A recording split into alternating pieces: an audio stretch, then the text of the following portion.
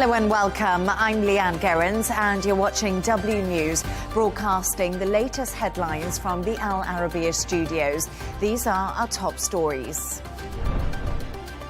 Netanyahu approves a plan to seize the Gaza city, sparking backlash at home and abroad, with warnings it could cost lives and deepen the crisis. And Trump says he's ready to meet Putin, even without Zelensky at the table, as talks aim to push for a ceasefire in Ukraine. Plus, tensions rise as Trump's new tariffs on Indian imports take effect, putting pressure on US-India trade ties.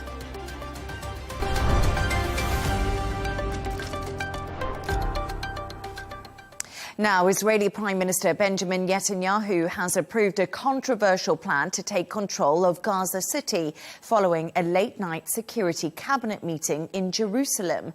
The plan outlines 5 principles for ending the war, which includes the full disarmament of Hamas, the return of all 50 remaining hostages, the complete demilitarization of Gaza, Israeli security control over the Gaza Strip, and the replacement of both Hamas and the Palestinian Authority with a new civilian government. But Israel's opposition leader is calling the move a disaster, warning it could endanger hostages and soldiers. The UK is also urging Netanyahu to reconsider as public backlash grows at home. We can now go live to Tel Aviv to speak to correspondent Blake Shifton. Blake, a pleasure to have you on the show. So Israel's security cabinet deliberated for a long time, 10 hours, but they have decided to go ahead with Prime Minister Netanyahu's plan to take full control of Gaza. How will the military operations work in practice? So this decision to allow for and authorize the occupation of Gaza City is less than Netanyahu was pushing for as recently as Thursday night, when he told the media that he wanted the full occupation of all of Gaza that Israel doesn't currently hold, which is some 25%. Regardless, some have suggested that this may just be the first phase of that wider operation. In terms of when we could see military movement on the ground, satellite imagery has recently shown that a large grouping of Israeli military vehicles are gathering near the Gaza border. Analysts have said that that could be consistent with an invasion force. However, we have not yet seen the call-up of large numbers of Israeli reservists, the kind of numbers that would be needed and have been needed in the past for large-scale operations like this. Of course, also, Gaza City is home to some 800,000 Palestinians, and we would expect to see mandatory evacuation orders there, as we've seen in other areas where the Israeli military has pushed into. And we would expect to see some time for that movement to happen. Some people have said, some analysts here have said that that could take as long as 2 months for the civilian population of Gaza to be evacuated. Now, when the military operation does begin, we understand that the plan would involve essentially the siege of Gaza City to begin with, where Gaza City is encircled, no food or water can get in. The idea there being to essentially starve the Hamas members who are in Gaza City. Then, of course, the ground invasion would proceed from there. Now, Netanyahu and the security cabinet said that they aim to disarm Hamas, they aim to demilitarize Gaza, and they aim to bring the hostages back through this operation. However, the Israeli military is believed to be completely against this, part of the reason being that they feel that this will risk the lives of dozens and dozens of their soldiers. And Blake, you are in Tel Aviv. How are people in the city reacting to this latest decision, some calling it an escalation?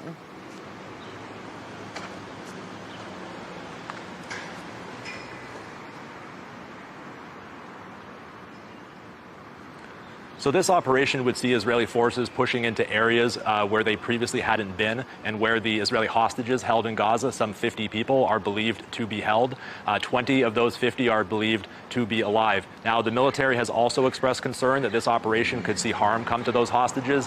In the past, Hamas has said that they will execute the Israeli hostages rather than letting them be freed in some sort of rescue mission. In the past, they did kill, last year, executed 6 hostages when Israeli forces moved in into an area. So the family members of those hostages and those supporters are outraged. They've called this decision to occupy Gaza City a death sentence for their loved ones.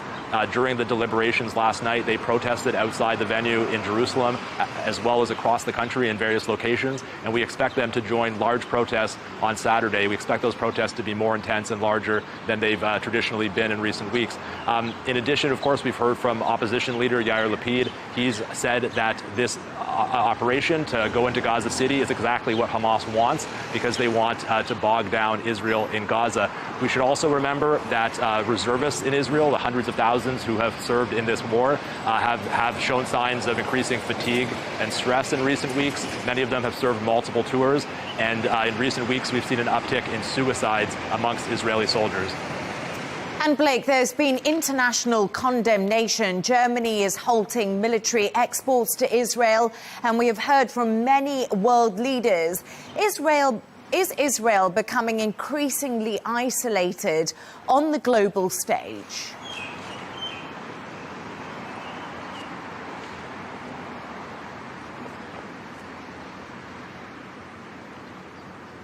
Yes, that's right. We've seen increasing signs over the last weeks, especially of international diplomatic pressure piling on Israel. Of course, we saw the 3 countries from the G7, the UK, France, Canada, all announcing plans to recognize a Palestinian state at the UN General Assembly in September. We saw the foreign ministers of 28 countries, 28 Western countries, which included all of the G7 except for Germany and the United States and most of NATO, writing an open letter to Israel, calling for the war to end now, calling the treatment of the Palestinians inhumane. And of course, this operation would see Israeli forces pushing into the remaining areas where the more than 2 million people in Gaza have been sheltering. So we've already seen this massive starvation crisis unfold. The international community is already outraged, and this would clearly only exacerbate that. Aid agencies have said this would be a catastrophe. And if the international community had been calling for the war to end 3 weeks ago, they will absolutely be demanding the war end, not expand, as this plan looks set to do. As you say, just today in reaction to this, we've seen a reaction from Germany, a major Israeli ally. They've said that they will put a ban on weapons exports to Israel for the time being over this plan. We've seen UK Prime Minister Keir Starmer call the plan wrong, and we've seen Australia say that Israel warned them that you should not go down this path. Blake Sifton in Tel Aviv, thank you for your analysis on that story. Let's continue this conversation with Nibal Farsak, spokesperson for the Palestinian Red Crescent. Thank you so much for joining us. It's a pleasure to have you on the show. You are in Ramallah. What is the humanitarian situation on the ground in Gaza, and how are you and your teams coping on a daily basis? Good evening, and thanks for having me. The humanitarian situation in Gaza is catastrophic, with food insecurity reaching unprecedented levels. Last month, 63 children died from malnutrition. Thousands of children and the pregnant women need urgent treatment for malnutrition. Over 2 million people are trapped with almost no food, clean water, or even medicines, and the situation is only getting worse. It's not a natural disaster, it is a man-made starvation caused by the ongoing Israeli blockade and restricted humanitarian access. It is deliberate and causing people to die slowly. What you describe is a horrendous scene, and we have seen those pictures coming out of Gaza. But Israel is denying restricting food aid in Gaza and says it's not starving the people or killing them at aid sites. From what you've heard and witnessed, is Hamas and Palestinian militia groups stealing food? What's the truth on the ground? The truth is that only very limited few aid trucks are getting in, which is far beyond what we need. Even this very limited few trucks that is getting in, much of it or most of it get looted before even reaching those in need. We need unrestricted humanitarian access. We need safe, sustained, sufficient, and massive humanitarian access, not just trickles of aid that doesn't even meet a fraction of the need.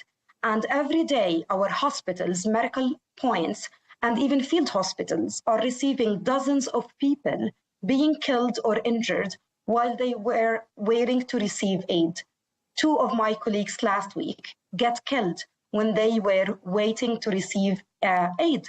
Even humanitarian workers, doctors, nurses, everyone in Gaza is struggling to have access to food. It's almost impossible to find food or even to afford it. I'm so sorry about your colleagues, but let's also talk about something that recently happened. The Red Crescent accused Israel of bombing their headquarters in the Gaza Strip. Israel is now reviewing that claim. But I also wanted to, not just the food and the humanitarian impact on your team, how does this impact the organization and your ability to save lives and carry out the necessary work that you do in Gaza? Every attack on a hospital or an ambulance, it indeed affects our ability to respond to the people's needs. Every attack on a hospital means thousands of people being denied access to medical care. Since the beginning of the war in Gaza, our medical facilities, our colleagues, medics, are being targeted repeatedly. Last week, for 2 times, our headquarters in Khan Yunis was attacked, and this has resulted to the killing of one of my colleagues, making the total number of my colleagues who were killed since the beginning of the war to 53, who were killed since the beginning of the war in Gaza.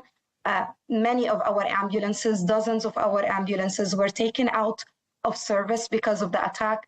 Both of our hospitals also were taken out of service at the beginning of the war, but we managed recently to reoperate these hospitals. The situation is very dire. And as for the healthcare system, is literally almost collapsing, with majority of hospitals, half of Gaza hospitals were taken out of service because of the direct attacks. And those few hospitals who are still operational are partially operational. All of them suffer from severe shortages of medication and medical supplies.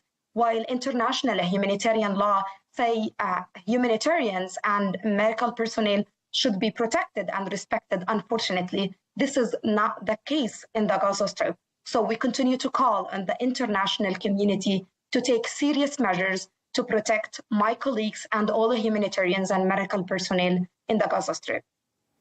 And right now, we have been hearing, obviously, overnight that Benjamin Netanyahu and his security cabinet has approved the plans for the full occupation of Gaza. You described the scene to me earlier as catastrophic. The medical abilities are collapsing underneath you. It's very difficult to get food. Is the worst still to come for the population within Gaza and those civilians who are living in so-called safe zones right now? Unfortunately, this is what it sounds. As every day we witness, we thought this is going to be the worst. But unfortunately, it turns out that there is also worse scenarios that still are coming in. Every single day, the situation is only deteriorating rapidly. And if these also will happen, this means more catastrophic situations even we are going to witness. We can't even expect how hard or catastrophic will be the situation. Unfortunately, every delay costs lives, and the people in Gaza cannot wait any longer. We continue to call on for the international community to ensure immediate and permanent ceasefire and to ensure the protection of civilians and aid workers, in addition to unrestricted humanitarian access, so we can fulfill the basic necessities of the population. Otherwise, the situation, as you just mentioned, will be even more dire. And just before I let you go, how are you coping? Because obviously it sounds like things are very difficult for you personally. You've lost a lot of colleagues. Are there people looking after you, and how are you feeling? Unfortunately, not me and not even my colleagues are coping. We are not coping, but we have a humanitarian duty. I told you every day we're risking our lives to help people and to rescue the wounded and support the displaced families. We ourselves are part of the community and being affected. This means we live in tents, as most of us lost their homes. We also lost many loved ones, and we also struggle every single day to have access to little food just to survive, or even to have access to clean water. But we also need to keep on. We need to continue working because we're helping the people and people have no other options. Nibal Farsak, spokesperson for the Palestinian Red Crescent. Thank you so much for joining us, and do keep safe and do keep well.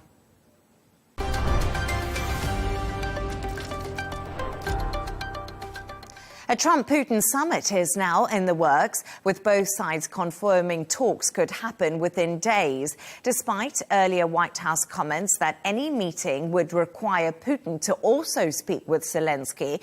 President Trump says that's not necessary. He is still pushing for a ceasefire, but says whether it happens is up to Putin.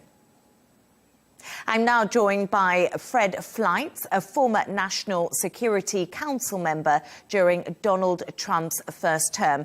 Fred, it's a pleasure to have you on. So, today is President Donald Trump's deadline for Vladimir Putin to agree to a ceasefire or indeed face sanctions. Is he going to make good on a promise to punish Russia after growing frustration? Well, President Trump has made it clear that Putin has to deal. He has to agree to a ceasefire. Trump is tired of Putin disrespecting him and basically completely ignoring Trump's substantial and generous offers to Putin to end the war. And I think Trump's giving diplomacy a final chance. It's good when heads of states are talking. Let's hope if this summit takes place, there's real movement towards ending this war. So will those sanctions come in? Yes or no? I think they'll come in if Putin does not agree to a ceasefire. OK, and you have worked closely with President Trump. Is his upcoming meeting with Putin all about the optics, the performance and the show, rather than that ceasefire deal? Putin wanted to talk, and I think we need to look at this from a broader perspective. After February 2022, Joe Biden didn't even have a phone call with Putin. He just demonized him. We're not going to get a peace agreement unless there's dialogue. It's good that the heads of the U.S. and Russia are talking. It's good that Ukraine and Russia have had negotiations. They haven't accomplished very much. But I think this represents some movement, and maybe there'll be real movement in this first summit between Trump and Putin in Trump's second term. But Putin, by the sounds of it, hasn't actually given any concessions at all. So is this a win for Putin that he gets to meet the world's most powerful leader without having to make any concessions? Engaging in dialogue is not a concession by the United States, but you're right. Putin has not agreed to this ceasefire, and he's put strings attached to stopping the fighting. He's made unreasonable demands. And that's something that Trump is going to have to work through. I mean, what Trump has said, let's get an immediate ceasefire. We'll discuss all these other issues later.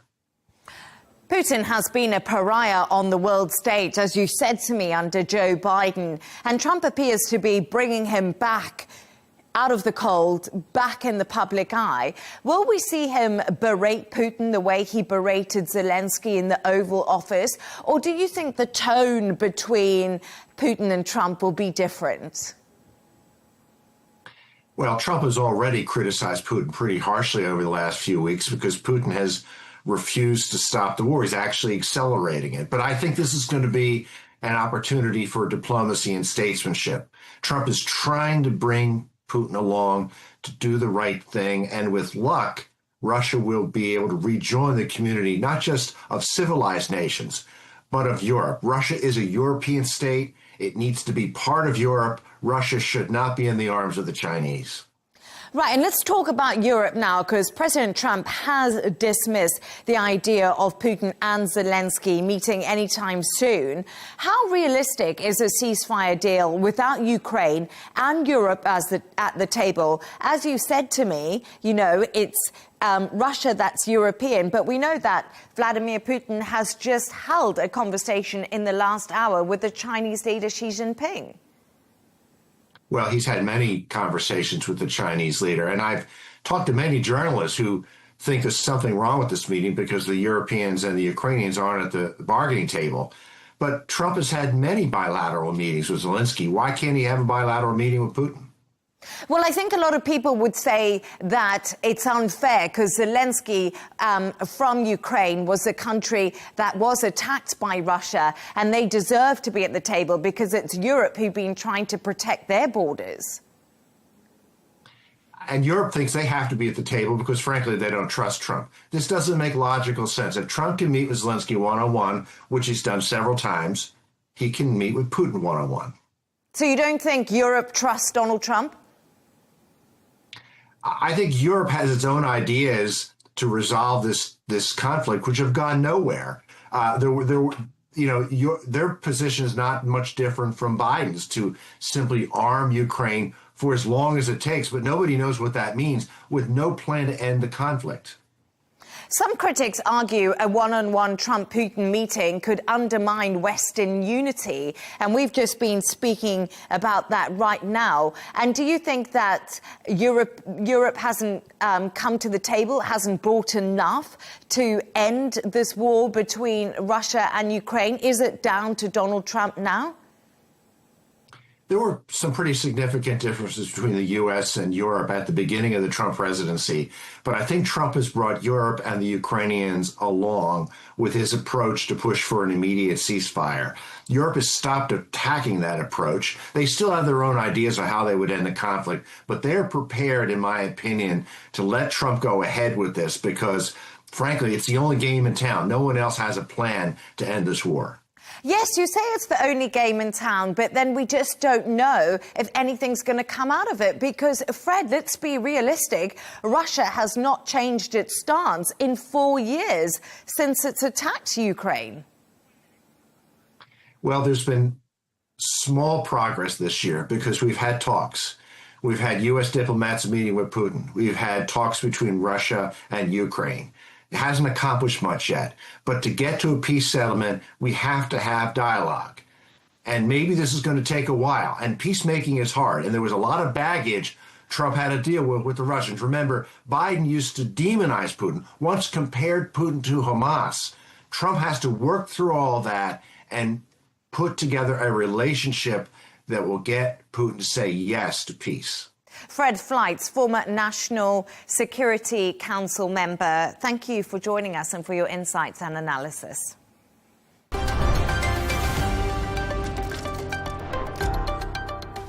Let's take a look at some of the other stories making the headlines today.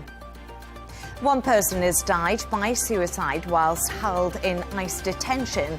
32-year-old Chinese national Chao Fengyi was found hanging by his neck in the shower room at a Pennsylvania facility. State police discovered a handwritten note and say no foul play was found at the scene. Vice President J.D. Vance begins his trip to the UK today. The official visit comes amid growing transatlantic tensions and political shifts in both countries. Vance has started his day meeting the British Foreign Secretary David Lammy with both Ukraine and Gaza on the agenda. The world's oldest leader has been cleared to run for presidential office in Cameroon for an 8th term. If elected, 92-year-old President Paul Biya would be able to serve for 7 years. Meanwhile, opposition leader Maurice Kamto has been excluded from the October presidential election. And France continues to fight the largest wildfires in 75 years. A deadly blaze has destroyed an area larger than Paris and claimed at least one life. The flames broke out in southern France and are expected to burn for a few more days, even though it has been brought under control.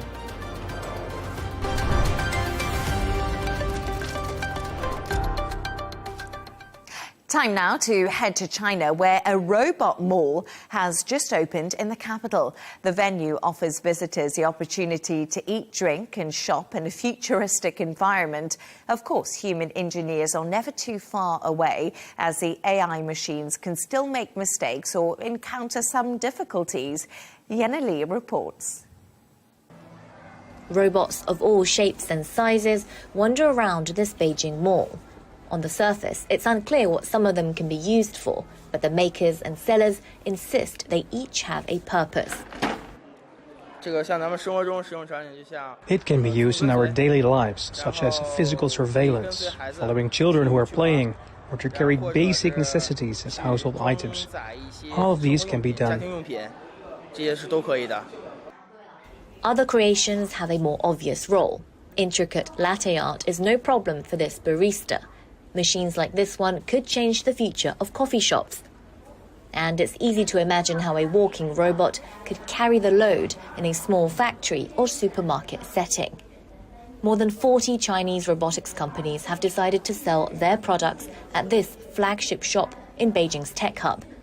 Whether you're in need of a conference host who looks like Albert Einstein, a bartender, or just a partner to play board games with, you could try out an AI-powered robot for the task. But not everyone will be able to own an AI-powered machine. Smaller gadgets are on sale for $300, but the price tag can easily reach hundreds of thousands of dollars for the more complex models. Ultimately, the main issue is that the prices are too high. By using financing and leasing, which is a rental instead of a sale approach, we can lower the cost of robots. Would-be customers can buy or rent or just come to take a look. Above all, this government-run venue provides a place for businesses to connect with clients. And this space is an opportunity for consumers to get a closer glimpse at the latest Chinese innovations on the market. I think the biggest challenge as a Chinese robotics company is mostly the perception of the customers. 20 plus years ago, China was more viewed as kind of cheap copycat, low quality versions of what existed there. But today, it's really not the case anymore. Robotics has been a field long dominated by the US and Japan, but now China is fast catching up. State subsidies exceeded $20 billion over the past year, and Beijing plans on forking out another $137 billion for AI and robotics startups. Leigh, Arabiya English.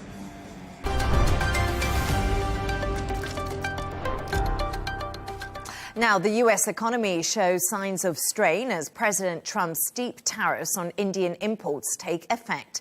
Prime Minister Narendra Modi is set to lead a high-level cabinet meeting today to assess the impact of the 50% tariffs linked to India's trade with Russia. Trump has ruled out further trade talks until current tensions do ease, signaling growing friction between Washington and New Delhi amid the Ukraine conflict. Let's speak to Dr. Nicholas Chikhani, a financial and banking expert who is based in Beirut. It's great to have you on the show. Thank you so much. First of all, are President Trump's tariffs pushing rivals India and China closer together as the BRICS countries appear to be hardest hit? Good morning, Leigh Ann. First of all, in fact, President Trump implemented sweeping new tariffs on August 7th. And this has really hit around 60 countries. In some of them, the tariffs reach 100%. The most complex, tariff hit was on India. As we may have heard, India's initial tariffs were around 25%, and now they are moving to 50%. Is this just a tariff increase, or it's maybe also some political, constraint or pressure on India to stop maybe using Iranian oil indirectly? That's a very important question that we need to ask. So today, tariffs are not only to bring money or to bring funds or additional income to the US, but also they are used to pressure other country towards, a US domination. That's why there are many reactions that are happening today across the globe. We can see China reaction, we can see India. The European Union is still mitigating its reaction, although some countries inside the EU are raising their voice saying that's not acceptable and not fair to the EU commerce and trade. But the most important one and the most important part of the impact of this are the BRICS countries. That means Brazil, Russia, China, South Africa, and India, who are moving towards a cohesion, further cohesion between the country, and very importantly and very dangerously, a de-dollarization approach by increasing their own SWIFT software to replace the international SWIFT system of financial transactions, and of course by increasing and creating new trade areas between them outside the US influence. So this is becoming very dangerous across the globe, where we have a polarization in the globe, the way it was during the Cold War. From one side, China, the BRICS, and Russia, and from the other side, the US, and the EU is in the middle. It's not anymore like during the Cold War on the side of the US. So it's creating, if you want, a tripartite, not a bipolar, a tripartite approach across the globe, where things are moving towards further instability across trades, across the markets, and across inflation and interest rates.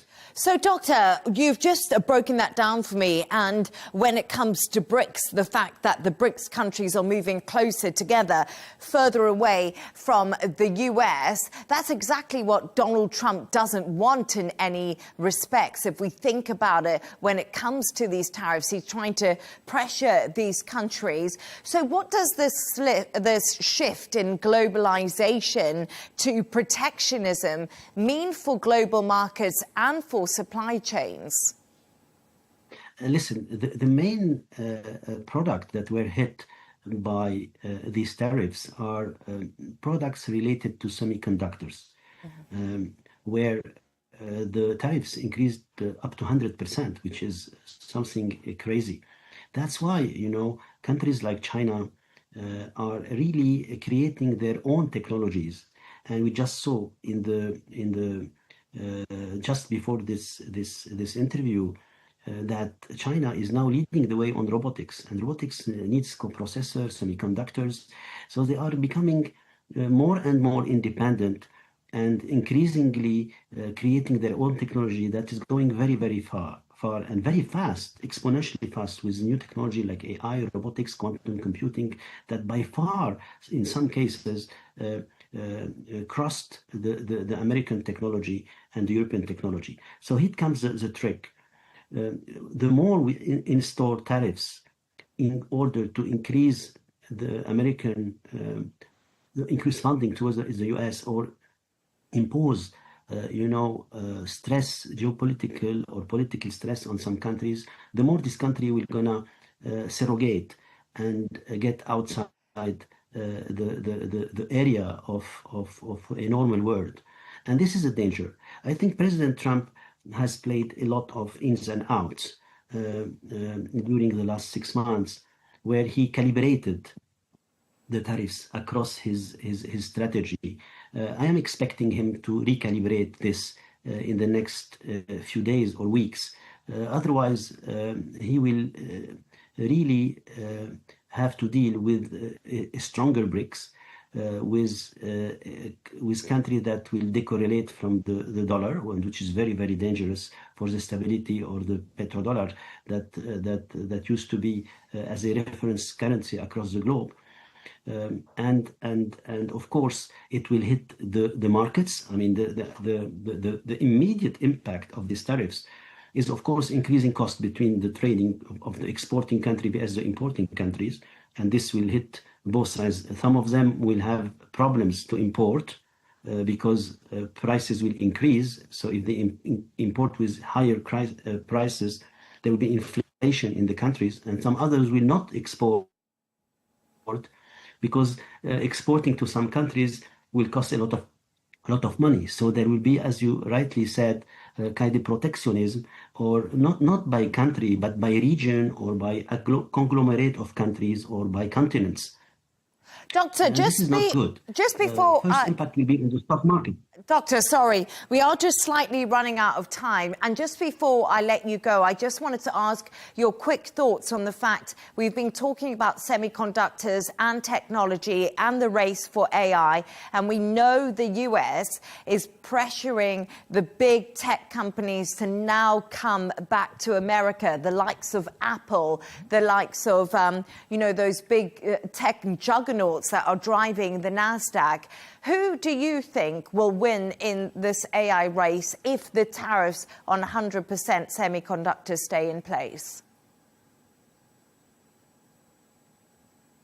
Listen, Leigh Ann, the race of AI and quantum computing is becoming at exponential speed. So there will be no winner, I think. There will be losers. The person who will not hit the right technology will lose, even if he has very, very much advanced. So the difference will be very small between the different countries. But this small difference will make a huge difference between the technologies, the capabilities, in terms of technology for armies, for business, and so on. But what's important also is that what's happening with the tariffs, it will hit the stock market. The stock market will drop with immediate effect, but will recover slightly later. However, interest will more probably drop because there will be inflation, and central bank will need to control this inflation with complexity. And last but not least, the price of gold will increase. And precious metal and rare metals, as we heard about it during the latest news over the last 2 months. So yes, you are right. The race to technology is increasingly is speeding at exponential growth. And who's going to win it? From what I see, actually, the US and China are neck to neck in it. But China is moving very fast, very fast. So we have to watch out what's happening over there. And I'm sure the President Donald Trump is watching this with his team. And I hope that really he will react quickly to ensure that the US will still at the top of the race and will continue to be. Because being at the top of the race is not enough. We need to continue to be at the top of the race for the next 5 to 10 years. He who loses the race now will lose it forever. And this will be the danger across the globe. Dr. Nicholas Chikhani, great to have your insights. Thank you so much, financial and banking expert. A pleasure to have you on the show.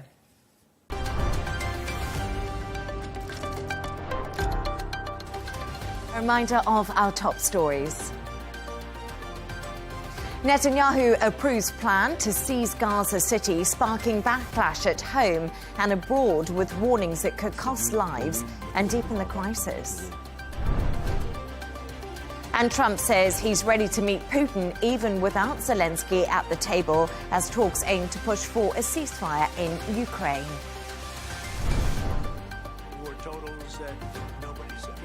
Plus, tensions rise as Trump's new tariffs on Indian imports take effect, putting pressure on US-India trade ties. And that's all from us on W News. Don't forget to subscribe to our YouTube channel and, of course, follow us on X. The Rail Deal with Tom Burges Watson is coming up next. Plus, we'll be back in a couple of hours with the best of this week's W News Extra. Goodbye and happy Friday.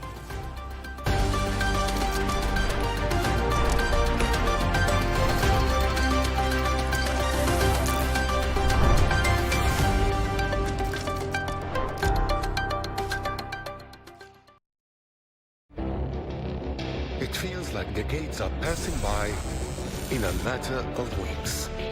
Seismic shifts in the world order.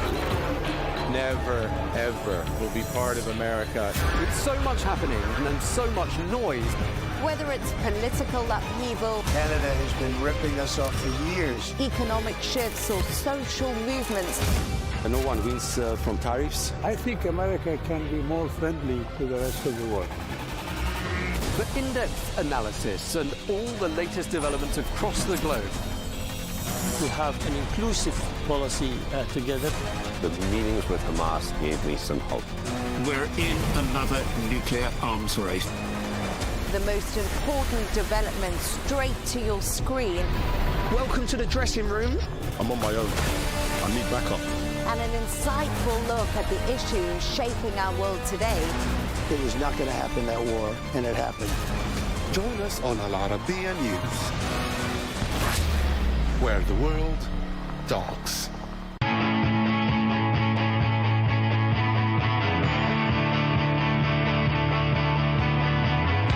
Welcome to the metropolis, the big city. This is where tech, trends, and culture meet. Meet the people. See the sights. Walk the city streets. And experience the lifestyle.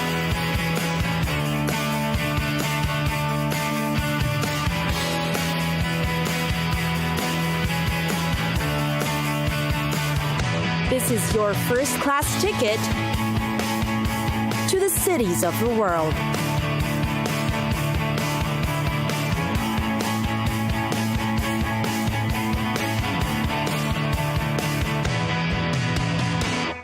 Los Angeles, the entertainment capital of the world, Los Angeles.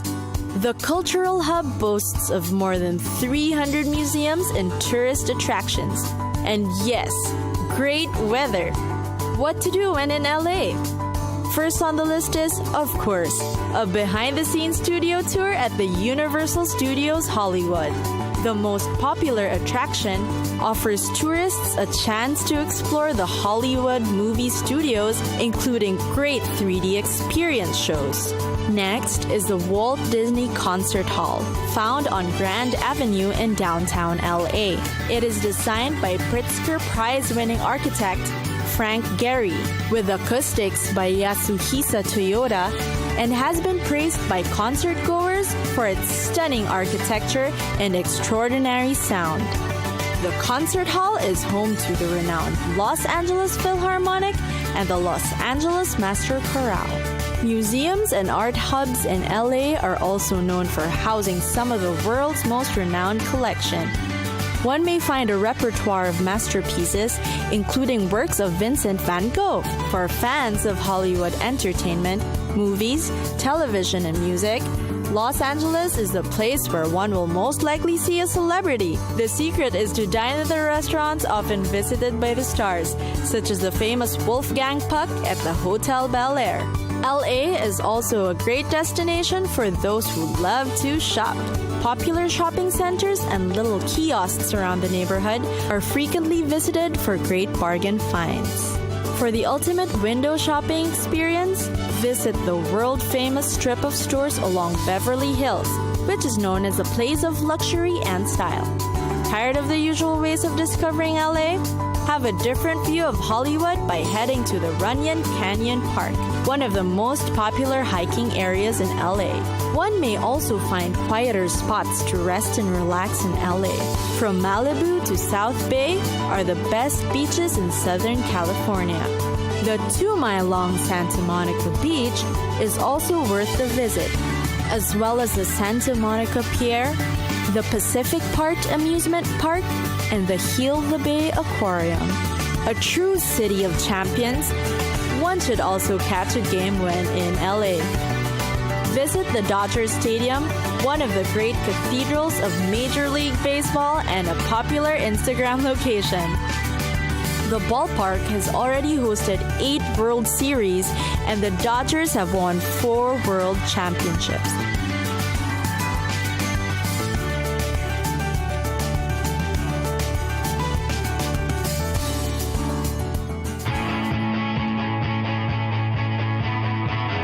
It's time for us to go. Pack your bags and get your tickets ready. And we'll see you on the next destination. Catch us again next time on Cities of the World.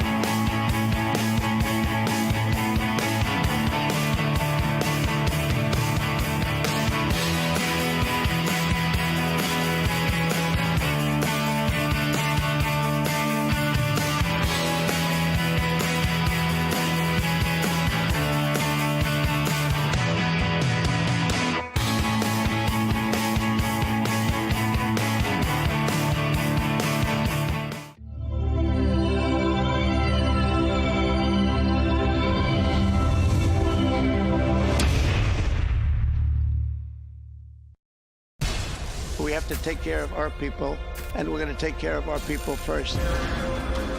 For in-depth analysis and all the latest developments across the globe, make sure you join us every weekday. President Trump is trying to negotiate a ceasefire. With so much happening, so much information, and so much noise, International law will have no part in his administration. it can be hard to keep track. Tariffs will just fuel inflation. We're going to fight these tariffs. But you can count on us to tell you what you need to know. We stand by your side. Join me, Tom Burges Watson, for Global News Today, right here on Arabiya News.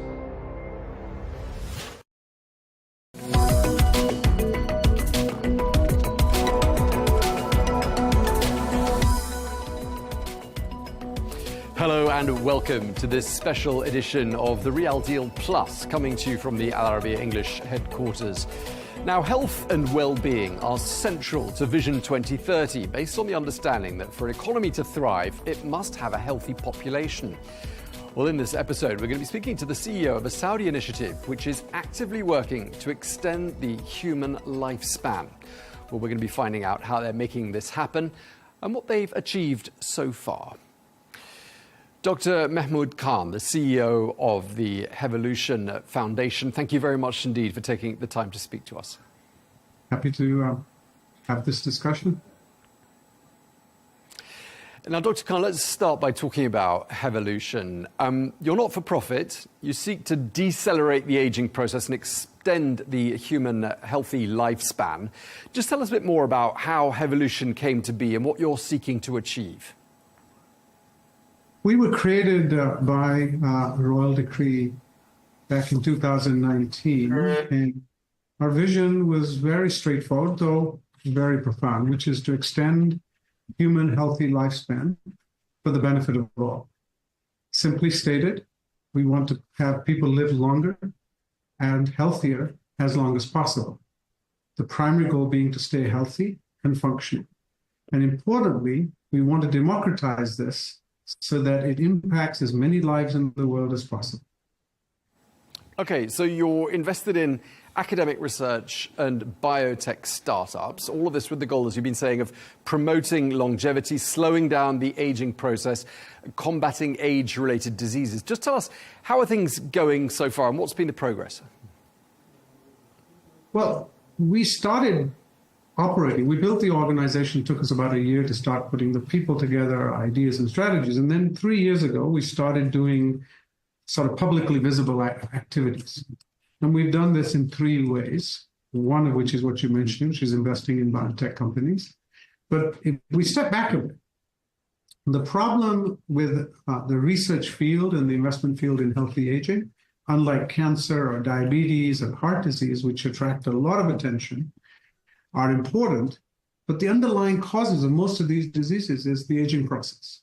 And very little attention around the world has been paid to this. And this is the genesis for Heavolution.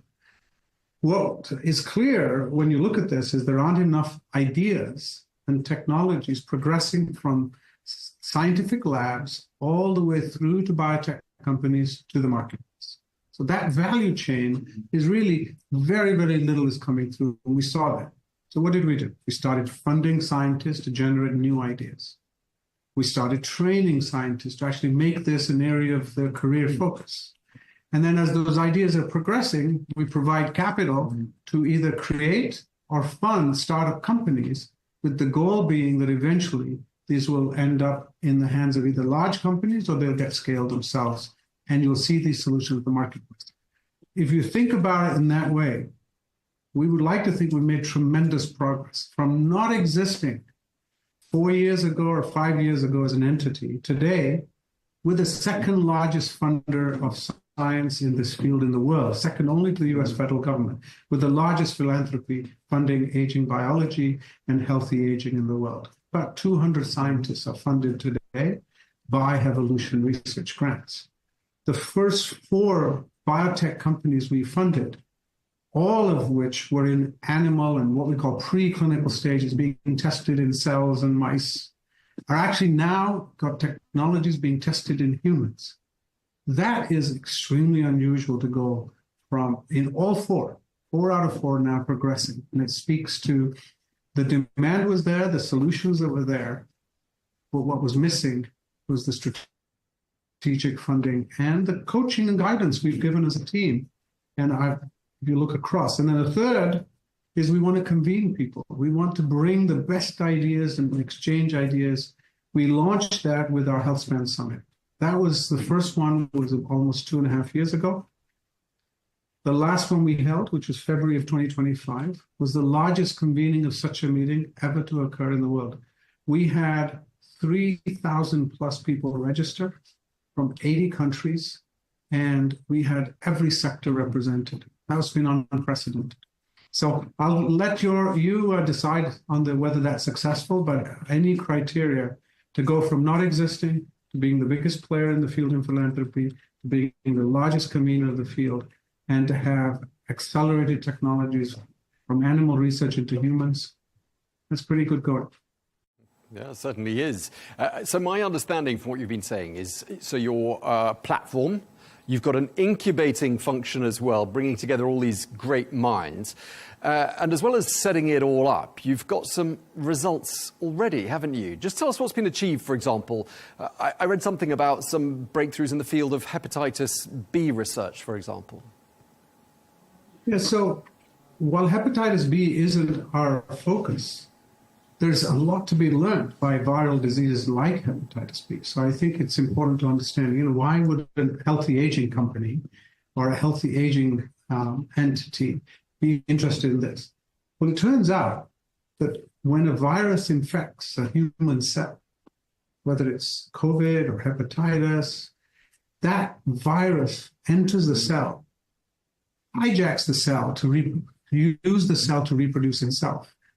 But in the process, it actually not only damages the cell, but it causes aging of those cells that it infects. What we've learned is there is an acceleration in the aging process in many viruses when they come into the human cell environment. And so this is one of those win-win. If we can figure out how to not only retain the health and slow down the aging process of the cell, the host cell, it actually may be able to kick the virus out because it's more vigorous, it's more. So in the example of hepatitis B, about 80% of people who get infected with hepatitis B will eventually shed the virus and recover. 10 to 20% will keep that virus for the rest of their life in their body, and they're what we call chronic carriers. That would be okay, but they can not only pass the virus to other people because they're carriers, but they can cause long-term damage to liver and eventually, in some cases, liver cancer. And cancer increases risk as you age. So there is a tight link between aging process and cancer. So one of the companies that we're very interested in was looking at how the virus changes what we call the epigenetics within the cell, the host cell. And by intervening at that molecular level, in animals show that you can actually allow the cell to heal and kick the virus out, essentially. And so it cures. But that was done in animals. The exciting part is the first human trials have now started, which means the regulatory authorities have looked at the animal safety data, looked at the animal efficacy data, and have confidence that this is now worth testing in humans.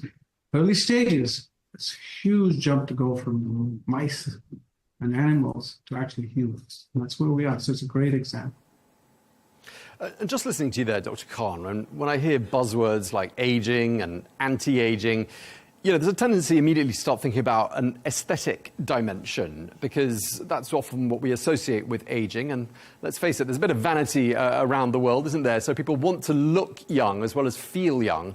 Are there some aesthetic benefits from tackling aging? And will people having longer, healthier lives also look younger? Well, let's separate out, first of all, the sort of sometimes perception. We did a survey of people around the world and asked them, what is the most important thing that is to you personally as you age? And there were three things that were most important. They wanted to remain mentally functional and independent, physically functional and independent, and financially functional and independent. And interestingly, the third one is very related to the first two, because cost of being taken care of, productivity, all the rest of it. And then the fourth one is they don't want to appear old. So it is important, but not at the cost of the first three. You can look young, but not be able to think, not be able to. And the amazing thing is, in the biology of this, you don't have to choose between them. We talked about the example in the liver, but the skin cells age as well. And we all know, as skin cells age, they lose their structure, they lose the rigor, and we look at this as manifesting as wrinkles, as changes in the skin integrity. So the question is, how do you figure out how to slow the skin cells from aging, just like muscle, or liver, or eye, or brain? And we have invested in that science. We have a company we're investing in that's actually looking at a model of skin aging. And again, if you think of the hepatitis example, we said, where should we look for that? Well, there are skin diseases that are a model for accelerated skin aging. So psoriasis is a good example. Patients with psoriasis have skin lesions where you've got a lot of inflammation in that area of the skin. Usually we don't know why. But if you actually study those cells that are affected by psoriasis, they're actually older. They're aging fast. And so being able to deliver topically something that you apply to the skin that can not only treat the psoriasis, but treat the underlying biological aging process will not only help the skin heal, but actually brings that youthful rigor back into those skin cells. We actually have that being tested, just like in the hepatitis example, was tested in animals, but it is now undergoing human trials. First, to see if it can treat the psoriasis in a very different approach.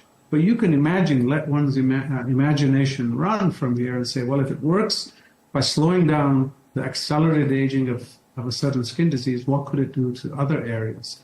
And let's see. So these are not things that are one versus the other. That's the great thing. Okay, Dr. Khan, just tell us a little bit about the structure of Heavolution. For example, what percentage of people involved are Saudi nationals? Just give us a sense of who's involved. So Heavolution was created because of a vision of His Royal Highness, the Crown Prince. And it's his vision that led to our mission statement, our vision statement, and he's the chairman of our board. And we're really fortunate because we have very senior leaders guiding us at the board level, including His Royal Highness. We have several ministers. Prince Abdullah bin Bandar is the chairman of our executive committee. And so that's at the governance of the organization, headquartered here in Riyadh. Our organization, from a composition point of view, 3/4 of our employees and team members are Saudi citizens, Saudi nationals, based predominantly here in Riyadh. So we're unique, not only in what we do, how we do it, but even our composition. We're leading this global initiative for the benefit of all from Saudi Arabia and Riyadh. We have a satellite office in Boston, where we have about 15 or so employees that are fully subsidiary of us. We're divided up into 4 main groups. One leads the investments. That is the capital we invest in biotech companies, just like any other venture fund, but we're unique because 100% of our profits from the fund go back into the foundation.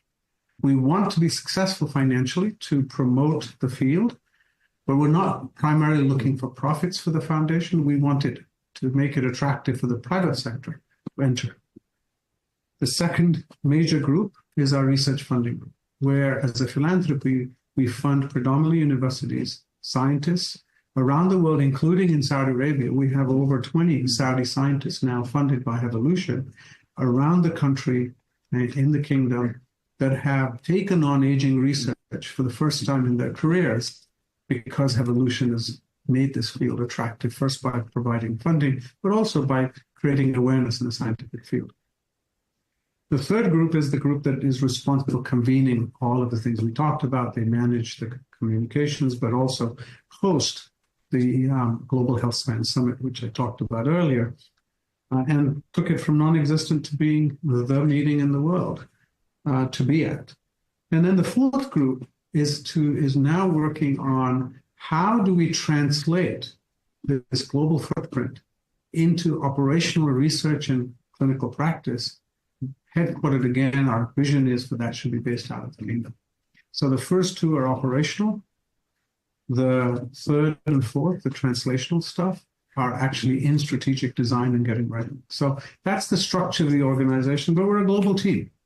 We're just proud, including myself, to be Saudi citizens, managing this, leading this for the benefit of humanity.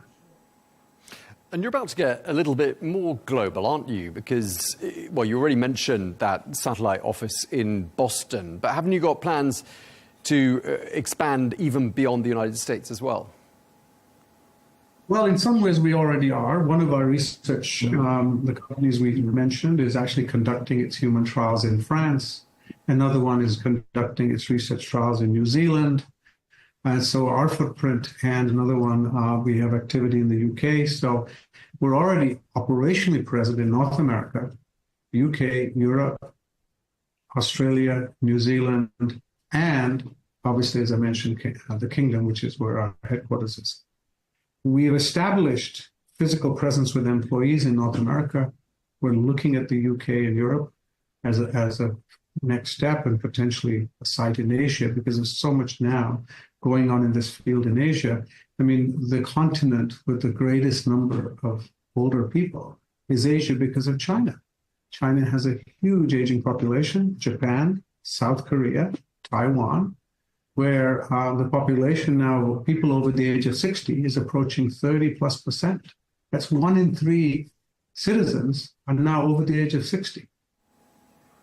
Right, and things are heading very much in that direction, aren't they? I mean, as we've been saying, 2 billion people over the age of 60 by the year 2050. I mean, that's double the number today, and that makes Heavolution all the more relevant, all the more significant, doesn't it? Not just for Saudi Arabia, but for the entire world. Nobody wants to live longer to be dependent. Remember, we know that. But if we can keep people healthy as long as possible, that will reduce the economic and human burden on society.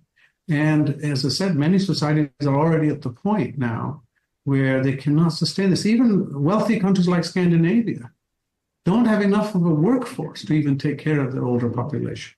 And so this is also becoming not only a demographic issue, but a workforce challenge. There are not enough young people to do that. I'll give you one other statistic.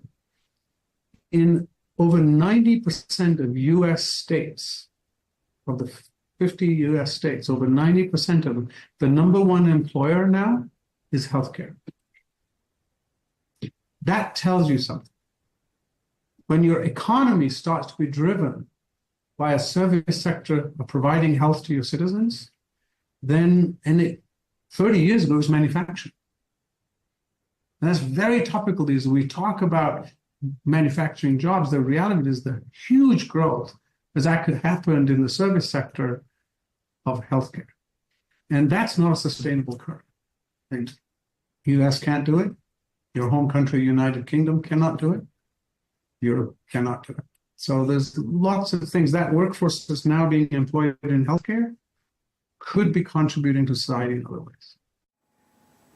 Okay, let's talk about this figure of $1 billion per year, which is what Heavolution has. Let's put this into context, because we're talking here about, it sounds like a really significant sum of money, but it's an investment, isn't it? And, you think $1 billion, you think, oh, what a lot of money. But in fact, I mean, it could bring about dividends in the future. Just help us and our viewers understand that number and put it into context for us. It is and it isn't. Let me give you some comparators, which is somewhat a double-edged sword for us. We're celebrating we're the largest philanthropy in this field in the world. I would like to think that 10 years from now, we're like the 10th or 20th largest, even at this scale, because a lot more investment and a lot more research funding has come into this field, given the international scope of things.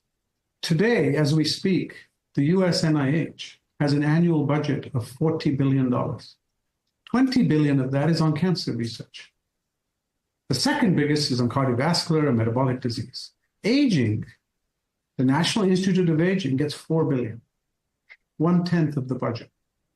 And so it makes you think, doesn't it, that your largest cost to the US federal government is Medicare and aging, when you spend 10% of your research budget on aging. And 50% of your $20 billion is going to cancer. Not that it shouldn't, but it asks the question, the number one cause of cancer is the aging process itself.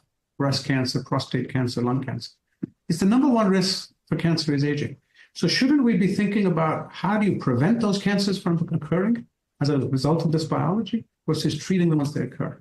That's the dilemma. So I agree with you. It is a significant investment by our board and the Saudi government and the Saudi kingdom, but it's nothing compared to what could be and what's happened. By the way, 30 some years ago, there was no cancer research programs, tiny. And it was once global awareness rose to the levels it is now, that government started pouring money into cancer, and look at the dramatic results. Cancer used to be a terminal diagnosis. More than half of cancers are eminently treatable today because of that investment. I would like to think 30 years from now, we will look back and say Heavolution was not only the pioneer that started that whole movement, catalyzed it, but eventually brought so much more to the table because of those collaborations and others that entered this field.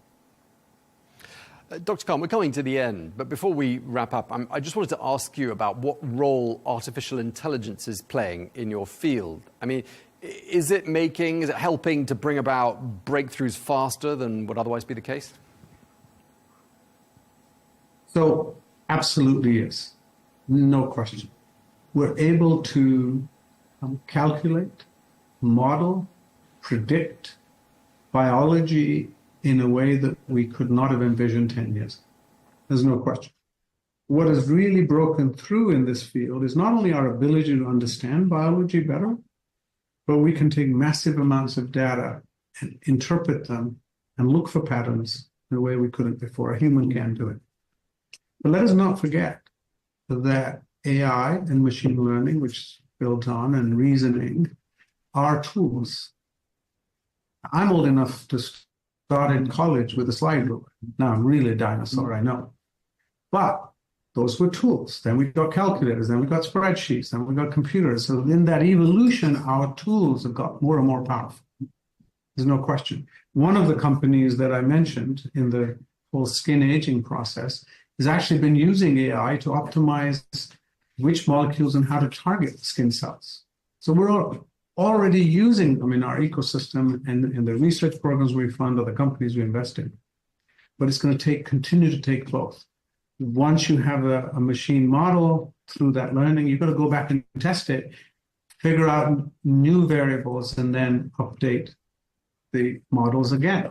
And that's iterative mechanism between the wet lab and the in silico lab are critical. We're doing both. OK, so the bottom line is that societies really need to care, don't they, about extending the healthy human lifespan. Can you just summarise for us in a couple of words why it's so important for societies to take this on board? And perhaps you can give us an example or something in the context of Saudi Arabia. We all need to think about healthy aging at a personal level. It affects every one of us. At a family level, because we have dependents that are our loved ones.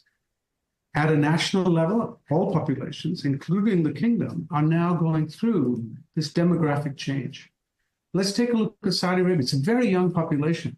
50% of the population is under 25.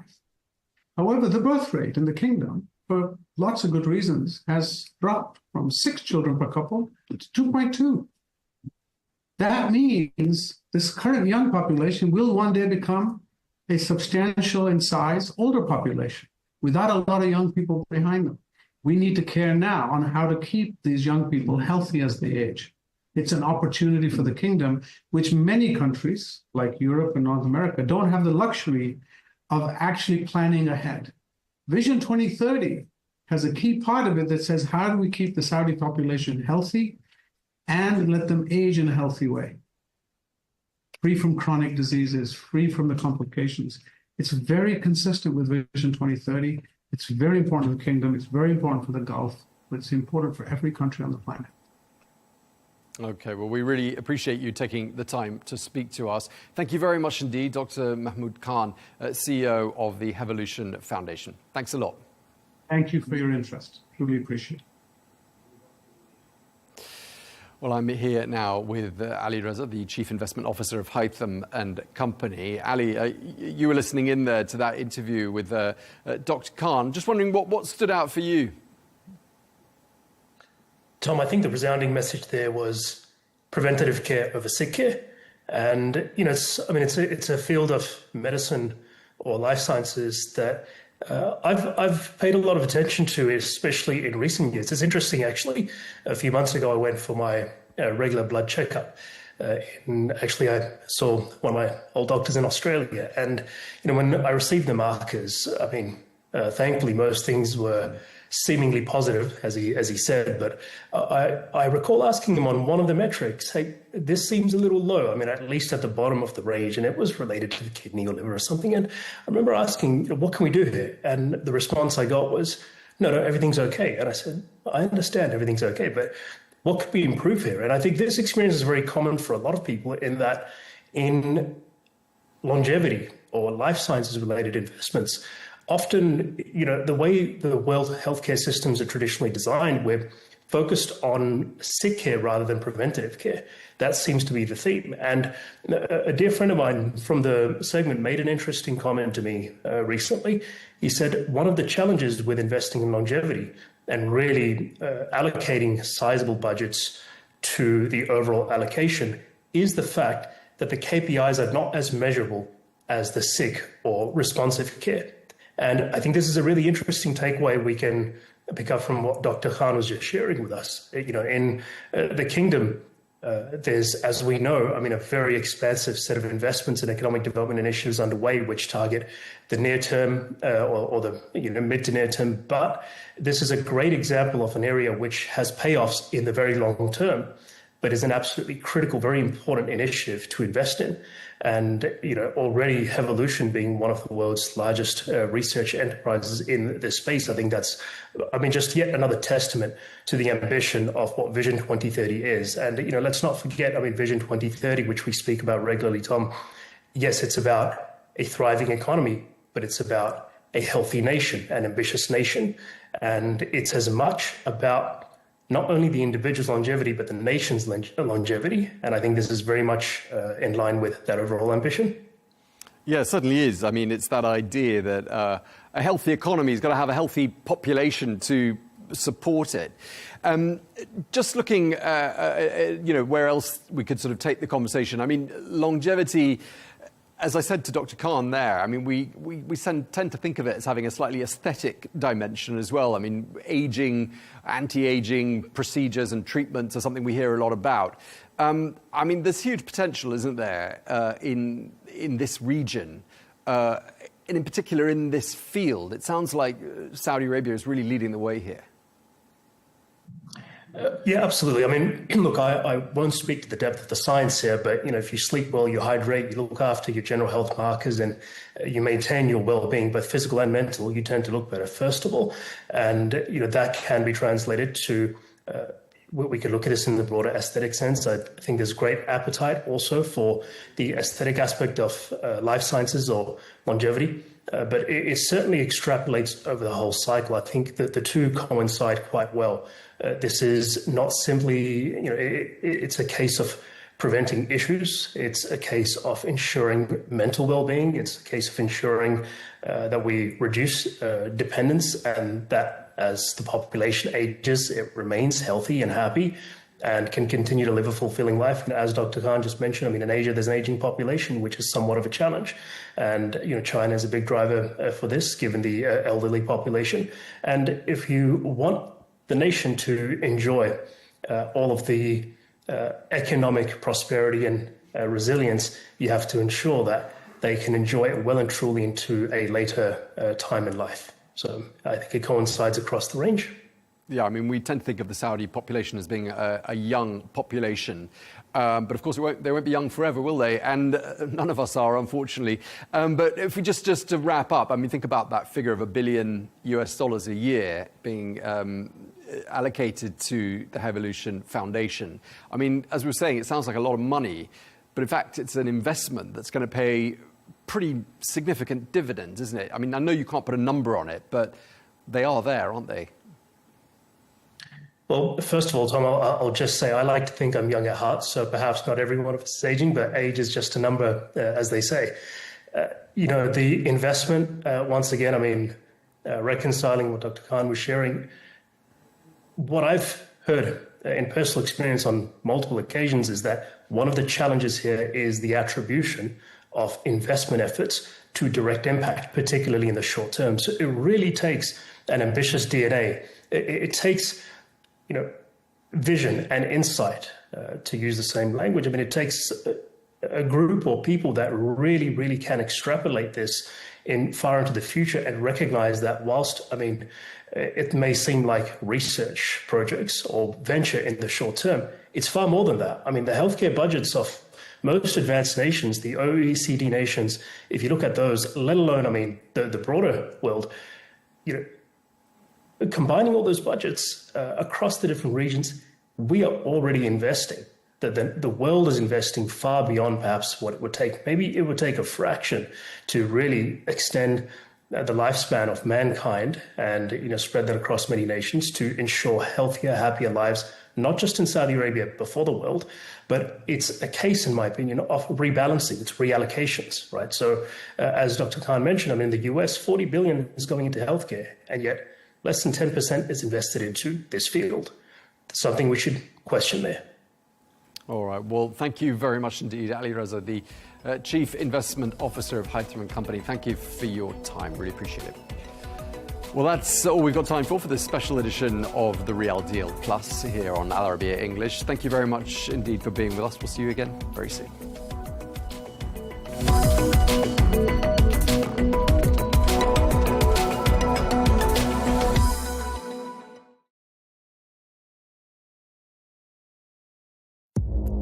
Our allies, in many cases, are worse than our enemies. Stay informed and connected with the latest international headlines.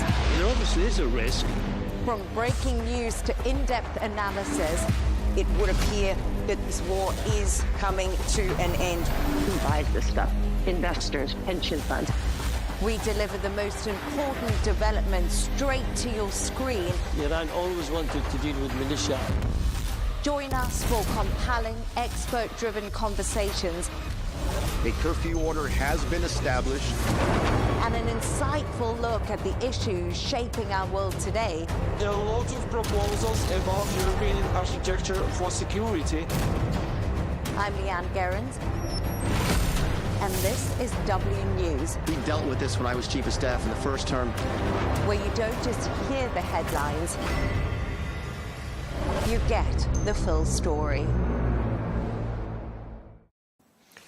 Well, let's head over now to the Ukrainian capital, Kyiv, and we can speak to Solomia Bobrovska, who's a Ukrainian MP and deputy head of Ukraine's delegation to NATO. Thank you very much indeed for taking the time to speak to us. I mean, a lot's been happening in the last few days, and it seems like there's been quite a lot of changes of position from the Trump administration. We're 5 months on from the unfortunate Oval Office encounter between President Trump and President Zelensky. Does it feel now, as a Ukrainian, that America is back on side? You know, first of all, greetings from Kyiv. The second one, you know, to be honest, it's we are very careful and even cautious, I would say, with the last narratives and messages and statements from Trump. First of all, yes, we are thankful and we are glad to hear about Patriots, because that's the only missiles that we can use to hit the air ballistic Russian missiles. That's the first point. And that's the only way how we can protect the sky and civilian cities and the capital as well from the Russian terroristic attacks. Because what they have been doing for the last couple of months with the combining the weapons to hit the different objects, even civilian, mostly civilian, especially in Kyiv. That's really made a change, I would say, in the civilian perception in Kyiv of Kyiv people. That's the first point. Second one, it looks very suspicious and strange with the 50 days of giving time to Putin to stop his aggression. Because, you know, at the beginning of July, that was July the 3rd, and they had a conversation between Putin and Trump. Putin said, like, I need, 60 days to get to the administrative borders of at least 2 regions of Ukraine. And now it seems and Trump said, no, I give you only 50 days. And it looks very strange. And that's why we are careful with the statements and with turning the position of US towards Ukraine. Okay, so this ultimatum of President Trump, peace within 50 days, or else there'll be tougher sanctions. And you're saying you find this strange. I mean, do you think this is going to have any impact, this threat? Because, 50 days is too much. Like, Putin did almost everything he could, except the tactic nuclear weapon. He didn't use this against Ukraine. He did everything. And just to give 50 days for what? To attack until the September Kyiv, or to get to the administrative borders of the regions of Ukraine, to occupy 2 more regions, 100%. Like 50 days for what? That's the big question for Ukrainians, and that's why we are not so optimistic, because these things can happen so much and so many in different, starting from the front line and finishing, and even with the negotiations, and probably US will push us to start negotiations with Russians. But the Russians now are stronger, not only on the front line, but with their position even when we, in terms of Russia-US relations, and that's why, are you serious with the breaking, putting peace and bringing peace back in between Russia and Ukraine? That's why we are so careful with that. So you're saying that those 50 days look and sound a bit like a gift to the Russians? Absolutely. They feel very strong and very aggressive on the front.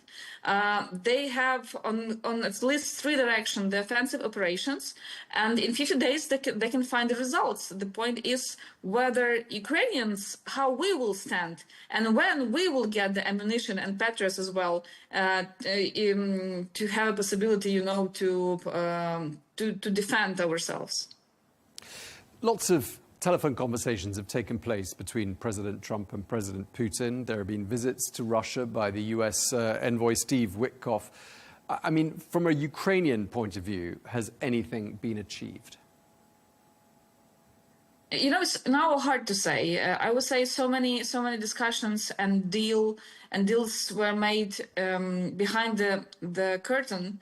But at least we have 2 silent nights when Witkov came to Kyiv, and at least we could sleep. That's, I would say, even an achievement for the ordinary, average Ukrainian. Russia controls about a fifth of Ukrainian territory.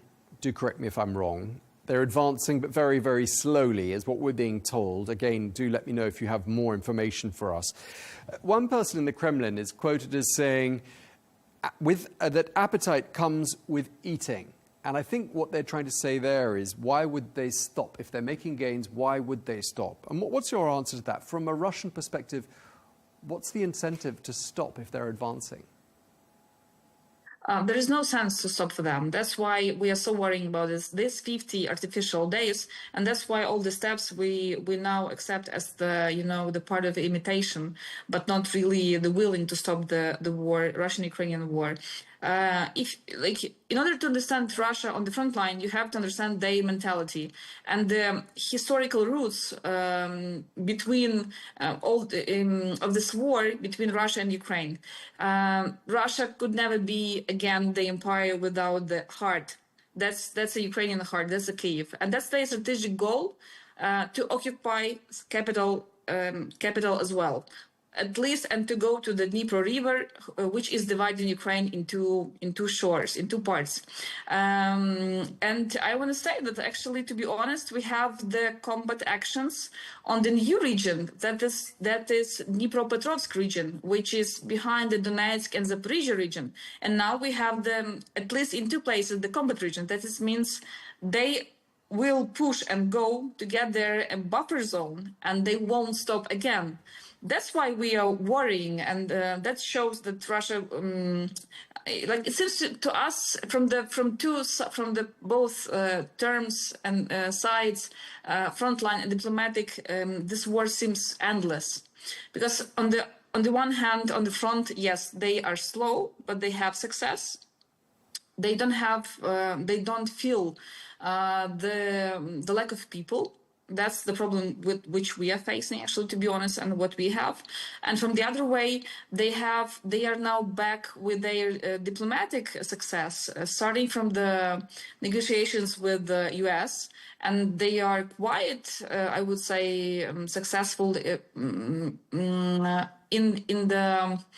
psyops, in the media, in all this propaganda which is going through Europe, starting from the Hungary, Slovakia, and so on and so on. You know, that's quite strange position they got for the last 4 years. How does that affect morale in Ukraine to think that the propaganda war, as you call it, is being as successful as it is in the countries that you mentioned? You know, yes, we are exhausted. Yes, there is the feeling of being very desperate in a very desperate situation from the one side.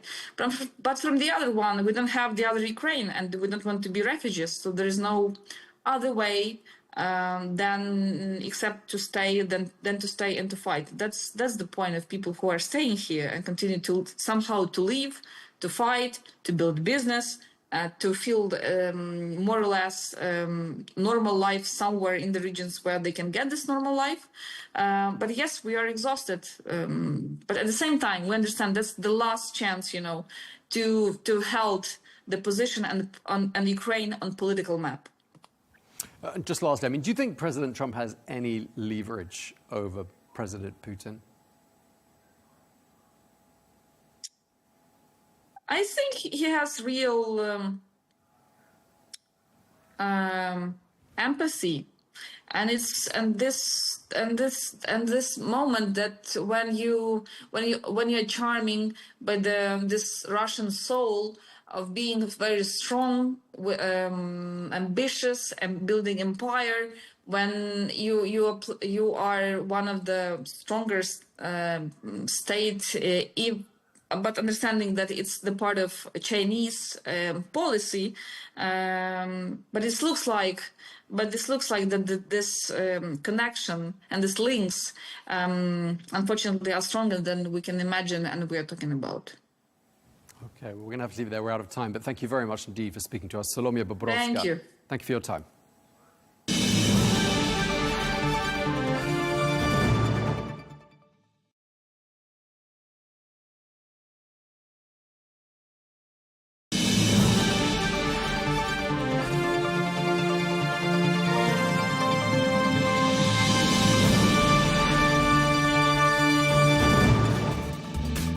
delighted to say I'm joined by world pool champion Fedor Gorst, who joins us live from Saudi Arabia, where he's defending his world pool championship.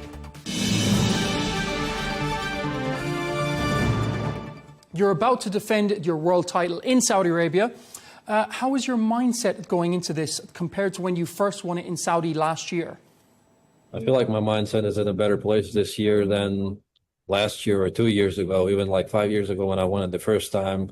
You know, as a unexperienced, unmatured player, I would say. Now I feel like my game, my mindset is in a different place. I feel like I've matured a lot throughout the years, and I feel like I'm more prepared than last year.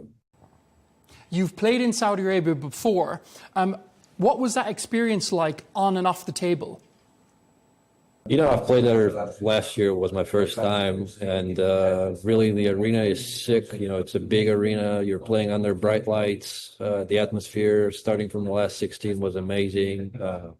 The fans were super supportive, and I expect nothing but the same this year. You know, I'm ready.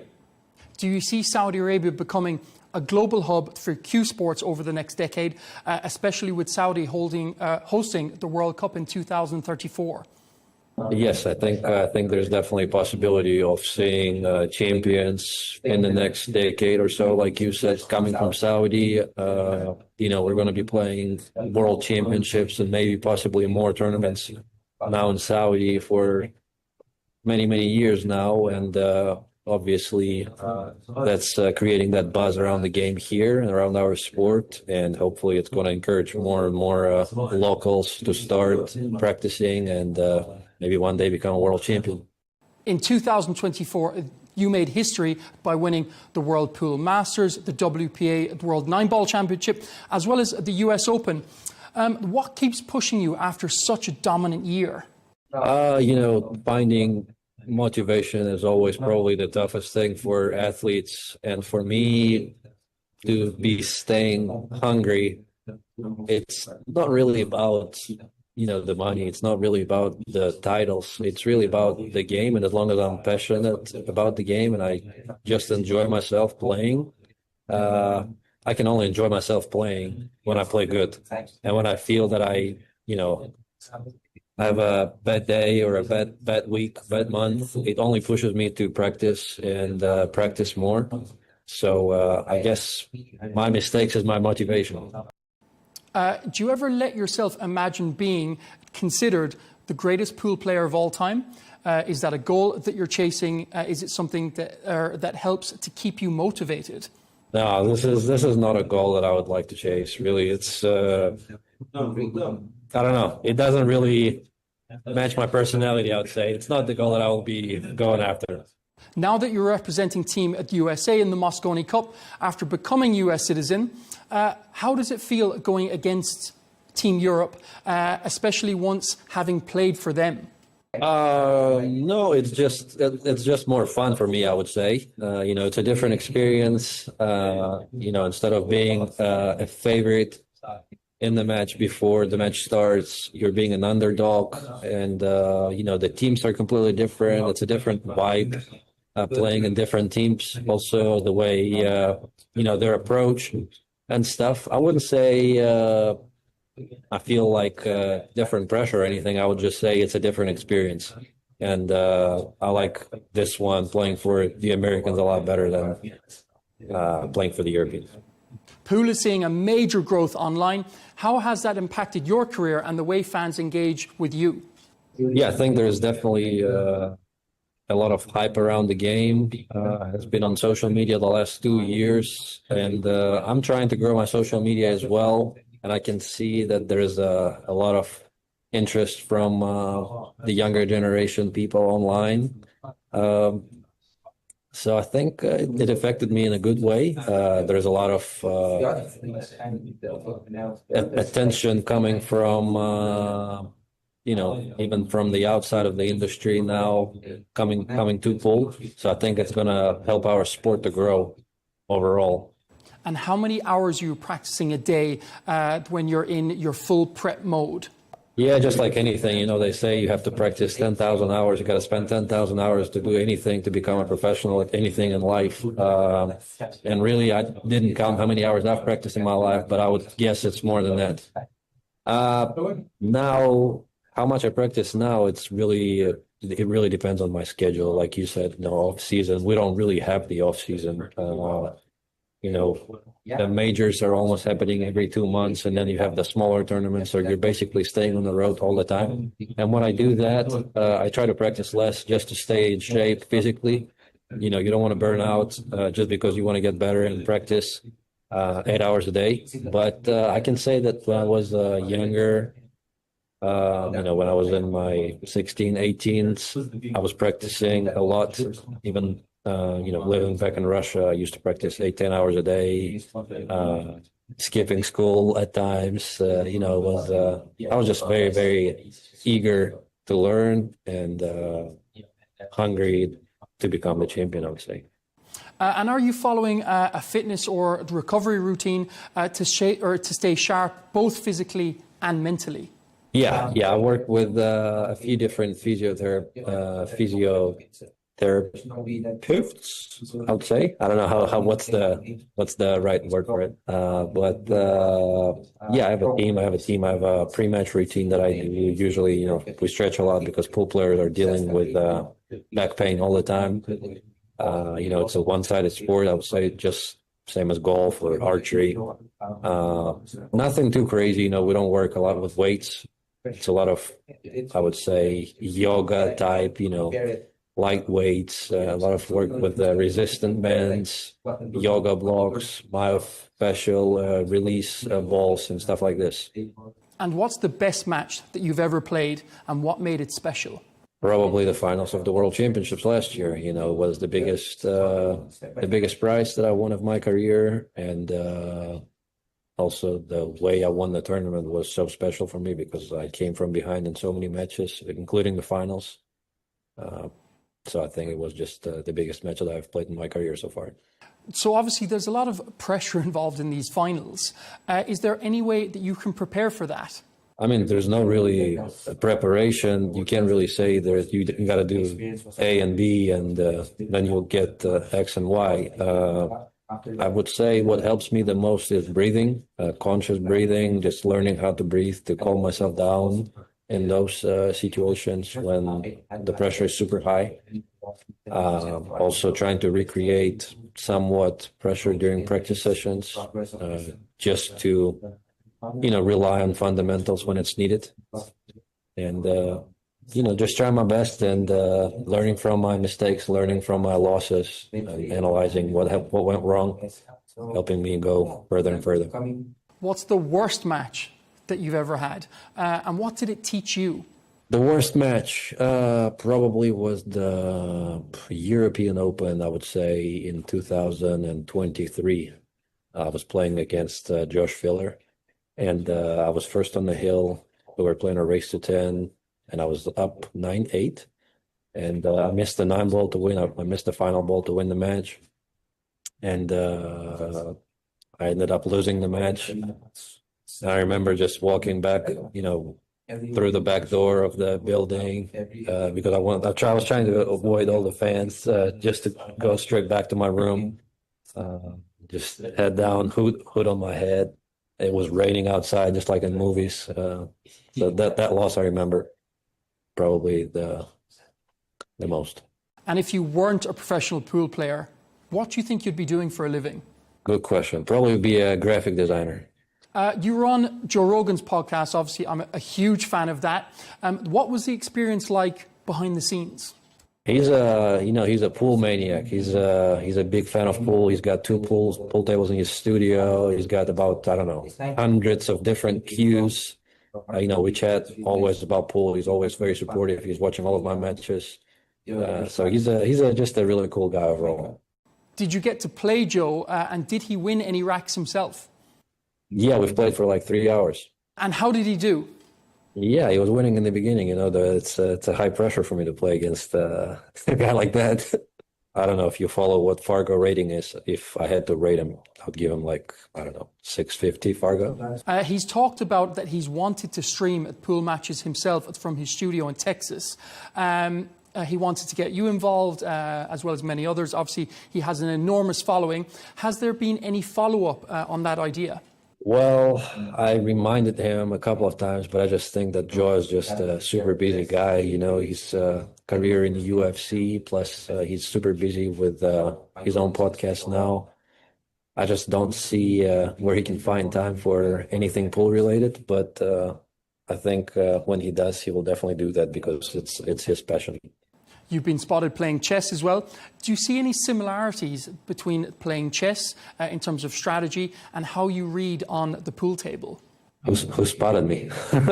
Well, you know, I do that rarely, and I wouldn't say that I'm a good chess player myself, but I grew up in Russia, and it was super popular, just the game itself. You know, you could walk around on the street and you could see chessboards everywhere, and everybody it was just a fashion thing, or it was the thing, everybody was playing chess. So I was learning the game when I was a kid.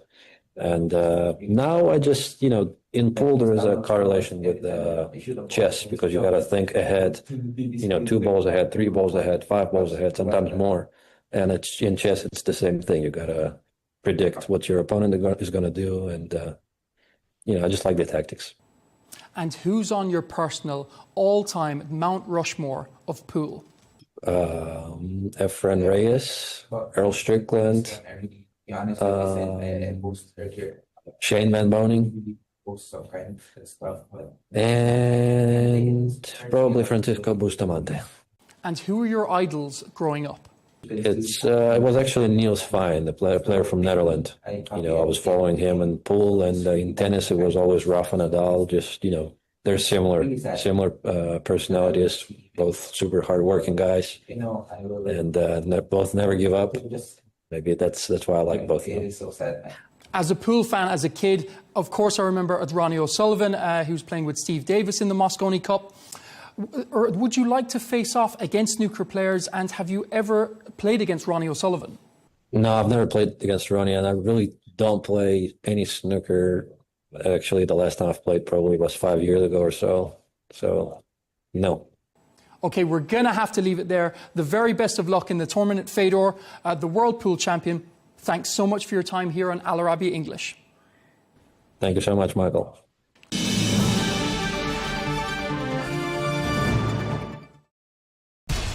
We have to take care of our people, and we're going to take care of our people first. For in-depth analysis and all the latest developments across the globe, make sure you join us every weekday.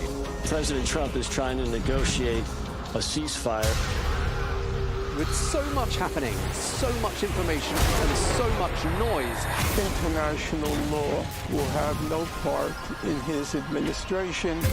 It can be hard to keep track. Tariffs will just fuel inflation. We're going to fight these tariffs. But you can count on us to tell you what you need to know. We stand by your side. Join me, Tom Burges Watson, for Global News Today, right here on Al Arabiya News.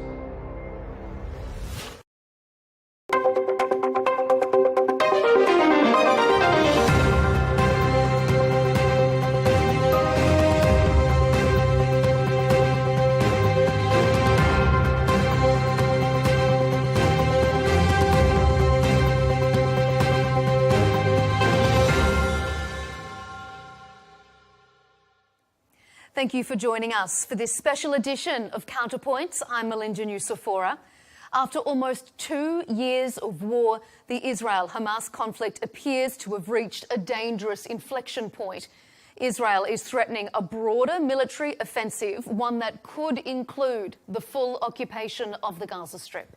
On this special episode, we're bringing you an exclusive one-on-one interview with senior Hamas official Bassem Naim, who is joining us from Doha. Mr. Naim, thank you very much for your time here on Counterpoints. Please. Thank you very much, Rose. Before we get into the politics, let's talk about the people. The Palestinian Health Ministry has reported almost 200 malnutrition-related deaths, and UN figures show about 1,500 Palestinians have been killed seeking food aid since late May. Can you give us your assessment of the current situation in the Gaza Strip? Thank you very much again. I think there are no words to describe the horrific situation on the ground, especially when it comes to the humanitarian situation, to the people on the ground. We are in direct contact with our families, brothers and sisters and relatives, and we are aware about how disastrous the situation it is and how horrific it is and how much they are scaring of what is coming. But here I have to correct something. We cannot simply talk about 200 Palestinians, mainly children, died because of malnutrition. They have died because of starvation. They were starved to death. Otherwise, I was the Minister of Health for years, and I am a doctor, a physician professionally, and I am sure all these men and women and children who died because of this are salvageable, and they can survive if there were enough food and medicine available in the Gaza Strip. Today, we have passed a lot of things we have talked about in the first months of this aggression against the Palestinians in the Gaza Strip. No one today is talking about electricity, or no one is talking about water, no one is talking about education, no one is talking about health.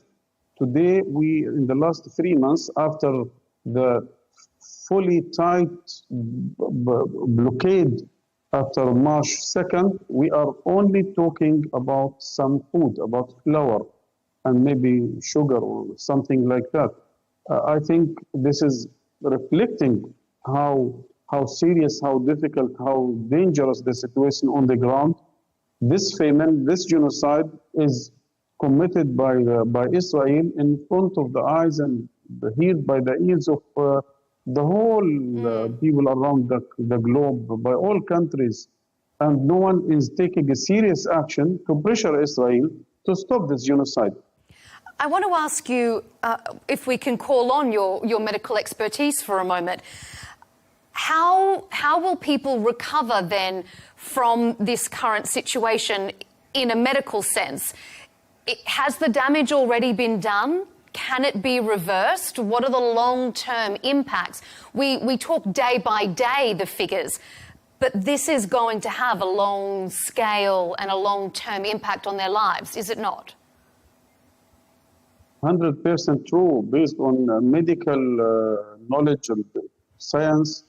A lot of people now still alive in Gaza, if they pass through this horrific situation and survive, they will endure, they will continue suffering of a lot of chronic illnesses, chronic problems like memory, like apprehension, like wasting of muscles, I am sure, deficiency of immune system, and so on and so on. I am sure because some of the elements like magnesium and others, which is built on a long-term process, when you start to lose it because of a long-term starvation, it is not easy to repair the damage. Especially a lot of these elements are needed for the brain, for the muscles, for the function of the heart. And I'm sure if these people, thousands and thousands of people, if they pass through this horrific situation and survive, they will continue to suffer of a lot of chronic problems. Israel, for its part, says it is doing its best to facilitate the delivery of aid through the newly formed Gaza Humanitarian Foundation. There have been reports, though, that dozens of Palestinians are killed daily at these humanitarian foundation aid distribution sites. Can you give us an account of what is actually taking place at these sites. How does the distribution work, and why are we seeing so much collateral damage? Thank you very much. Again, I have to correct something. You are not talking about collateral damage. You are talking about a designed famine. You are talking about engineering of death traps. You are talking about a designed and planned preparations and creation of inhuman, unbearable conditions in the Gaza Strip as part or as a step on the long-term plan how to expel Gazans forcefully or between brackets voluntarily out of the Gaza Strip. This is not a collateral damage. You cannot talk about collateral damage when hundreds of thousands of people seeking some food, and on a daily basis, we have witnessed now for the last 3 months, between 50 and 100 people killed on a daily basis. Look. Are you alleging that Israel is corralling people into these distribution sites with the aim of killing them? I will try to explain something for yourself and for the audience. First of all, we have only 4 distribution points, which is under the total control of the IOF, the Israeli army, the Israeli forces, run by the so-called GHF, which is an American, maybe I think private company. These 4 points have to substitute as Mr. Lazzarini, the General Commissioner of UNRWA, yesterday has tried to explain. There are in Gaza only for the UNRWA more than 400 distribution points for food and aid and other needs, and this is only for UNRWA.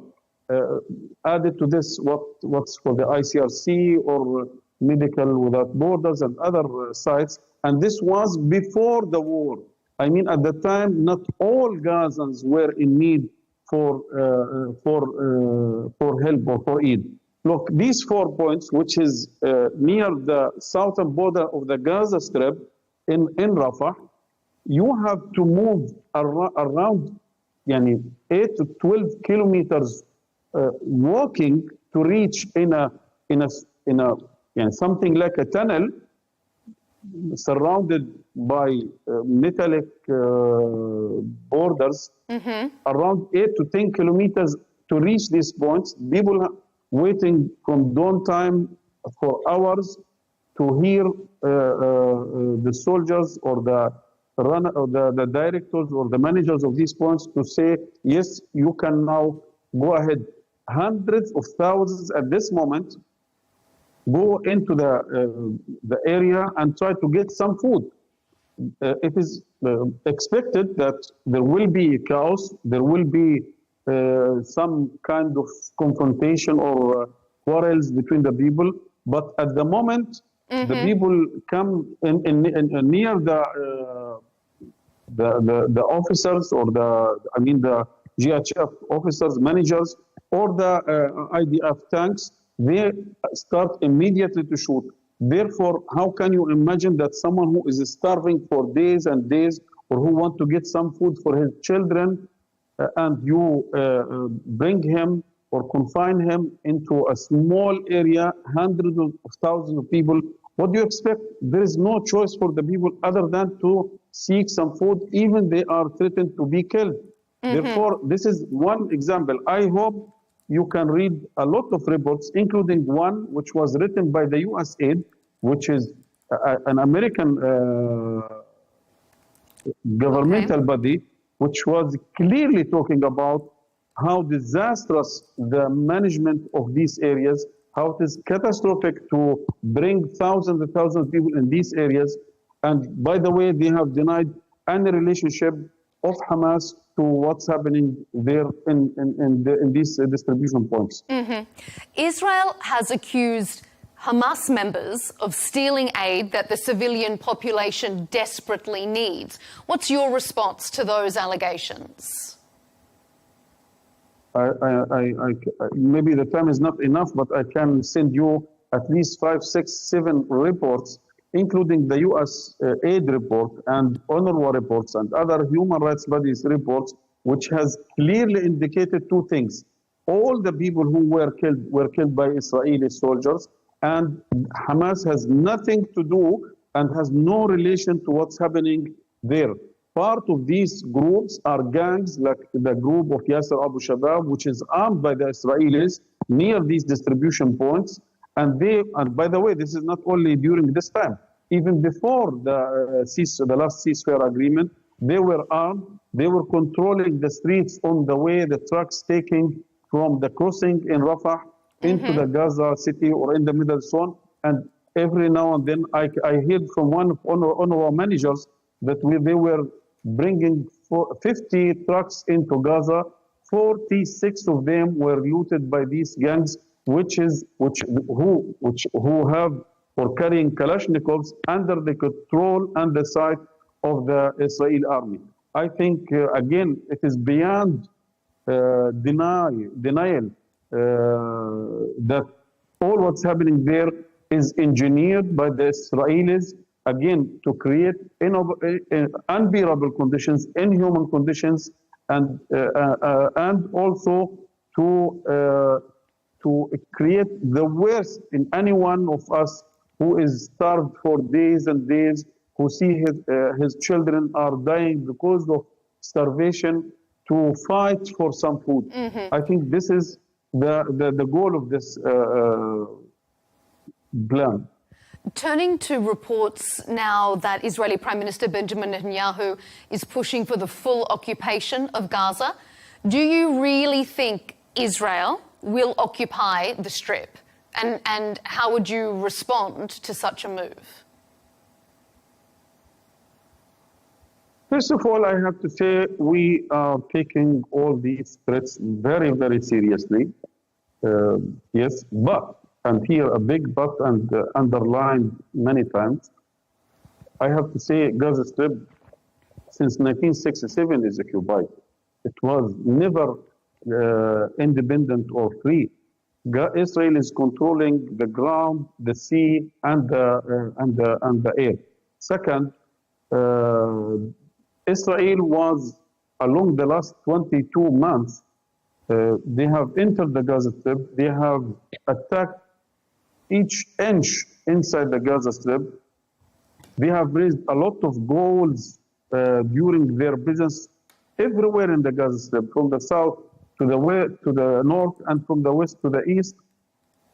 Raised their goals from the beginning to retrieve the captured Israeli soldiers, to dismantle or to crush the resistance, and to forceful evacuation as much as they can of Palestinians, and maybe if they can succeed, to annex Gaza Strip or part of it for new settlements. I think they were everywhere in the Gaza Strip. I imagine they might do it. They can enter Gaza Strip again and again. They have done it many times. But what is expected? More killing of people, more destroying of the rest of the houses are still standing, more starvation, more famine.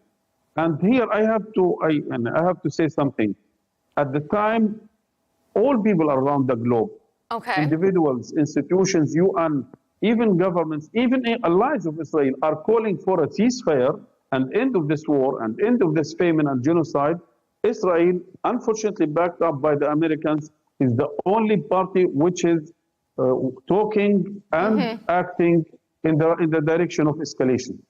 If the Israeli war cabinet or security cabinet comes out in support of Netanyahu's plan, what would be your message to them? What would be Hamas's response? And could we expect inflamed violence from Hamas's allies in the region? First of all, this is a confrontation between the Palestinians who are defending their own land, their own independence, self-sovereignty, and the occupation, which is the Israeli occupation.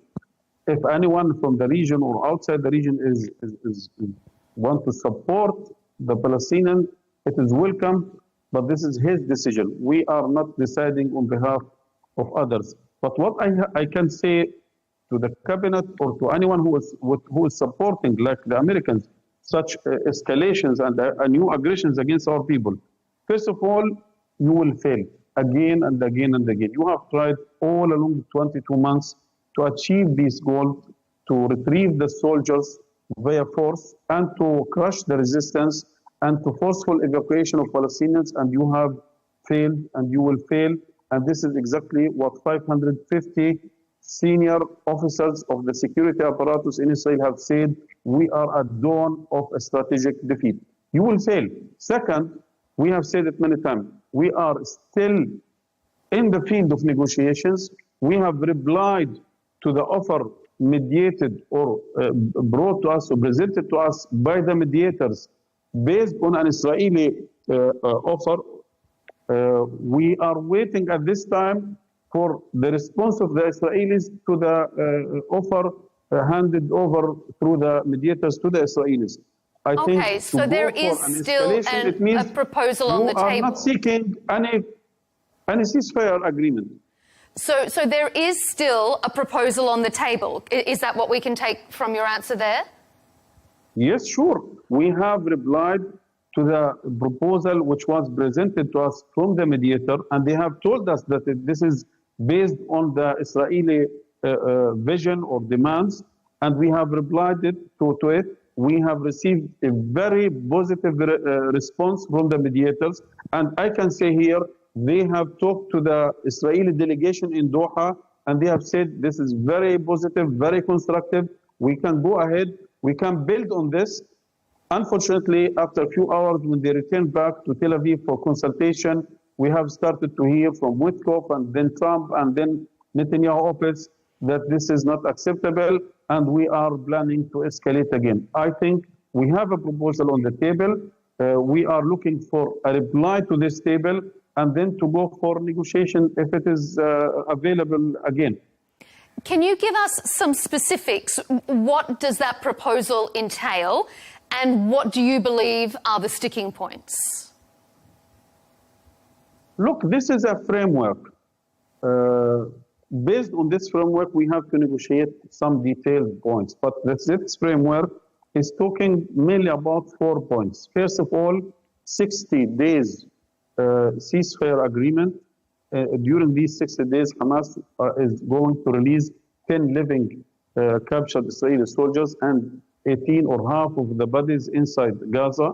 The American president is guaranteeing the ceasefire for 60 days. This is the first one. The second one, the aid into Gaza, we have asked clearly to go back to the negotiated agreement of January and the humanitarian annex or agreement that enough aid, at least 500 to 600 trucks, to go into Gaza to freely secure, to initiate the process of rehabilitation of hospitals, schools, and so on and so on. And this has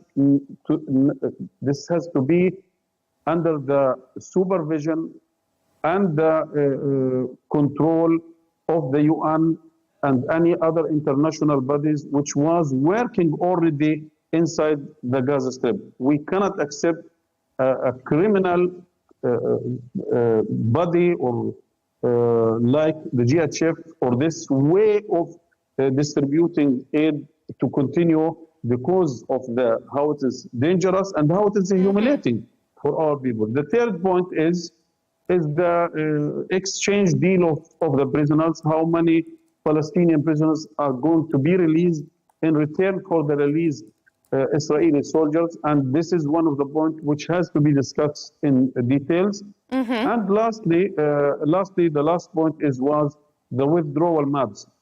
I think, based on what we heard from the mediators, the last proposal from Hamas was not far away from the proposal they have received from the Israelis, maybe some small points here and there to be discussed in details if we return back to negotiations. These are the main 4 points have been written in the proposal. And lastly, there is a paragraph or a sentence which is talking about a guarantee from the mediators plus the Americans that this ceasefire time, 60 days, will be used for negotiating the permanent ceasefire, the full withdrawal of the Israeli forces.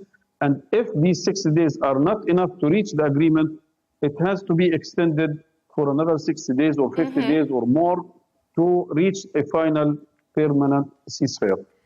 So the US Special Envoy Steve Witkoff said that the most recent round of ceasefire talks in Qatar were cut short because he says that Hamas showed a lack of desire to reach a ceasefire. That seems quite opposed to what you've been telling us there. So is it that the US Special Envoy is lying?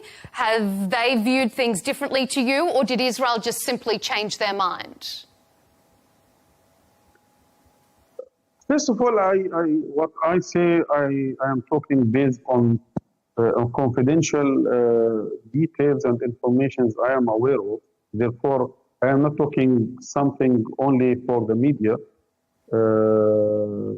Second, we have received a clear, positive response from the mediators when they have handed over this proposal or this reply to the Israeli delegation. And they have said it is very constructive, it is positive, we can proceed forward, we can build on this a new ceasefire deal. Again, unfortunately, Witkoff, this is not the first time, by the way. Witkoff, this is maybe the third or fourth time where he undermined a serious chance to reach a ceasefire agreement. If you can remember, and your audience, when we have handed over the American-Israeli soldier, Alexander Aidan, where he said publicly, this will open the door for a new ceasefire agreement. This will enable, or we are going to pressure Israel to allow more aid to come into Gaza and so on and so on. He also repeated the same thing in another, So can you elaborate on that? What do you mean by Witkoff undermining on multiple occasions the negotiations? Unfortunately, we have hope that this new American administration, based on what they have announced at the beginning, that they are planning to de-escalate all these war zones in Gaza, in Yemen, in Lebanon, in Ukraine, and everywhere. But unfortunately, in our case, we have seen it repeatedly that they are backing up the position of this fascist Israeli government in all forms. Even sometimes if the cost or the price is to undermine a serious chance to reach a ceasefire.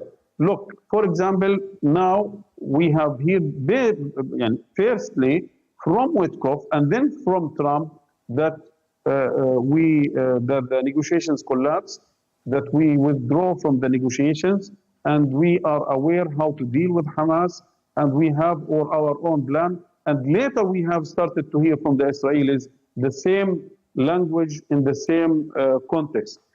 Unfortunately, we have seen a strategic context in the American foreign policy when it comes to Israel and the conflict here on the ground, where they are again backing up these ideological, psychopathic ministers.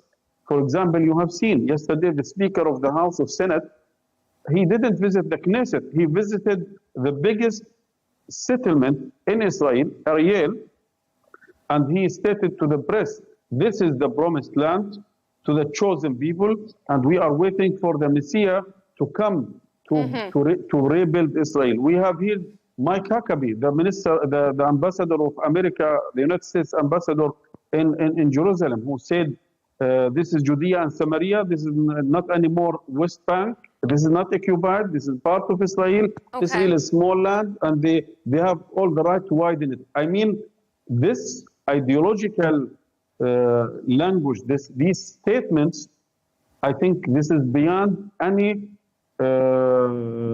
horizon of creating a chance for a political solution. This is converting the conflict into a religious conflict where no space for coexistence or peace or settlement or prosperity. If they believe that this is their holy land and we believe the same thing, you cannot negotiate. You cannot achieve any kind of compromise. So therefore, I think the only party which can stop this genocide and still backing it up is the American administration. So do you think in that case, Steve Witkoff and the American negotiators have compromised their role as mediators? I believe at no point they were honest, just mediators. They were always backing up the Israeli position regardless of how dangerous it is. I think in different occasions, we were near to reach a ceasefire deal, but it has been spoiled by one of those two parties, either the Israelis or the Americans. We are still eager to reach an end of this war, to achieve a negotiated ceasefire, if it is a temporary ceasefire for 60 days, to pave the way for a permanent ceasefire and the full withdrawal of the Israeli forces from Gaza Strip, and to end this catastrophic, horrific, inhuman conditions, to allow aid to come in. And here I have to emphasize, unfortunately, when the Americans supporting the Israelis by negotiating the issue of humanitarian conditions and negotiating the issue of GHF or insisting on having GHF on the ground. By the way, this is not part of any negotiation, because the occupying power, in this case Israel, is responsible for the people under their occupation and for their life and for their health and for their education.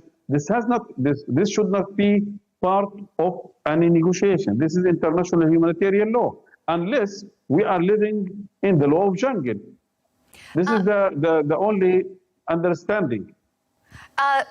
The Special Envoy, Steve Witkoff, has said that from now on, the US and Israel are now no longer interested in negotiating piecemeal, partial hostage deals. So a 60-day ceasefire, he says, is no longer what they are working towards. So from your side of the negotiating table, has Hamas squandered its window of opportunity to negotiate an end to this war? By the way, this proposal was our proposal 3 months ago, and they have rejected this proposal. 3 months ago, we have officially presented a proposal to the mediators, to the Americans, and even to other countries to negotiate one final deal. All prisoners, all captured Israelis on our side to be handed over, and in return we get our prisoners, and we end the war. We reach a permanent ceasefire, and we have open borders, open crossing, to allow Gazans to launch their life again, to rebuild their life again, and to launch the process of rebuilding Gaza Strip. This was our offer, but they have rejected this, and Netanyahu insisted on a partial deal. If we move on to looking at a pathway, perhaps, to a two-state solution, as we have been hearing calls for from the international community, what's your assessment of the Saudi Arabia-France-led push to establish that pathway for a two-state solution that we saw being held at the UN headquarters in New York recently? We have publicly stated our position. First of all, we are welcoming any efforts from any party which support the Palestinian struggle to achieve their national goals of an independent state, self-sovereignty, right of return, based on international law. Second, it was never, not only this time, but always, it was never the problem on the Palestinian side. We have signed Oslo Agreement. We have accepted a lot of other proposals to reach this goal. It was always the Israeli side. Netanyahu, 1996, in the first meeting with President Chairman Arafat, he said it clearly. I am against two-state solution, and I am going to undermine it. And this is exactly what he have done all the time he was in government. And recently, we have seen it many times that the Israelis, they have rejected the conference. They have passed the first reading of annexation of the West Bank, and they have publicly talked about even annexation of the Gaza Strip. I think it was always on the other side. From our side, Hamas, we have said, yes, we, as long as all Palestinians together, all factions can accept as a common ground an independent, self-sovereign state on 67 borders, we can accept this, we will be part of this, and we will facilitate and help to achieve this goal. Mm-hmm. Actually, well, that takes me to my next question, because all 22 members of the Arab League has jointly called on Hamas to disarm, release the hostages, and leave Gaza for the sake of the civilian population and to allow a pathway to a two-state solution. What do you say to them? No. I think I have to correct something. Some Arabic countries, they have signed the final statement of this conference, but not all Arabic countries, the 22, have signed or accepted the final statement or the final press They did release speak with a collective voice to say that they backed it. Whether or not they've officially signed it yet, No. There are some countries who stand against part or some of the paragraphs in this. Second, I think if we go into details, we have studied this press statement in details. The press conference or the press statement is including a lot of contradictions. In some areas, they are talking about international law, and in other areas, they are talking about accepting the Israeli narrative. And because during the whole 2 days of this conference, there was an elephant in the room, which was Israel and America, and everyone was trying to satisfy them by articulating some sentences to satisfy Israel to accept the results, and Israel had at the end rejected the results. For example, so are you saying that there are some countries who don't want Hamas to disarm? Let me continue. If you talk about disarming Hamas or rejection of the resistance, I think it is clear in international law that any people under occupation have all the right to resist the occupation by all means, including armed resistance, until they get rid of the occupation. France itself, they didn't get rid of the Nazi occupation. They didn't fight against the Vichy government, which was an ally of the Nazi, simply by such conferences or by press releases. They had General de Gaulle, he fought and he lost a lot of hundreds of thousands of French people in order to get rid of the Nazis and to form a new, or to found a new France. And this happened everywhere, in Vietnam and Algeria. International law is giving us all the right to defend ourselves, to resist the occupation until we get rid of the occupation. And we have said it clearly.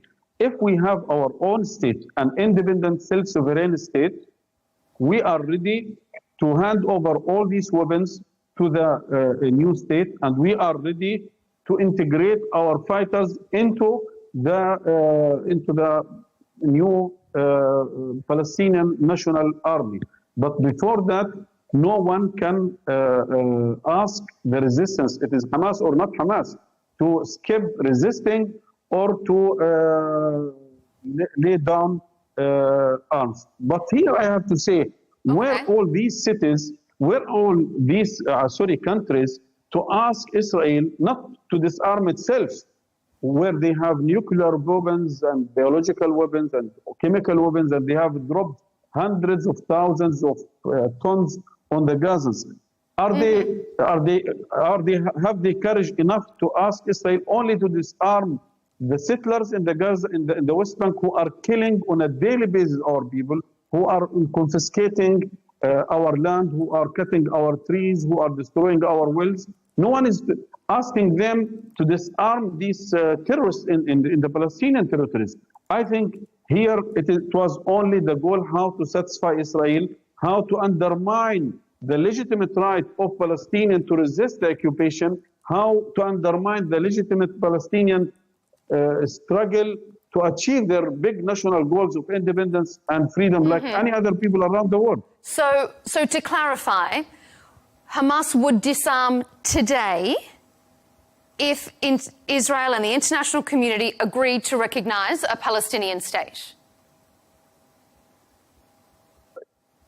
Yes and no, because recognition. Well, what's the condition then? Because so what's your condition? Yes, I will continue. Now, already before this conference, 143 countries are already recognizing Israel. But what does this mean on the ground? Zero.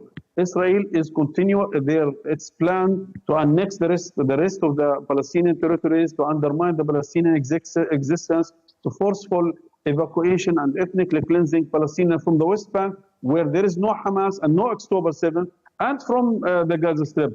The condition is to create a state. When Israel was recognized as a full member state in the United Nations in 1949, it was bound to two conditions: the creation of a Palestinian state and to guarantee the right of return. If this is fulfilled, and we see an independent, self-sovereign state in Palestine, yes, we are ready to hand over all these weapons to the state and to integrate our fighters into the Palestinian National Army. So, but yes or no, if Israel recognized a state in exchange for Hamas disarming, would Hamas disarm?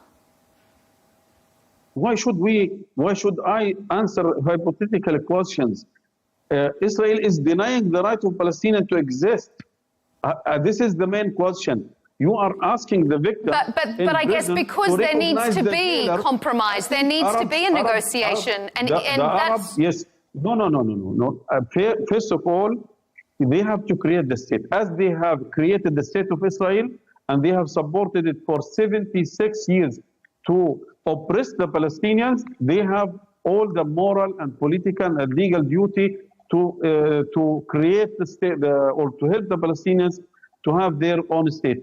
I think it was clear from most of the Arabic countries that this will be left to the new state to recognize any state around the world, not only Israel or any country. This is the choice of the people of Palestine, how to deal with the 200 countries around the world, which to recognize or which not to recognize. Why you are not asking me to recognize Monaco, or why not to recognize because there's no conflict in Monaco at the moment, with all due respect.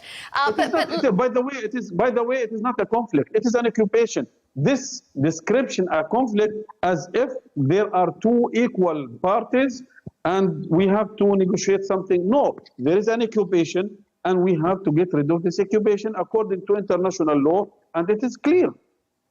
There are no two parties. There's no conflict. If we go along that line, then that this isn't two equal states. It's not a conflict because it's not equal on both sides. You have a stronger Israel that is occupying and suppressing, in your words, the Palestinian state. If Israel is holding all the cards, what cards does Hamas have left to play in the negotiation? If Israel is the stronger party, does Hamas then not need to come with more willingness to negotiate to the mediating table?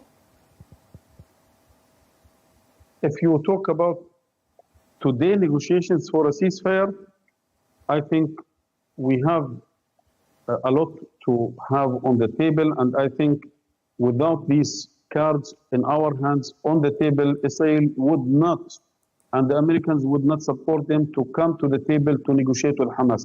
I think the Israeli delegation which stayed in Doha for 2 weeks. It was not because Hamas have nothing to offer. This is first. But if you talk about generally about this occupation, about this oppression, this is the story of all people around the world during history. In Vietnam, in Algeria, in South Africa, in France, everywhere, the oppressor is always bloody, aggressive, psychopathic, and people usually are weaker, but they have the resilience, they have their steadfastness, the commitment. Look, during the confrontation between Israel and Iran, in 12 days, more than 750,000 Israelis left Israel to Cyprus. This is only to Cyprus, not to other countries. But during 22 months, during this aggression against Gaza, they were not able to push Palestinians to leave Gaza Strip, despite of destruction, despite of killing, despite of payment. I think this is the strength of resilience, of steadfastness, of righteousness. I think at the end, our capability to continue is much, much stronger, bigger, and longer than theirs. We're almost out of time. I just have two final questions for you. We spoke a little bit earlier about the long-term impact of what is happening in Gaza is going to have on the people, not just the younger generation, for all the civilians there. If you bear that in mind, some of the things that you yourself mentioned earlier in our interview, does your organisation feel partially responsible then for what has taken place and what will continue to take place for the Palestinian people in Gaza? Look, I as a father of children or a brother of people who are still living there, I have always to feel responsible. I have always to carry this responsibility on my shoulder and to seek and to find any ways to get rid of this horrific situation, to end this massacre, to end this famine. But if you ask on the strategic level, no, because the obligation of people under occupation is to defend themselves. We were besieged for more than 17 years. We were denied travel, we were denied food, we were denied medicine, not only for the last 22 months, but also for the whole 17 years. Where is the responsibility of Palestinians in the West Bank who are killed on a daily basis? You can remember that 1,000 checkpoints besieging each village and each city in the West Bank. I think the responsibility at all times, at all levels, is the occupation and the international community, in particular the United States, who are supporting this genocide and this famine. How has what is happening now rectified any of those past wrongs?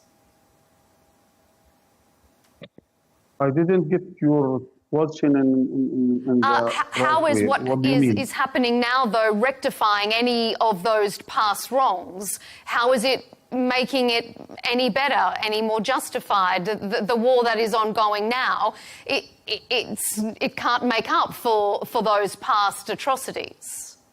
From the first week of this aggression, we have offered to the mediators, to the Americans, to a lot of countries here in the region, to China, to Russia, a three-phases approach.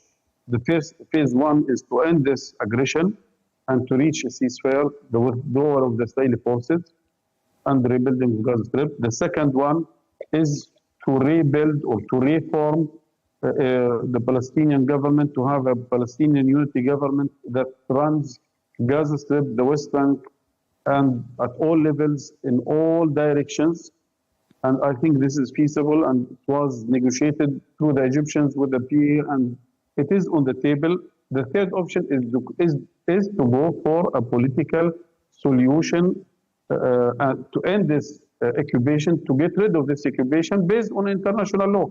I think when we ask for this, is not something which is not rational. It is very rational and very fair and very just. You speak of strategies there, so let me wrap up with this.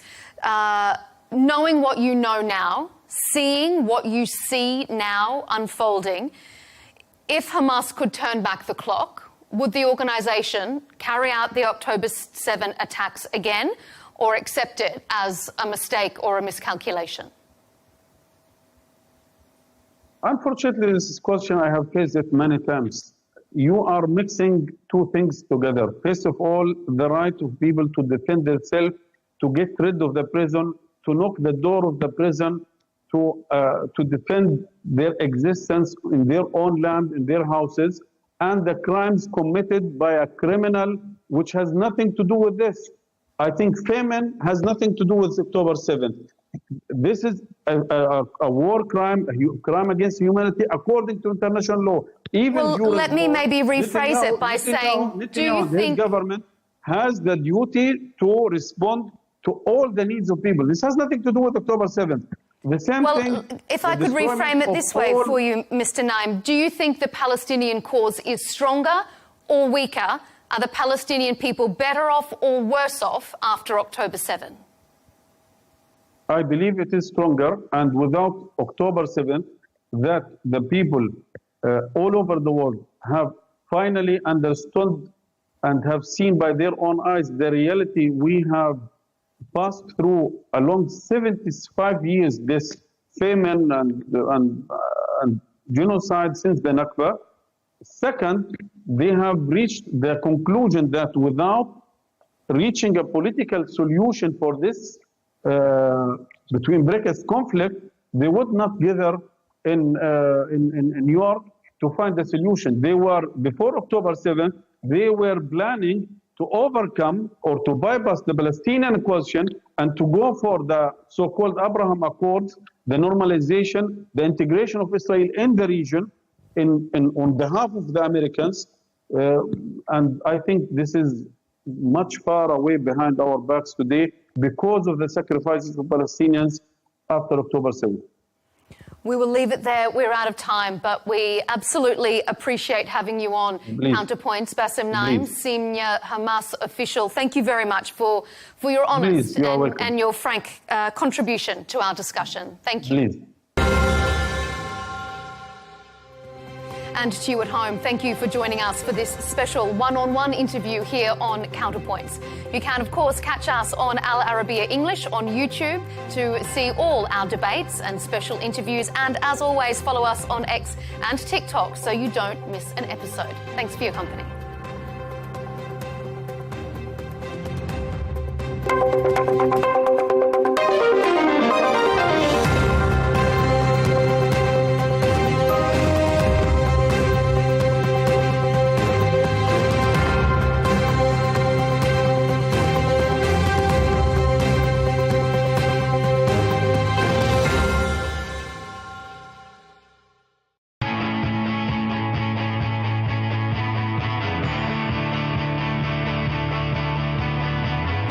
Welcome to the metropolis, the big city. This is where tech, trends, and culture meet. Meet the people. See the sights. Walk the city streets. And experience the lifestyle.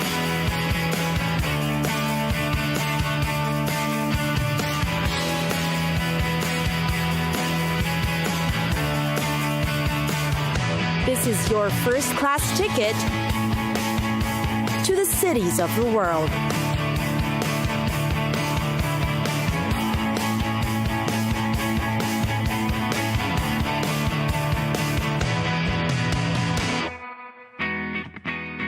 Hong Kong. Situated in the eastern region of China's Pearl River is Hong Kong. Its name roughly translates to fragrant harbor, as the city's natural geographic features make it an ideal water port. Hong Kong greatly embodies the Chinese concept of yin and yang, a balance of contrasting features. It's a modern city with a beautiful skyline, but at the same time, Hong Kong's roots are deeply rooted in rich Chinese and Buddhist cultures. Go urban and visit the cityscape for the biggest shopping malls and the best in modern architecture that the city has to offer, or take it slow by visiting the many age-old Buddhist and Confucian temples around Hong Kong. Because of its British colonial history, Hong Kong is also a veritable melting pot of East meets West cultures in Asia. You'll see that this is especially evident in the contrasting architectural marvels around the city. Hong Kong is considered as one of the international hubs in the region and is home to the biggest international companies operating in Asia. Hong Kong is also a food lover's paradise. Whether it's big fancy dining like Hong Kong's award-winning Tim Ho Wan, or just your hole-in-the-wall food stop, there's bound to be something for you. Of course, no visit is ever complete without some must-see destinations. If you're going to Hong Kong, don't forget to check out the Tan Tian Buddha, a giant 112-foot bronze statue depicting Buddha, which is located in Hong Kong's Lantau Island. The Star Ferry Harbor Tour, a short 11-minute ferry across the Hong Kong harbor. Tickets are cheap and the ferry schedule is set throughout the day. It's a great way to catch a glimpse of the Hong Kong skyline. For those eager for the Hong Kong nightlife scene, Lan Kwai Fong is a place to be.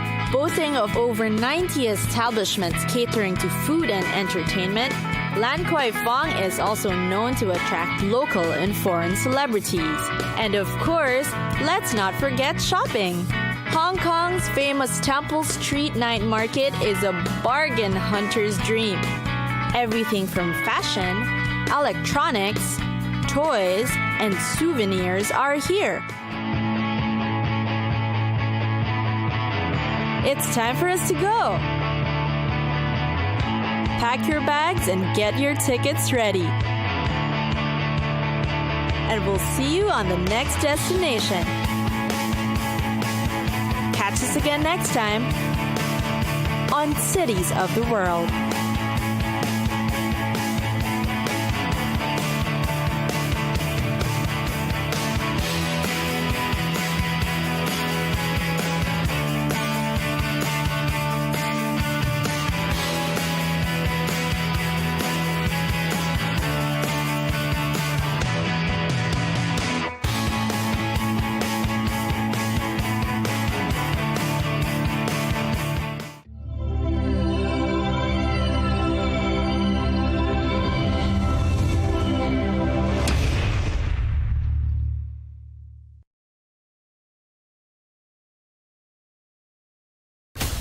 From the White House to Gaza, Kyiv to Beijing, elections, economics and the environment compete with conflicts and other complex issues for our attention.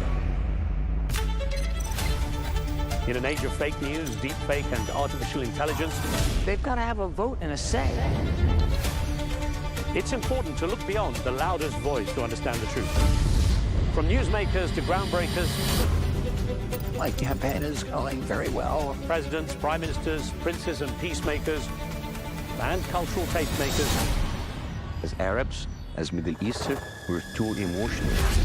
Join me on the Riz Khan Show for empowering conversation.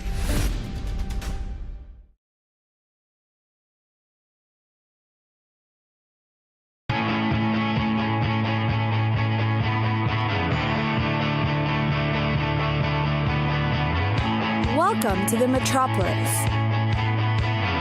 the big city. This is where tech, trends, and culture meet. Meet the people. See the sights. Walk the city streets. And experience the lifestyle.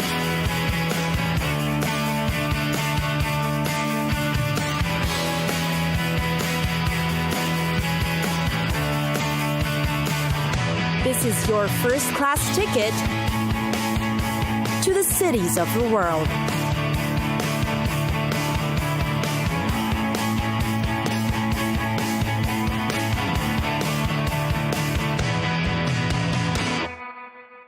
Pasadena. Discover Pasadena and its unique charm.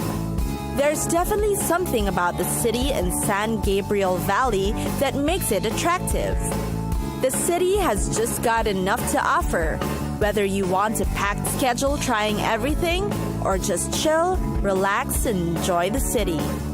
You can walk around the city and appreciate its traditional charm. Old Pasadena, also known as Old Town, is a classic downtown district popular in South California. You can go shopping along Colorado Boulevard. Shops, restaurants, and bars are lined in its turn-of-the-century brick buildings. Whether you're in for a drink or a heavy meal like pizza, you'll find a place to fit in. For a dose of the city's architectural history, there's the Pasadena City Hall. You'll be amazed at its overwhelmingly tall structure, with its series of arches and domes. It's great to view from a distance, but even better up close. Walk through the rose-filled courtyard and see the Renaissance-inspired details. Most popular are the John Bakewell and Arthur Brown's 1927 constructions. Now, get a glimpse into the city's culture and entertainment. The Pasadena Playhouse is definitely a tourist's favorite. It was built back in the 1920s, but revived in the 80s. It boasts of a 672-seat venue where new plays and musicals are staged. It also has a Spanish colonial courtyard dedicated to neighborhood events. Don't miss the action while in Pasadena. Its popular Rose Bowl Stadium has been the venue for many iconic entertainment events. For one, the stadium is home to the UCLA Bruins football team. Sports tournaments, auditions for reality TV shows, and concert tours of mainstream pop stars have been held here. For a nature trip, there's the Eaton Canyon Falls. It's one of the most popular spots as it is accessible and has easy-going trails. This is definitely for those looking for adventure. Or maybe you would prefer the more laid-back Brookside Park. It's got a scenic garden that locals love and attracts tourists too. The park is located with a stunning view of San Gabriel Mountains as backdrop.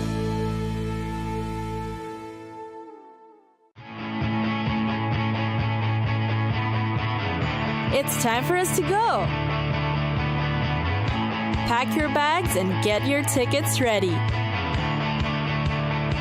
And we'll see you on the next destination. Catch us again next time on Cities of the World.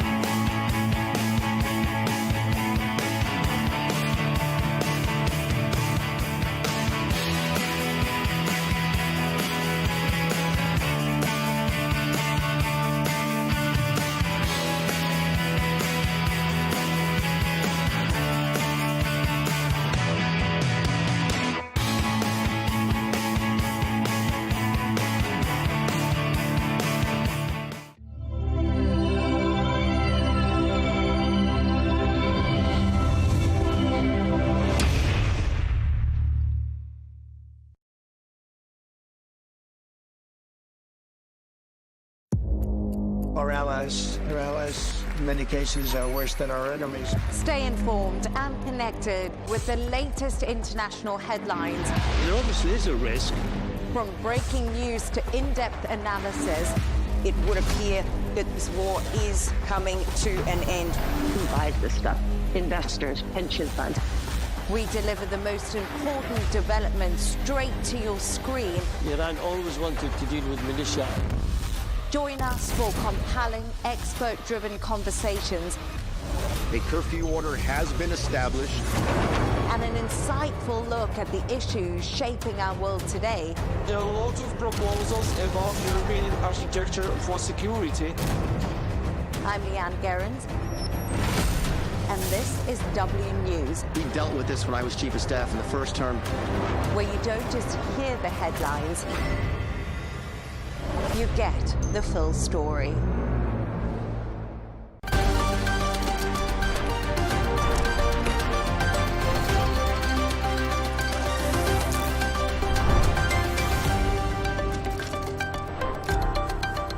Now, Israel's Security Cabinet has met to vote on Prime Minister Benjamin Netanyahu's controversial plan for a full takeover of Gaza. Despite criticism from some ministers, reports suggest Netanyahu is likely to secure majority support for the operation.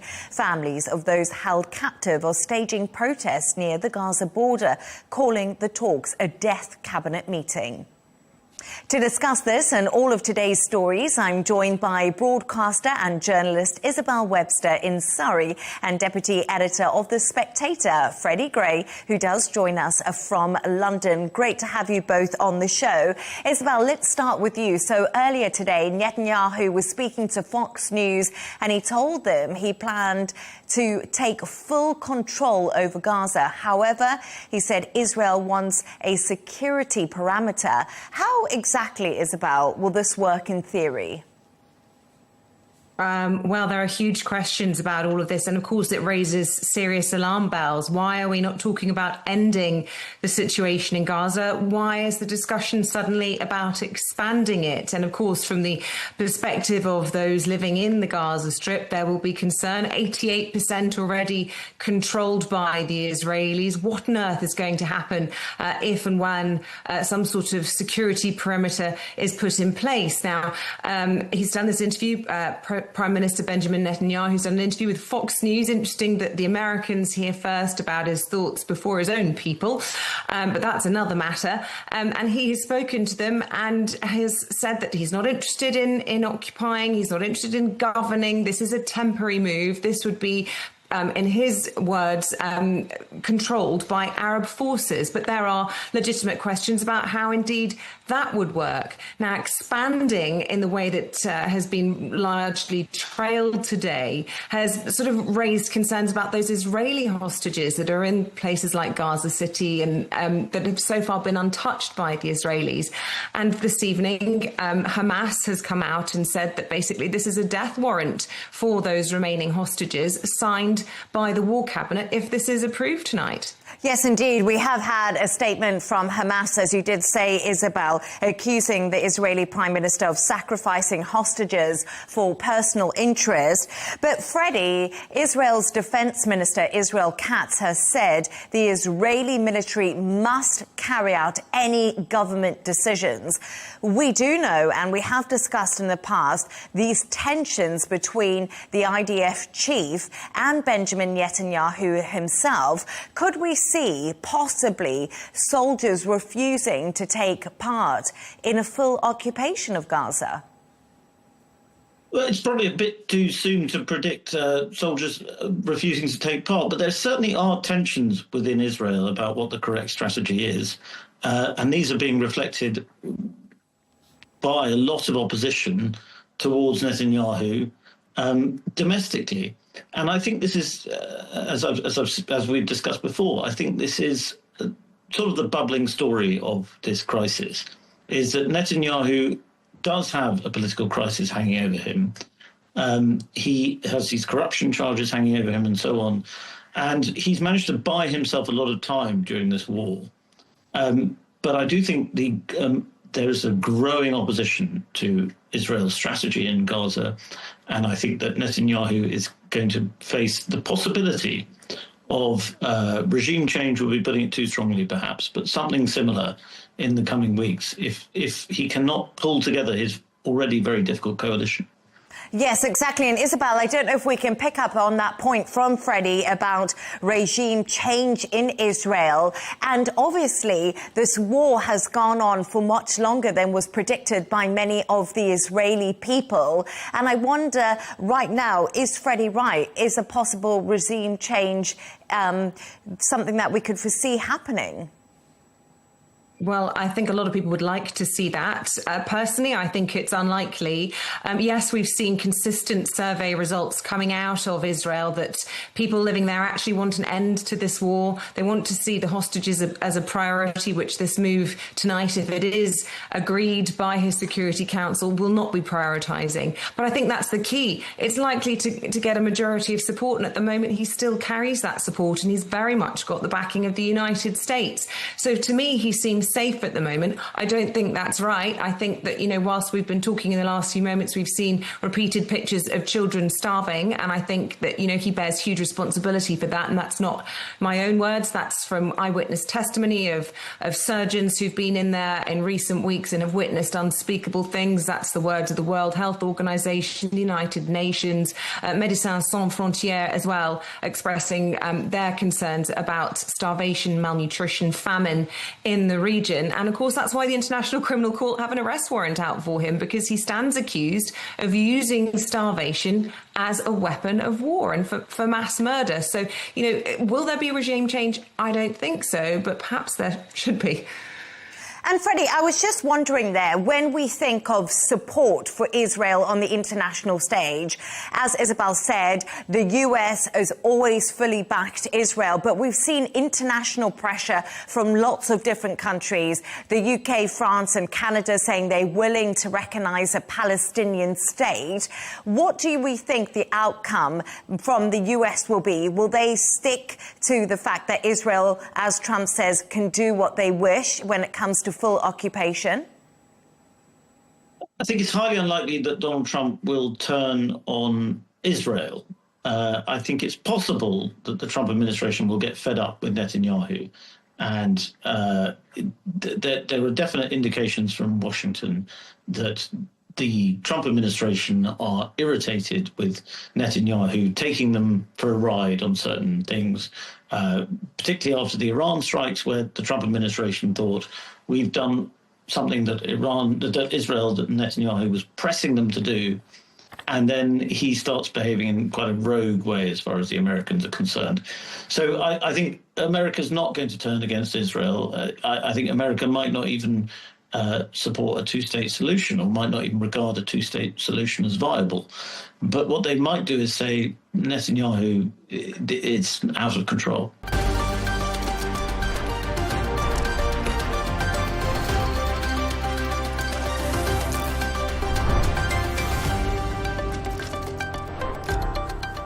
Japan has been commemorating 80 years since the United States dropped the atomic bomb on Hiroshima. It killed some 80,000 people in an instant, but many more died from their injuries and radiation sickness. The country's prime minister vowed to continue the country's work against the proliferation of nuclear arms. So that means never again means never again. Chris Gilbert is in Tokyo. A bell to mark the moment that killed thousands.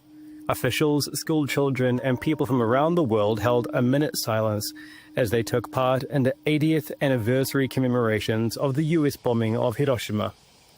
It was the first time the atomic bomb was used. Some 140,000 people died, most were civilians. As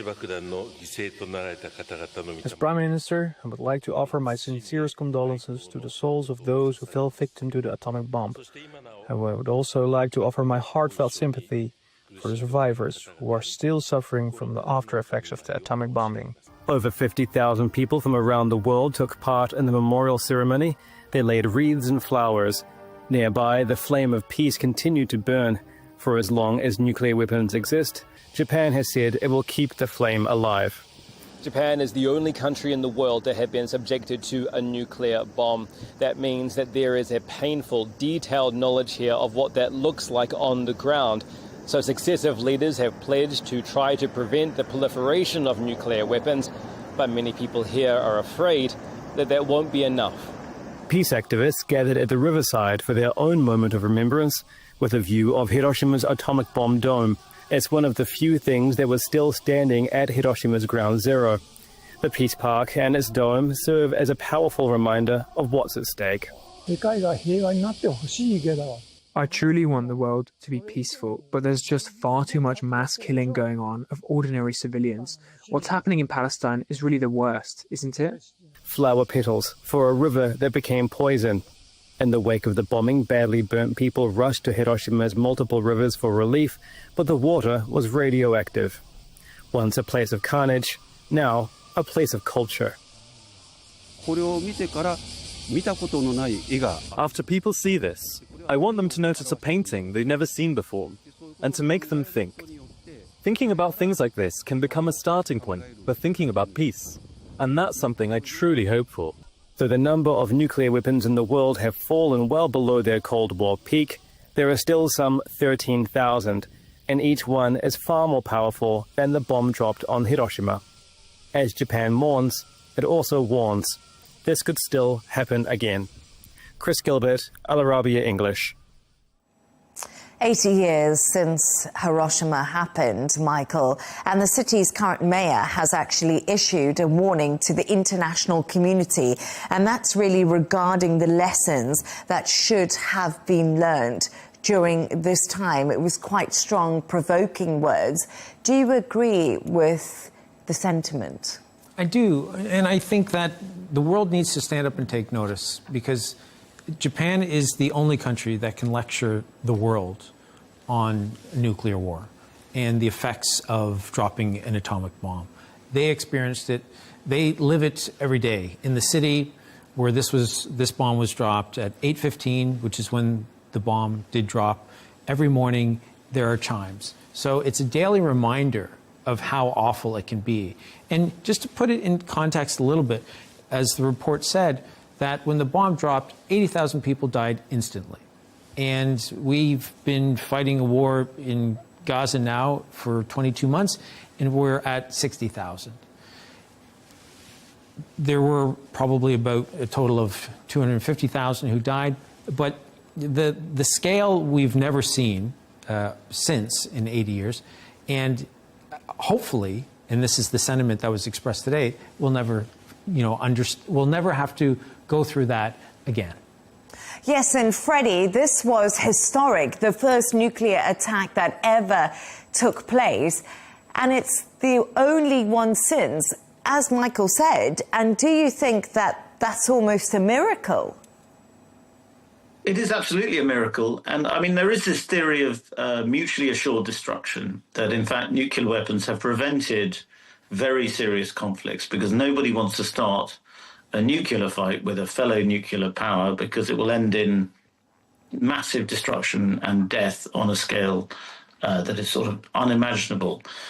But while that makes sense in international theory terms, I think it doesn't take into account that human beings are irrational, bigoted, dangerous people, and we are quite capable of doing extremely terrible things.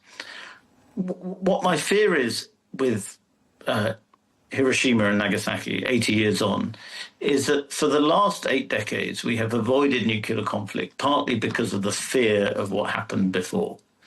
My worry now is that we are dealing with a world that seems to have forgotten how dangerous that was, how awful and terrible that was.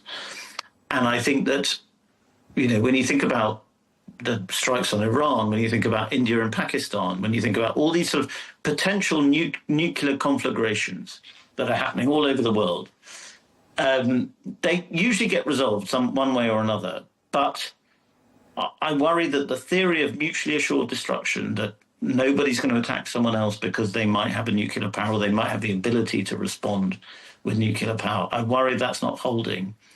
And if that doesn't hold, we're in a very, very dangerous world. And I think Donald Trump's worried about that. I think Modi in India is worried about that. I think even Xi Jinping in China is worried about that. And that's the new world that we're living in. Do you agree with that sentiment? Because actually, it was really interesting, as Freddie said, you know, that atomic bomb hell must never be repeated, and that's what the survivors in Japan are also saying. But like Freddie says, the rhetoric around nuclear weapons has been ramping up, and we've seen it, as you know, in Pakistan and India. Of course, we've also seen submarines, US submarines being moved closer to Russia because there's nuclear rhetoric there. You know, what is the situation? So it was just last week on social media where you had a former Russian prime minister who sort of invoked the word nuclear. And then you had Donald Trump who sort of repeated it back to him. And then he took a step further to say that I've actually now moved 2 nuclear submarines into the appropriate area. And it feels a little bit flippant, especially as we mark the 80th anniversary of the dropping of this bomb, that there are arguably the world's most powerful man is getting on social media and talking about these things. And there needs to almost be some sort of recognition by the world that this is incredibly serious, and we need to sort of step back and tone it down. And it sounds like something that you would say to somebody in kindergarten, right? Which is go and sit by yourself for a little bit and think about what you did. And I don't know how you get to the point where you can have sensible conversations with certain world leaders to express to them how reckless some of their actions and some of their words seem to be. When you had the Israeli National Security Minister, Ben-Gvir, purposefully breaking the law by praying at the Al-Aqsa Mosque, that is to incite bad blood and to get the people who believe that, as he does, that we can do what we want, but it's also to anger, you know, the people on the other side. And there just doesn't seem to be that great global diplomacy that used to go on not that long ago, where people would talk, people would have conversations, and that seems to have, gone amiss.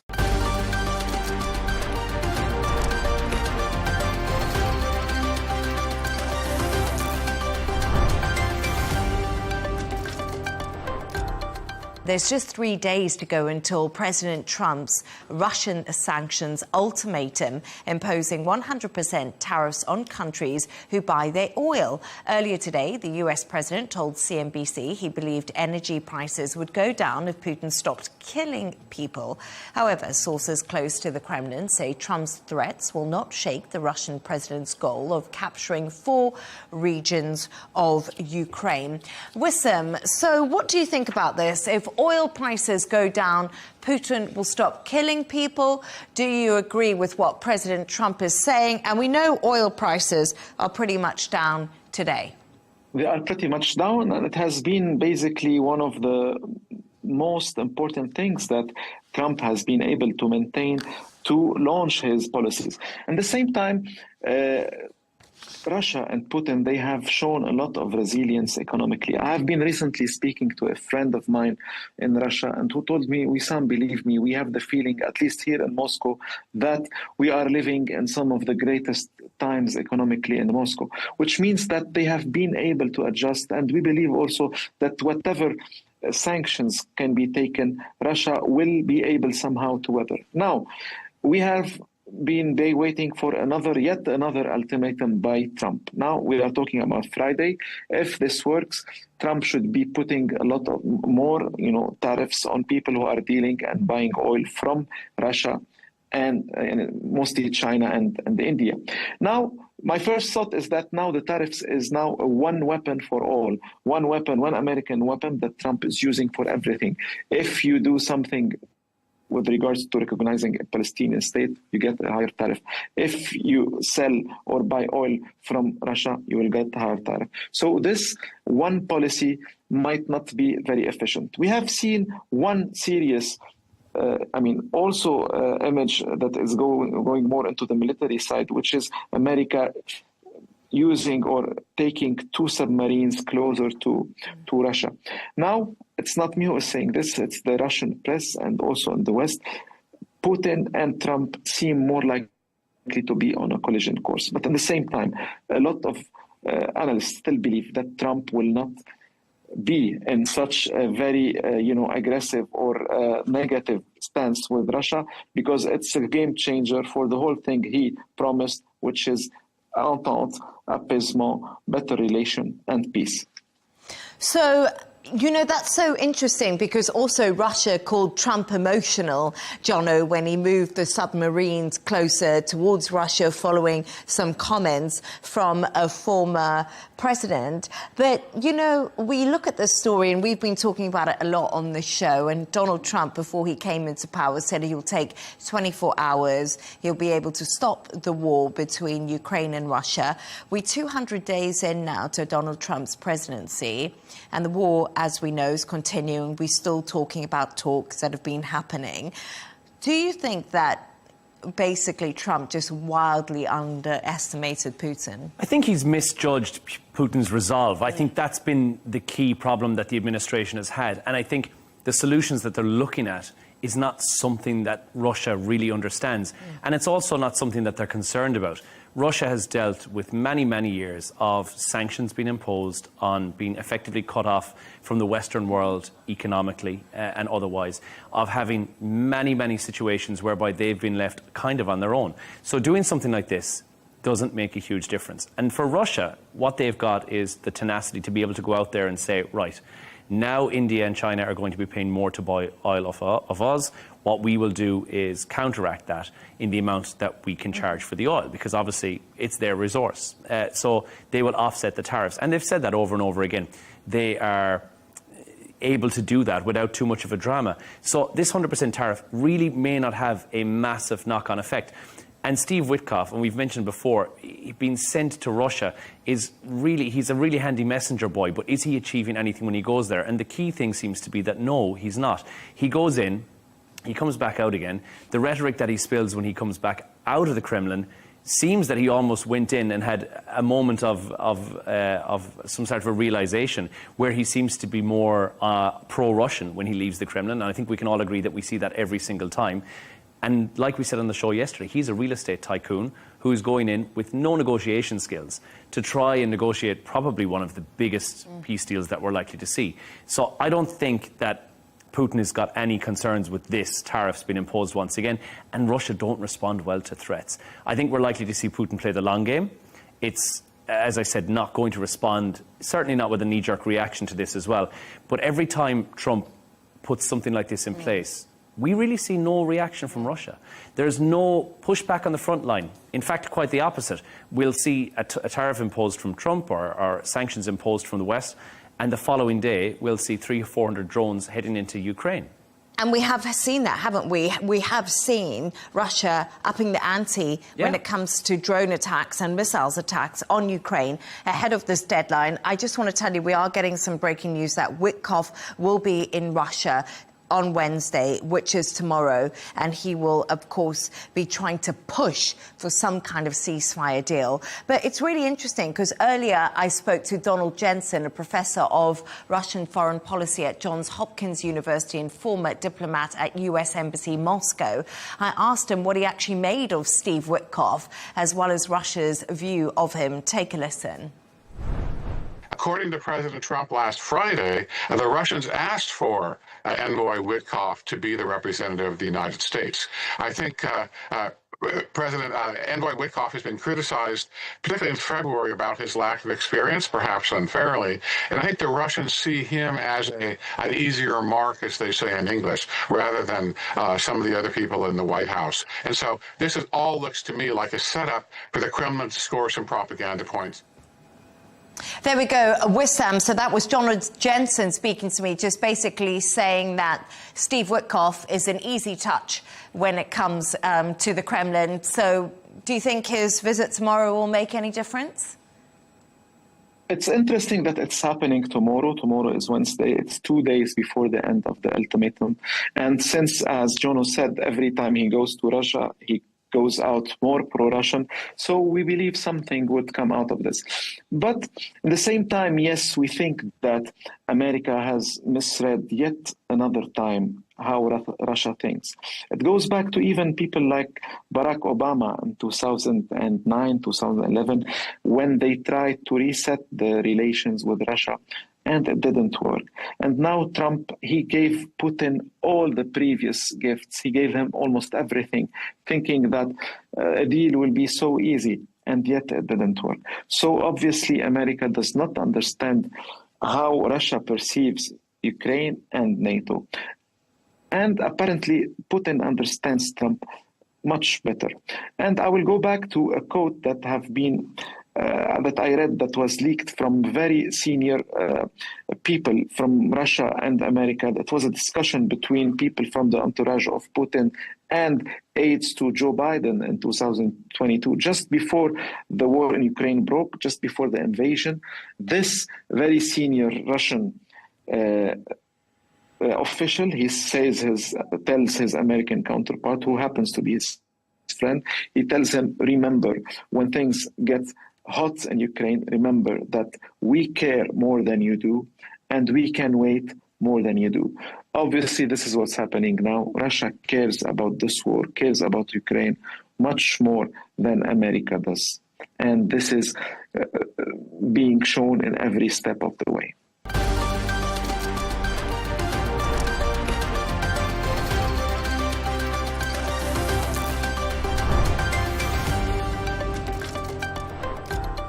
World's most high-tech football game got underway in Beijing on Monday. The two teams were made up entirely of robots with 5 players each.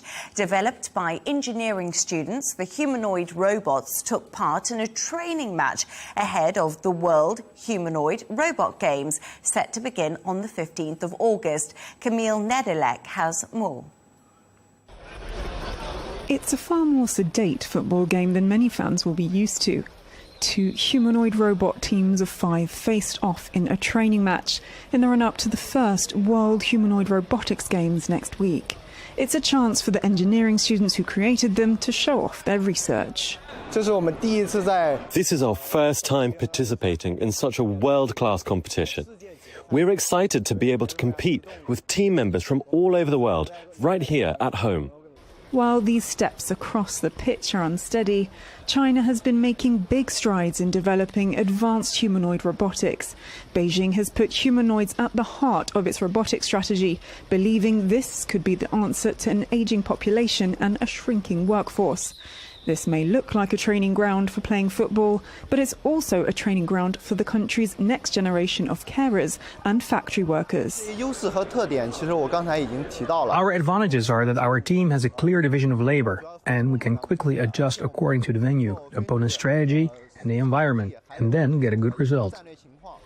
China's robotics industry is heavily subsidized, which has turbo-driven its shift to automation. More than half of all industrial robots installed around the world are installed in China. It only entered the top 10 in 2019. It's now at number 3. But official figures lag behind. And the US Chamber of Commerce in China notes that Beijing is being increasingly opaque about just how advanced its robotics have become. After a slow start, and watching and learning from other innovators, China may have already caught up and won the game. A strategy also used by these robots. We used imitation learning to teach them. The robot watches human movements and goes through tens of thousands of simulations so that it learns the essence of those movements. It dribbles the ball like a human, and it can kick the ball like a human. But unlike a human, these footballers aren't paid millions. And if they fall, there are no theatrics. They just get back up again and carry on. Camille Nedelec, Arabiya English. Well, there we are. At least they helped each other get back up. But what do you make of this idea? And will you be signing up to watch a robot football game or soccer game, whatever you wish to call it? So I will not. But I do appreciate, as the journalist said, that there were no theatrics. So maybe this would eliminate the diving from football. But I do think as a sports spectacle, this was incredibly boring. But as a scientific experiment, and that's where I think it's headed. I think, we were all shocked as a global community when the Chinese released DeepSeek and how much it had progressed compared to what the Americans were doing. And DeepSeek is founded on an open source principle. And I think that that means that the AI that the Chinese community is developing is something that's going to be incredibly valuable for other Chinese AI-focused companies. And I think it's going to mean that these are the things that they're doing that are making news. But I also believe that these are the opportunities that will be presented to them, which means that they will then become even smarter and more capable of developing AI in so many different applications. No, I absolutely agree with that. And what Camille also said there is the Chinese have been a little bit opaque about how far ahead they are when it comes to things like OpenAI and when it comes to artificial intelligence. And then we see something like this happen. And Jono, almost you think, oh, now I know what it's going to like to live next to a robot. Like, it almost brings that, I wouldn't want to watch the game. It looks dire and boring, but good on those students because they did more than me at university, clearly. But I just want to, but it's also, gosh, that integration is not that far away when you watch something like this. No, and I think if this is what we're getting to see, I think what's gone on behind the scenes is far more terrifying. There's video images of the last couple of days of a humanoid robot with almost perfect mimicking of human motion, range of motion, which has been one of the more difficult things from anyone who's ever watched a movie about robots to try and emulate, is that movement, that fluid movement. And I think with developments in hydraulics, you'll end up with a robot that's able to move much more fluidly than what looks quite awkward, as you can see on the screen. This is a very awkward moving robot. I mean, the good thing is that these robots don't require brakes, they don't get injured, they don't retire, they just need WD-40 and some batteries, and that's it. But does it work as a sport? I think there's some sports that it could work in. I don't believe football or soccer is one of those sports. I think these contact sports, they require the heart that human interaction brings to it, that robots simply just cannot emulate. There's other sports whereby, even if you take into example horse racing, yes, the jockey is an integral part, but could easily be replicated with a robot that's on board, controlled by somebody, because the game that you see in front of you with this soccer is not really testing the skills of the robot. It's testing the coding ability of somebody behind the scenes, in which case this is technically not a field sport, this is an e-sport. And obviously there's been a huge jump forward in the MENA region for esports with the esports festival in Saudi only a couple of weeks ago. There has been huge leaps and bounds in that. But what you're seeing here is glorified esports, on the pitch versions of FIFA 2025 being played on a PlayStation, but in real life. Yeah, it's absolutely fascinating. And when I look at it, it's as Beijing prepares to host the 2025 Global Games, global and robot football, there's probably going to be a massive spectacle. But at the same time, I was thinking about it. I love sport. We love the personalities. I think there's not enough personalities in sport now anyway, because of the money involved.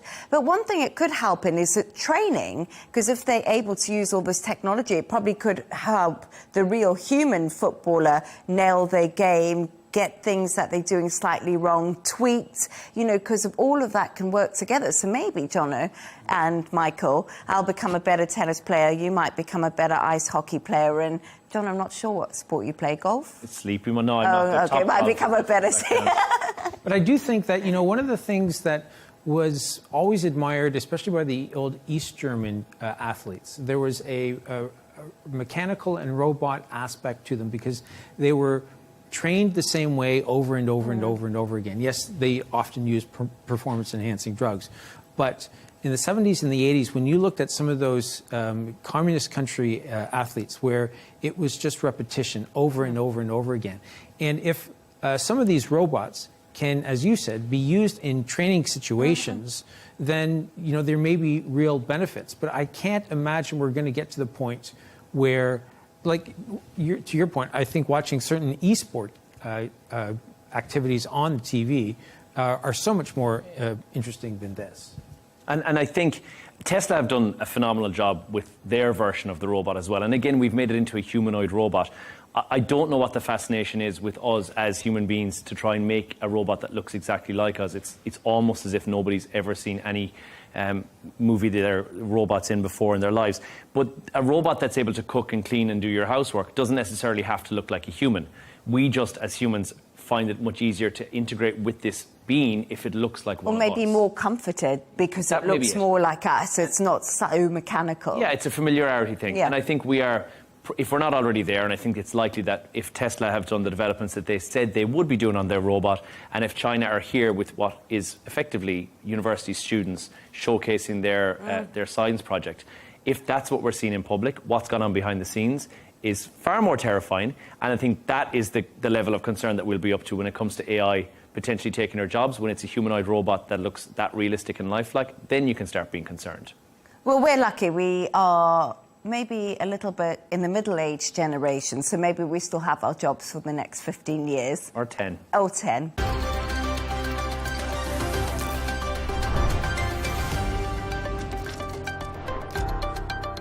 And Donald Trump and Vladimir Putin could meet within days to discuss ending the war in Ukraine, according to the Kremlin. It comes as Trump's ceasefire deadline for Russia nears, with sweeping sanctions looming if the talks do fail. Trump has floated the idea of a three-way summit with Zelensky and with Putin, which Ukraine says it does support. Putin has named the United Arab Emirates as a possible host for the meeting. And when asked directly about the potential meeting, including where it might take place and whether Zelensky would attend, Putin had just this to say. Your aide, Yuri Ushakov, said the meeting was likely to be held next week. But where? Could you at least hint at this place? We have a lot of friends that are ready to help us organize such an event. Here is one of our friends, the President of the United Arab Emirates. I think we will decide later, but this could be one of the suitable venues. And what about Ukrainian President Volodymyr Zelensky? Will you hold the meeting with him? I have been repeatedly saying that I, in general, have nothing against it. This is possible, but before that, certain conditions should be created. And unfortunately, we are still far from creating such conditions. So there we are, Freddie, just hearing from the Russian president. And we have been waiting for a leaders' summit for months now, pretty much since Donald Trump did come back into power. It could even include Zelensky. Is this a sign that the end of the war could possibly be in sight, or a ceasefire? There's a long way to go, but I don't think we should be too sceptical or dismissive about this just because it's Donald Trump and there's the usual craziness. I mean, again, Trump has applied leverage over Putin, particularly with his tariffs on India, but also by rearming Ukraine. He has put pressure on the Russians to come to the table, and the Russians have come to the table. Everybody likes to say that Putin is always playing Trump.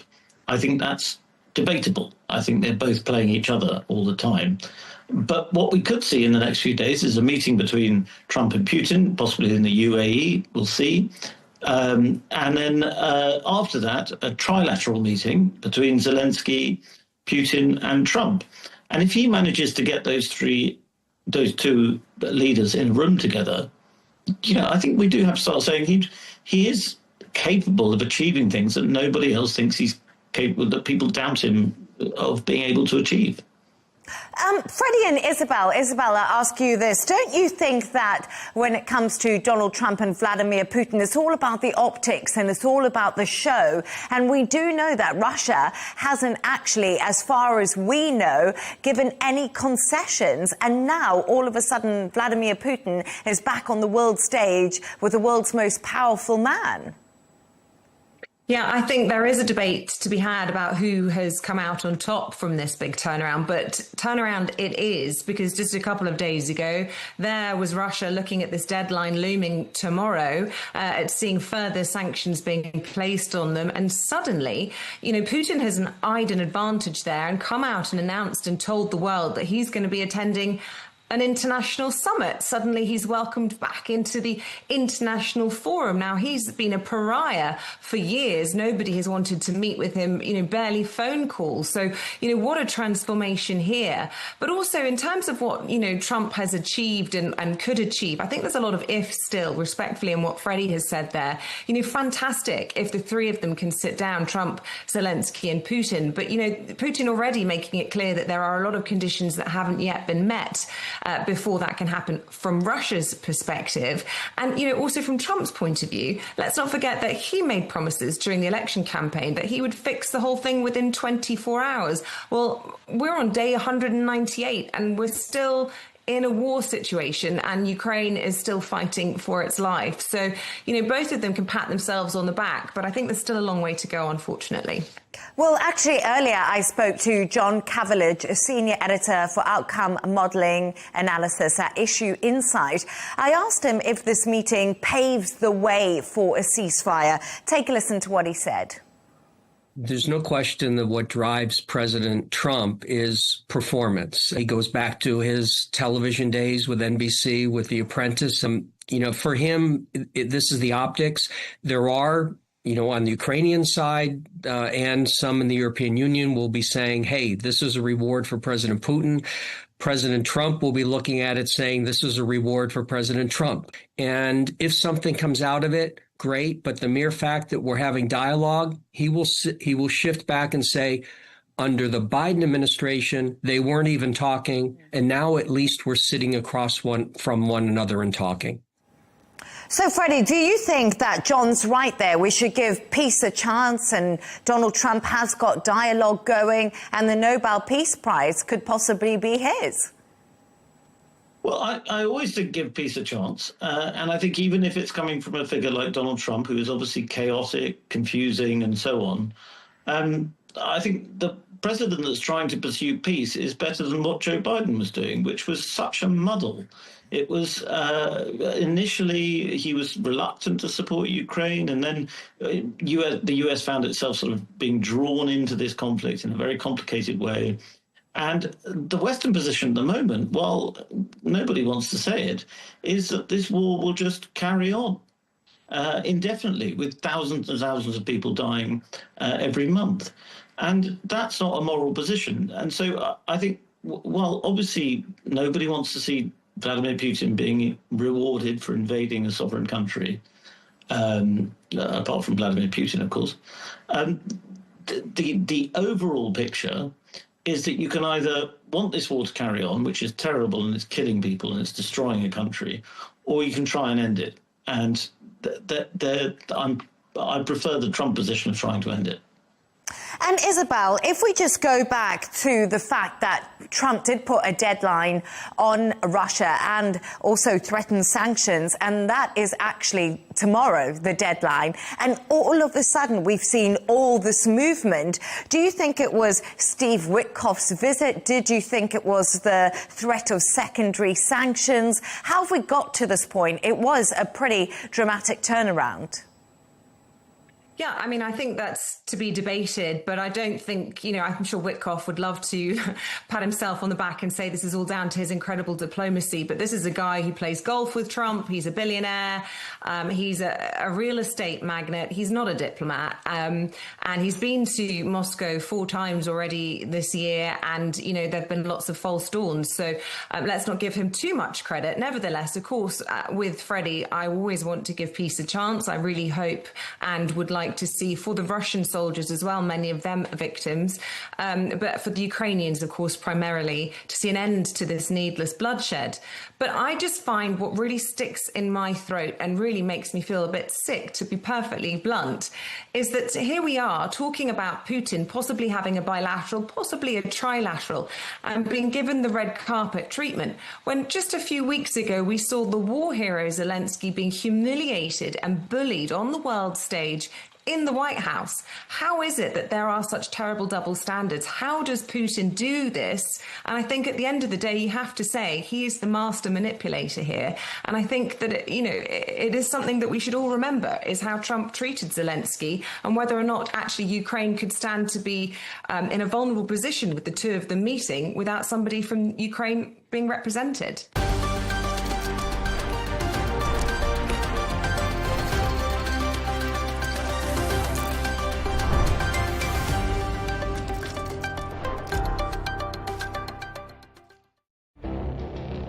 It feels like decades are passing by in a matter of weeks. Seismic shifts in the world order. never, ever will be part of America. With so much happening and so much noise. Whether it's political upheaval, Canada has been ripping us off for years, economic shifts or social movements. And no one wins from tariffs. I think America can be more friendly to the rest of the world. For in-depth analysis and all the latest developments across the globe. To have an inclusive policy together. The meetings with Hamas gave me some hope. We're in another nuclear arms race. The most important development straight to your screen. Welcome to the dressing room. I'm on my own. I need backup. And an insightful look at the issues shaping our world today. It was not going to happen, that war, and it happened.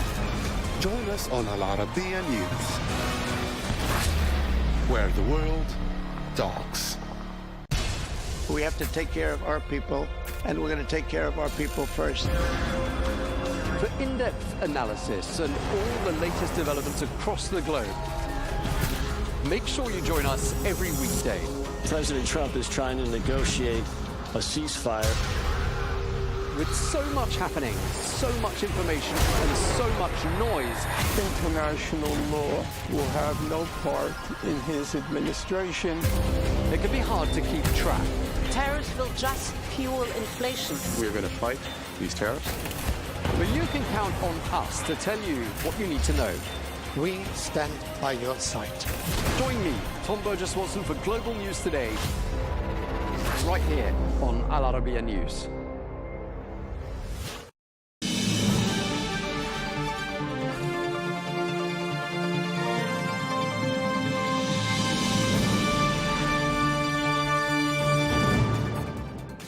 Hello and welcome to Global News Today with me, Micheál Prendergast, and these are our best interviews of the week. Enjoy.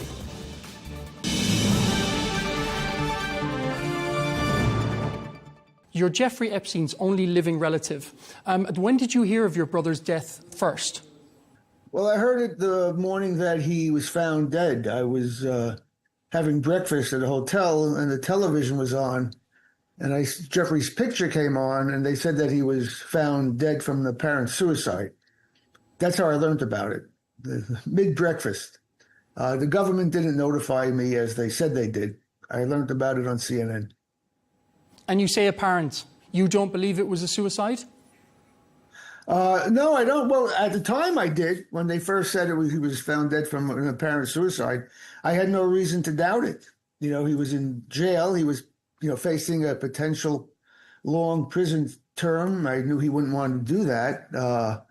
He didn't have any children to worry about. Our parents were already gone. He didn't have to worry about me. So there was no reason to doubt it. But then the next day, they did the autopsy. I had to go back to New York. I identified his body, and they did the autopsy. The autopsy was done by Dr. Roman, the city pathologist. And I had Dr. Bodden there because I had the right to have my own pathologist witness the autopsy. And they came out of the room, and I was expecting them to say that this was a suicide. But they came out of the autopsy saying that they couldn't call this a suicide because it looked too much like a homicide. And that's when things started to change pretty fast. What do you think happened to your brother? Well, I think he was killed in the cell. Exactly. Why? And also what had happened, they immediately, or within days, they labeled it a suicide because by doing that, it stops any other investigation. Now, this has never been investigated as a potential homicide. And that's where they made the mistake, because it's obvious that they didn't do that. And Bill Barr, the Attorney General at the time, made a statement. He said that he personally watched the videotape and he saw that nobody went in or out of the tier where Jeffrey's cell was, and that convinced him it was a suicide.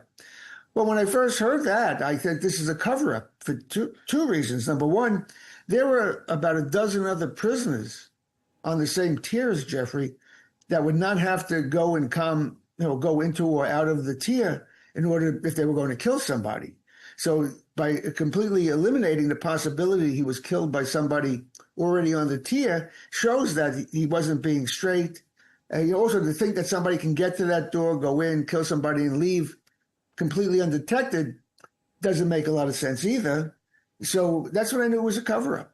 And by calling it a suicide, they don't investigate. And if it wasn't suicide, who do you believe killed your brother? Well, I don't speculate. I stick to facts. But if this was a true homicide investigation, those are the questions that they would look for. Who did it? And you'd have to look at who would have the ability to orchestrate a murder like that in a federal prison, who would have the ability to orchestrate the cover-up that the government's obviously doing on here. When they did the initial autopsy, both of the pathologists, the city pathologist and Dr. Biden, said it was more likely a homicide than a suicide. That doesn't appear in any of the reports. Nobody talks about that. They just gloss over it and try to claim it was a suicide, negating what these two highly qualified professionals said. Even Kash Patel, the new head of the FBI, he said, you know it's suicide when you see it. I thought that was pretty stupid because, number one, he didn't see Jeffrey's body. He wasn't there. And the question becomes, like, how many suicides has he actually seen that makes him such an expert on when you see a suicide? You know it. I couldn't believe he said that. Do you think your brother had a lot of powerful enemies? He had information on people. Do you think this led to his life being taken, as you stated? That's a reasonable theory, yes.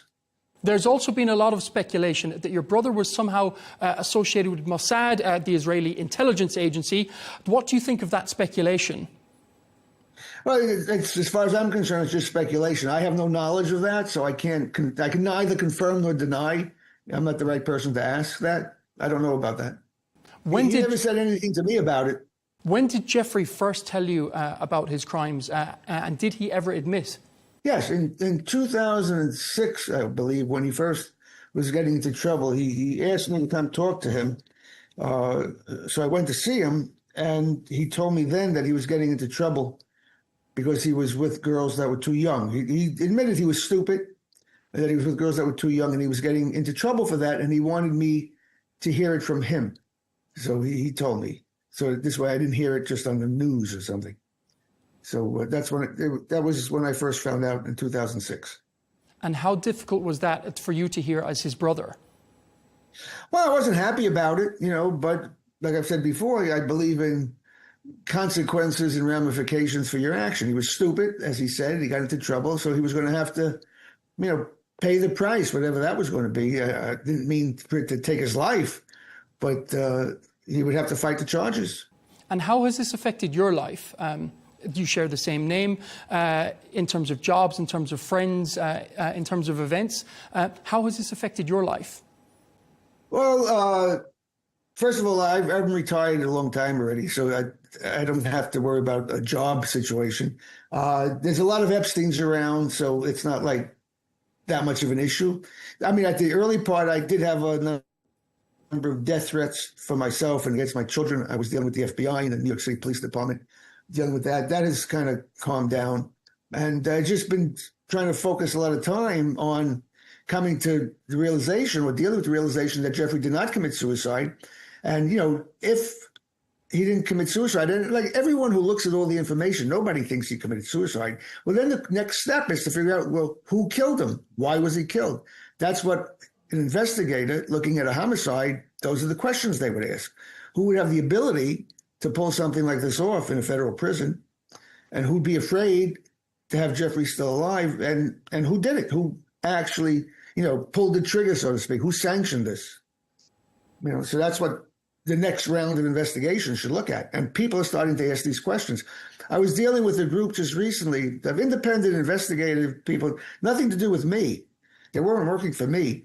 And they were using AI to help try to nail this down. And they put in all the information they had and all the anomalies that took place where the camera's not working and the guard sleeping and the broken bones in Jeffrey's neck that don't match a suicidal hanging. And the AI came up with the probability that it was 75% chance that it was a homicide and only 25% chance it was a suicide. It couldn't be more accurate because we didn't have photographs or we don't know exactly how Jeffrey was found the morning that they found him dead. There's a description that came out a couple of years ago in the Justice Department report, but some of the things from the autopsy don't really match that description. So, and also the broken bones in Jeffrey's neck, the 3 breaks, the hyoid bone and the 2 cartilages from the thyroid cartilage, less than 2% of suicidal hangings end up with those 3 breaks like that. Less than 2%. So again, makes it much more likely it was a homicide.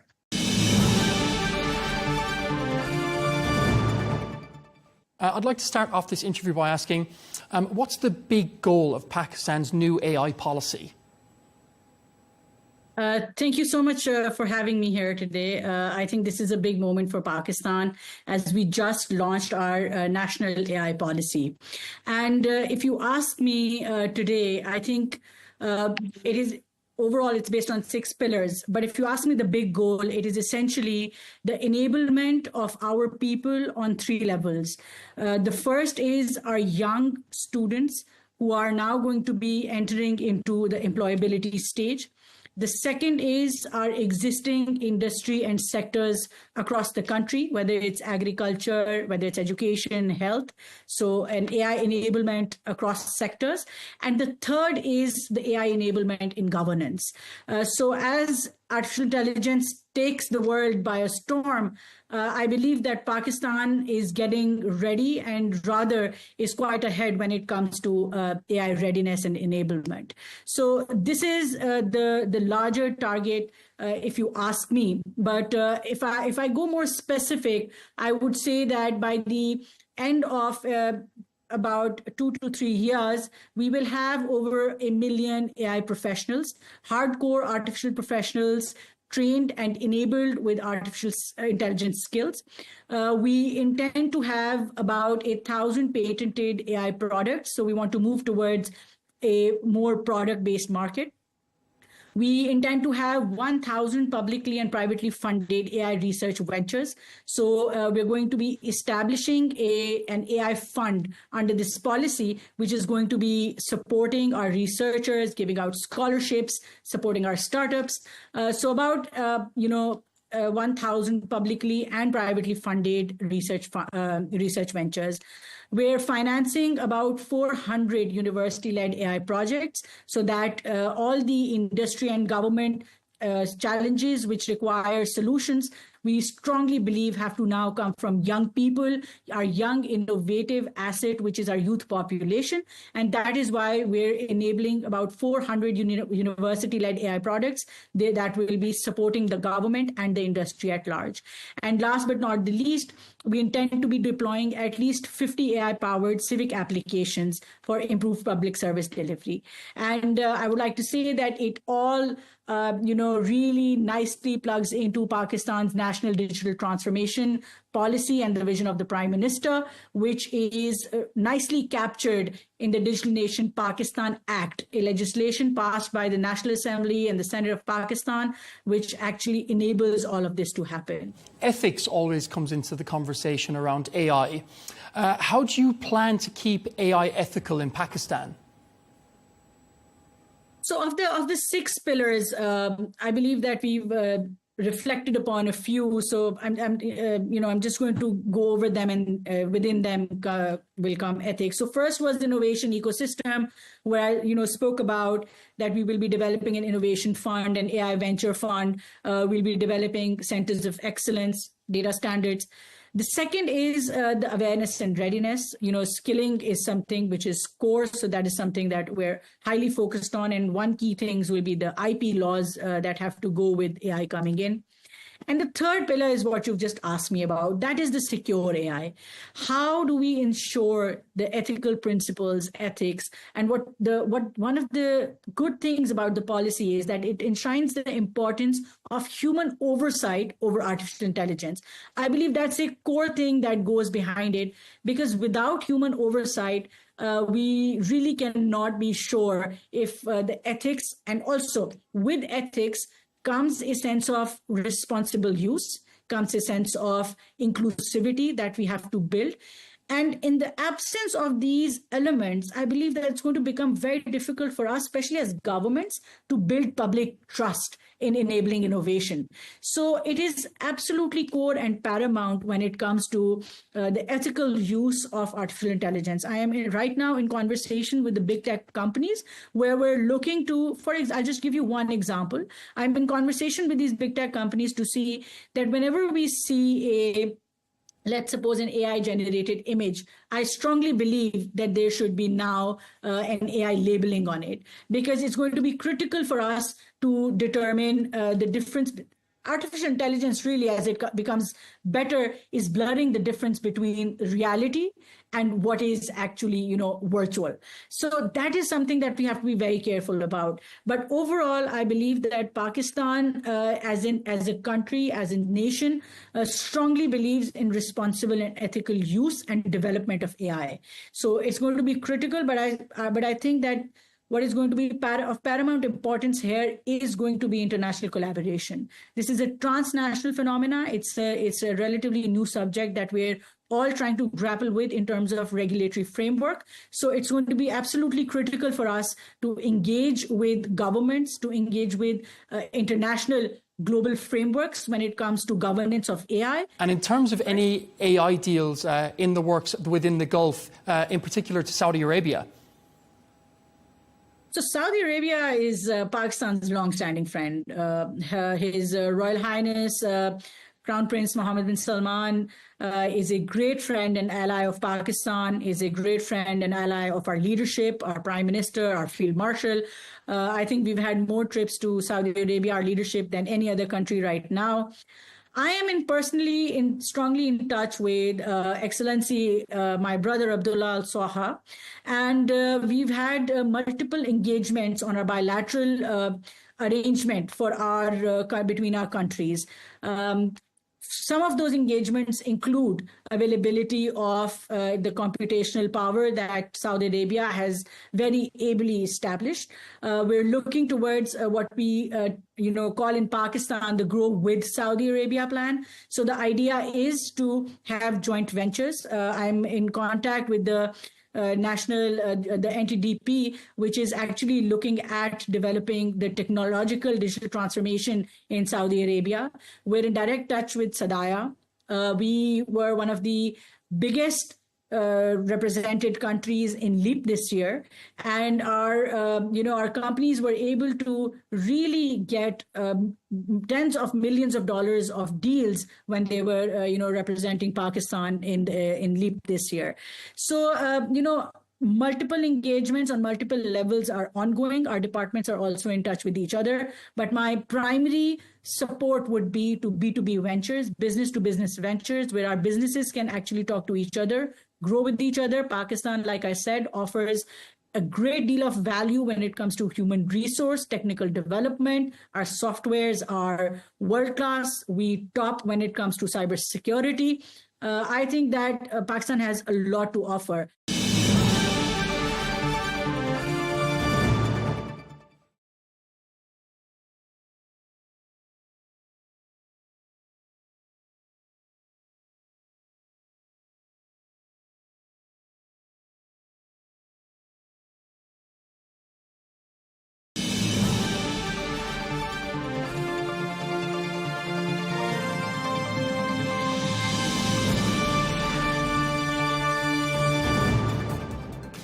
Hello and welcome to Global News Today with me, Micheál Prendergast, and these are our best interviews of the week. Enjoy.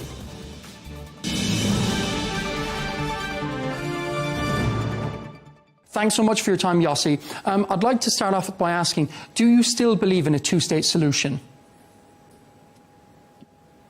Yes, I think that there is no other solution for the two peoples. For the Palestinians, it is the fulfillment of their right for self-determination. For us, it is something which assures that Israel prevails a Jewish and democratic state. So the need for a two-state solution has not changed. And I didn't hear another idea for a solution between us. Has Benjamin Netanyahu and the Israeli government Have they abandoned the notion of a two-state solution now? Netanyahu personally, as you know, supported the two-state solution, even delivered speeches in the UN Assembly General supporting the two-state solution, changed his mind, and he is leading a very rightist government, and he is speaking against the two-state solution now. The question is whether it is only a political situation or whether he changed his heart. I don't know. And for some of our younger viewers, is this the darkest chapter in the history of the Israel and Palestine conflict? Well, I think that it's a very big crisis, but it's very important to draw the line between Palestinians and Palestinians. Netanyahu, since October 7th, is saying all the time there is no difference between the Palestinian Authority and Hamas.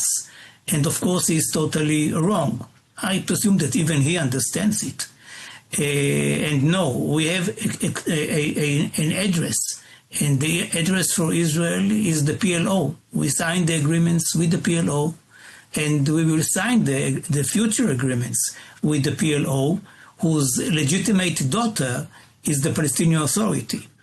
So the distinction between the Ramallah and Gaza, or more accurately, between the PLO and Hamas, is vital for the achievement of a solution, for those who want a solution and who believe in a solution. And with your vast experience in these matters, what is your opinion on the path forward for peace talks? Well, the question is whether this Israeli government is going to continue. On the Palestinian side, you have a weak government, and Mahmoud Abbas, the president, is not becoming younger, unlike all of us. But he is a man of peace, and he is committed to peace. And if in Israel there is a government which is committed to peace too, I think that there won't be a difficulty to have an agreement between the two peoples, since we know the solutions by now. After 30 years of formal and informal negotiations, we know more or less what each side is ready to compromise on, and we will not need too much time in order to achieve peace between the parties. If there are governments which are just playing games in order not to achieve peace, because they believe that the land is there given to them by God, or whatever. And you have these people, as you know, in our part of the world, who believe that it is a God-given land. And, you know, with God-given land, you don't compromise, and you cannot convince anybody. What do you say to those people? If I may just interrupt, what do you say to those people? I cannot argue with God. If they tell me that it was given by God, I cannot prove to them that they are wrong. So the truth is that I gave up on arguing with these people, because this is the last resort. I mean, what can I say as a secular person or a pragmatic person to somebody who believes that God gave it to them? Thanks heaven, it is not the majority. I mean, for sure, not on the Israeli side. It is a small minority. Even religious people, not all of them believe that it is a God-given, and they are ready to compromise. But there are extreme people today on our government. It is for the first time in our history that these people are playing a role in any government. And it's really bad news. It is bad news because they are determined, they are sure that they are right, and God is on their side. There's an enormous amount of public pressure from within Israel and outside. Do you think this public pressure is able to revive diplomacy? Yes, I don't think that anybody is immune of pressure. The pressure inside Israel is the protests and the public opinion polls. You see, in all the public opinion polls for the last, I don't know, more than a year, are supporting the end of the war in order to release all the hostages. With such numbers, a democracy cannot easily argue.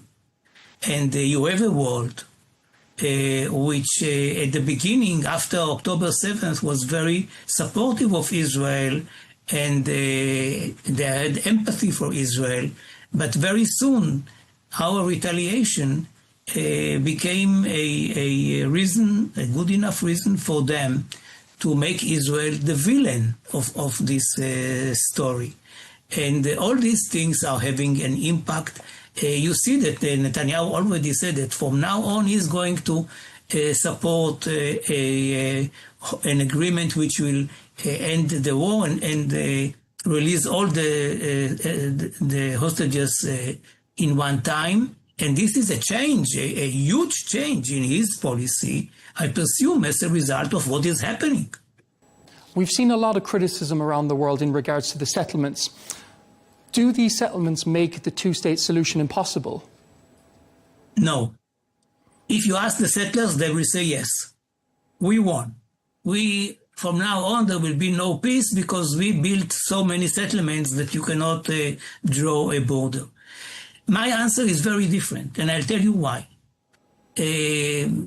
Heavolution and myself have published a book about the Confederation, the Holy Land Confederation, in which there will be an umbrella of a confederation on Israel and on Palestine, on two independent and sovereign states. Now, all the settlers, the Israeli settlers, who will find themselves in the future of a Palestinian state as a result of a border which will be drawn by that, will be allowed to remain where they are or to go back to Israel and to get compensation.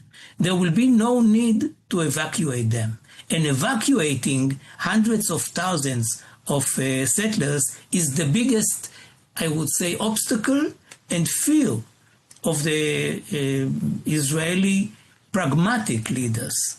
So if we solve this problem, that under the structure of a confederation, everybody can remain where they are, where he or she is, I think that we are removing the biggest problem on the agenda, as you referred to, and this is the settlements. And turning to Gaza now, is Israel doing enough to prevent the suffering in Gaza? I hope that now it is doing much more. It did not do enough beforehand. And again, the cry in the world is doing something. Israel is not, God forbid, North Korea or something like that. I mean, we live in the world and we are part of the club, and we don't want to be out of this club.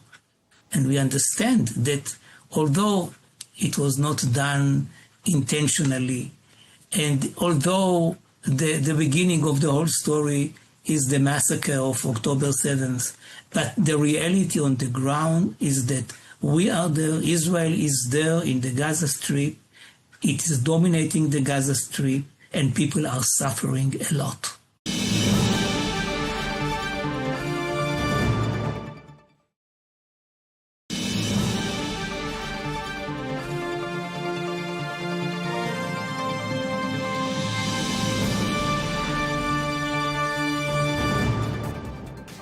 Hello and welcome to Global News Today with me, Micheál Prendergast, and these are our best interviews of the week. Enjoy.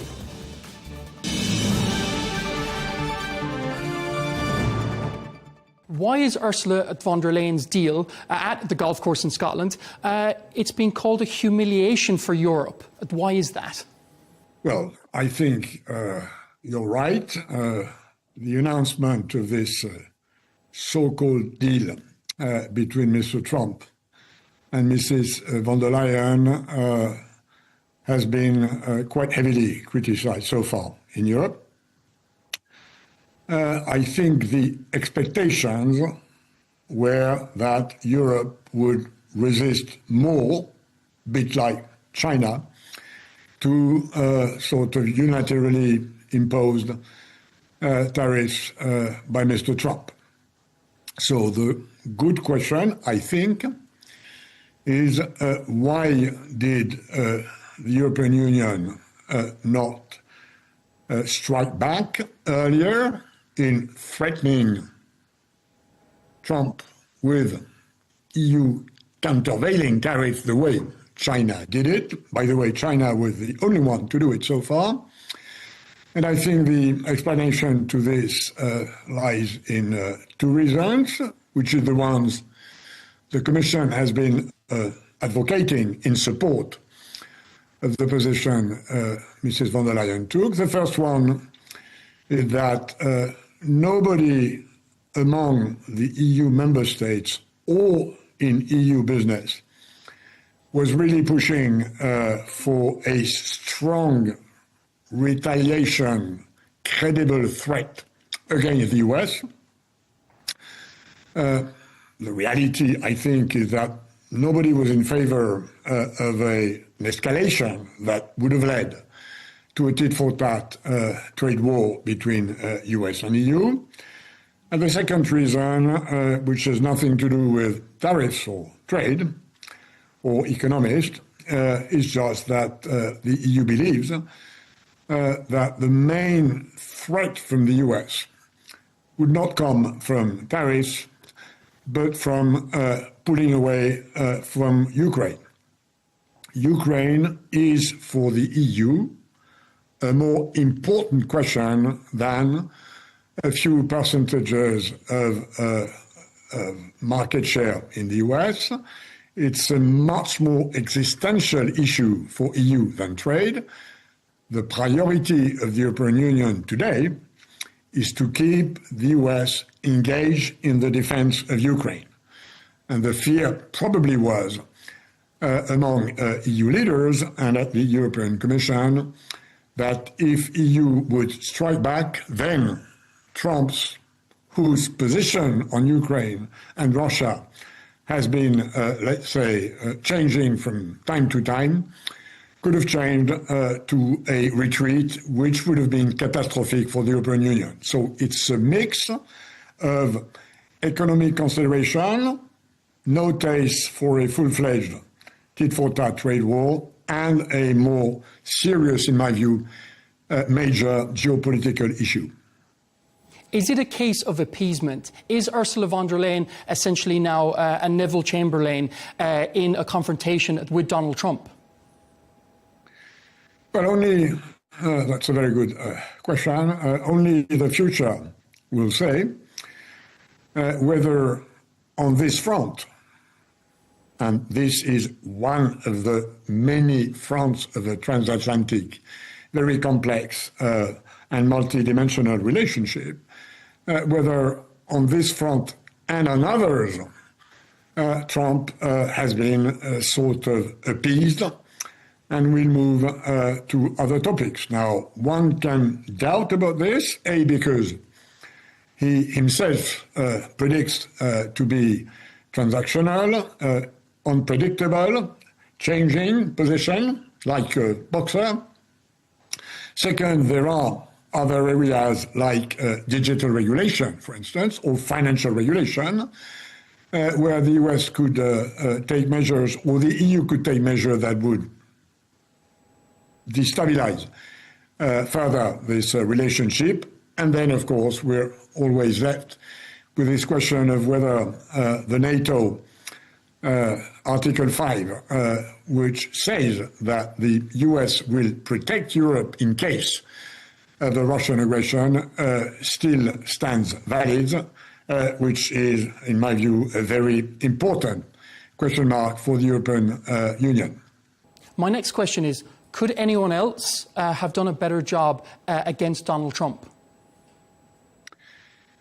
Well, what we've seen so far is that the range of these unilateral tariffs, which take the shape of a sort of deal, although a deal under such conditions is a bit like it's a mafia extortion exercise. Huh?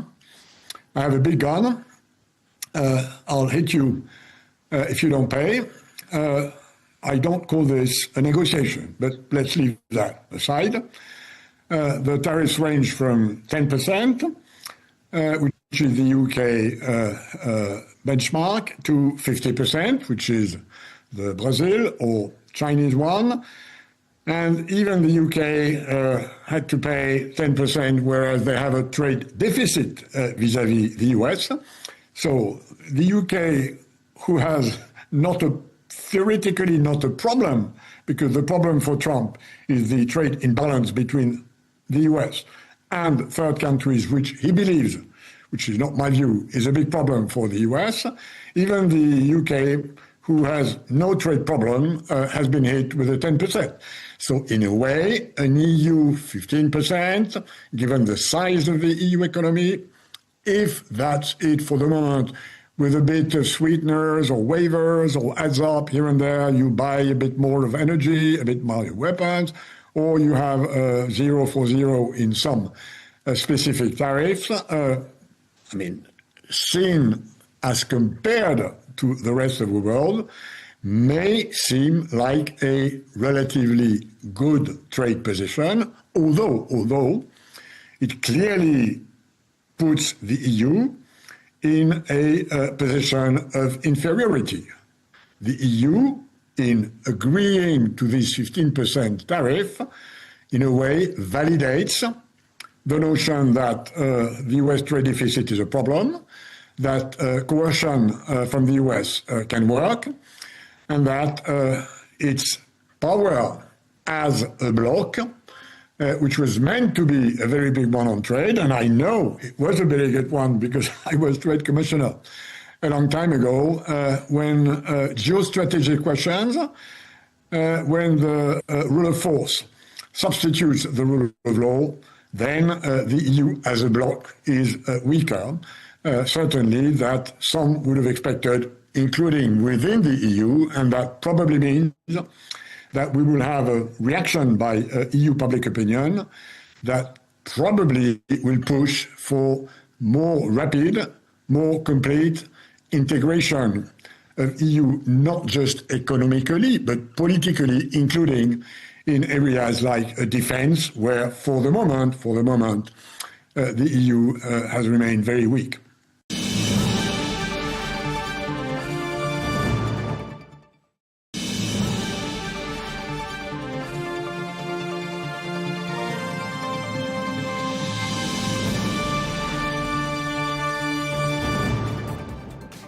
Hello and welcome to Global News Today with me, Micheál Prendergast, and these are our best interviews of the week. Enjoy.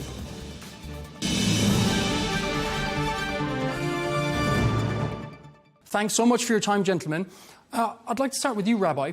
Is Israel using starvation as a weapon of war, or is Hamas blocking aid as Israel claims? Firstly, thank you so much for having me on, and it's nice to debate my adversary and maybe one day friend, Cenk. I would ask Cenk at the beginning of this debate, let's try to have a somewhat civilized debate. In the last debate that we did, he called me a Nazi, bulging sinews from his neck, and let's just try to keep this a little bit civil. I'm not a Nazi, and if that's the way this is going to go, I will fight you, but it's the detriment to the audience. So let me address the question. Israel is not only not using starvation as a tactic of war. Israel is the first country in history to actually provide food, water, and all the necessities to its enemy. Remember that the Palestinian people, who are innocent, but they still elected Hamas as their representative. Since then, they've been suppressed by Hamas. Israel has delivered 2 million tons of food. That is the equivalent of what the Allies delivered in the Berlin airlift under President Truman between 1947 and 1951, when Stalin cut off all land routes into West Berlin. It is being hijacked by Hamas. There are videos of Hamas shooting the people who gathered at the distribution points. Hamas is taking 80% of the food for their fighters. 2 million tons of food. Where the hell did it go? Then you have the other issue. that the United Nations is refusing to allow the IDF to escort them and protect them militarily. The UN hates Israel. We know that so many of the employees of the UN were actually on the Hamas payroll. They were actually terrorists who participated in the October 7th massacres. And they're insisting that only the blue police of Hamas, which are the terrorists, escort them in. So you have all this food rotting. There was a Wall Street Journal, a firsthand report of a reporter who said there's crushed carrots, there's crushed peas, all these baby formulas that are sitting and baking in the sun as the UN says to the IDF, you cannot distribute it. Now, why is that? Because the more of our innocent Palestinian brothers die in Gaza, the more people like Cenk can falsely accuse me. How disgusting is that? Of being a Nazi. I'm in Budapest right now where 600,000 Jews were killed by the Nazis. And you know what, Cenk? You owe me a frickin' apology. And if you were human in the slightest, you would finally deliver it. Because the name of your show is Young Turks who perpetrated the Armenian genocide. It's like calling my show the Gestapo or the SS. That's disgusting, and you should be ashamed. And one more thing. The New York Times now admits that they lied on their front page. They put a picture of an emaciated, starving Palestinian child 1 week ago on Wednesday on their front page.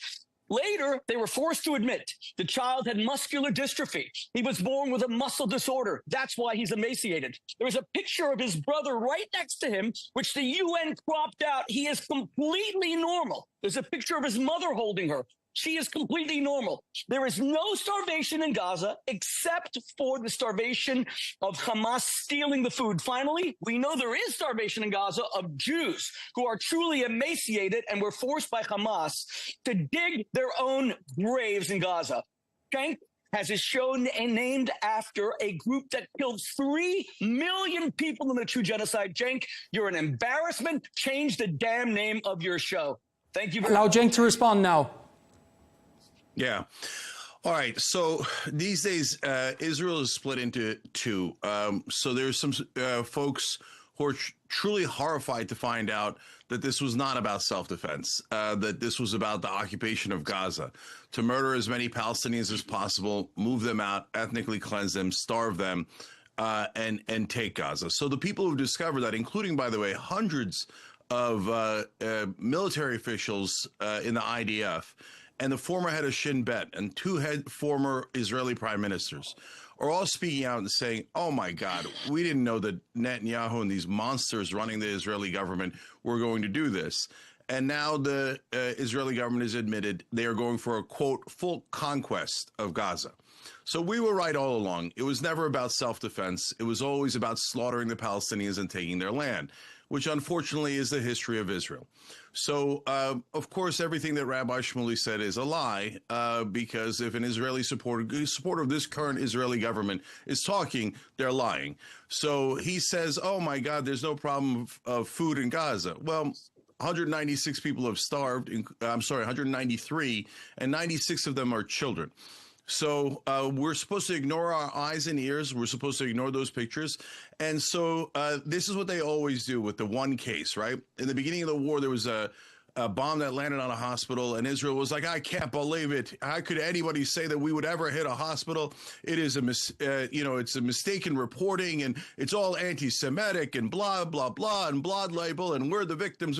And then they destroyed almost every hospital in Gaza. So they say, oh, there's one kid who already had a pre-existing condition, so it was okay to starve him to death. Well, how about the other 95 kids? How about the other 192 people that starved to death? So they keep telling us lies, thinking that we're going to believe it when we could all see it. I mean, it's actually a super stupid strategy. It makes the rest of the world hate them even more. 61,000 dead now at a bare minimum in Palestine. Over 30,000 women and children, now approaching 40,000, a stadium full of murdered innocent civilians. Israel has now killed 50 times this number of civilians as Hamas. That makes them 50 times the terrorists. If you think they didn't intend it, American doctors come back and say, there's 5-year-olds, there's children. I mean, not 1 or 2, a lot of them with sniper shots to the head, to the chest. They definitely intend it. Now, what's amazing and interesting, and that's why, look, I don't want hatred to spread, because that doesn't solve anything, okay? I want there to be peace, but Israel's government is saying, no, we don't want peace. So their absurd offer in the ceasefire talks was, give us back all the hostages, We'll give you a couple of weeks break. Then we'll go back to starving and bombing you, and we're going to conquer Gaza. Well, that's not a peace offer. That's a slap in the face. Okay, hold on. You spoke for about half an hour. Let me finish. No. You're into monologues. What? You're never into response. All right. That's all the Israelis have. Interruptions. You spoke. Okay. Now. You're just lying, as always. They said it's a conquest. Stop. So, Rabbi Shmuley, you know that they said it's a conquest, right? I do not hold an Israeli passport. I'm an American. Now, let me go back. Now, notice that Cenk did not. I said Israeli supporters.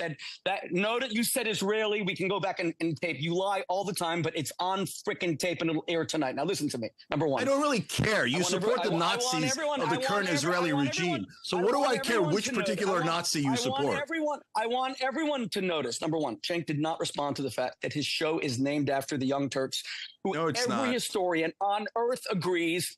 He's trying to distract you because he's supporting a genocide. 3 million people. He supports starving children to death. After a true genocide, and he won't even change the name, which is an abomination. Rabbi Shmuley, you know your beloved Israel is murdering children right now. Does it not cost you any conscience? Don't you feel guilty at all?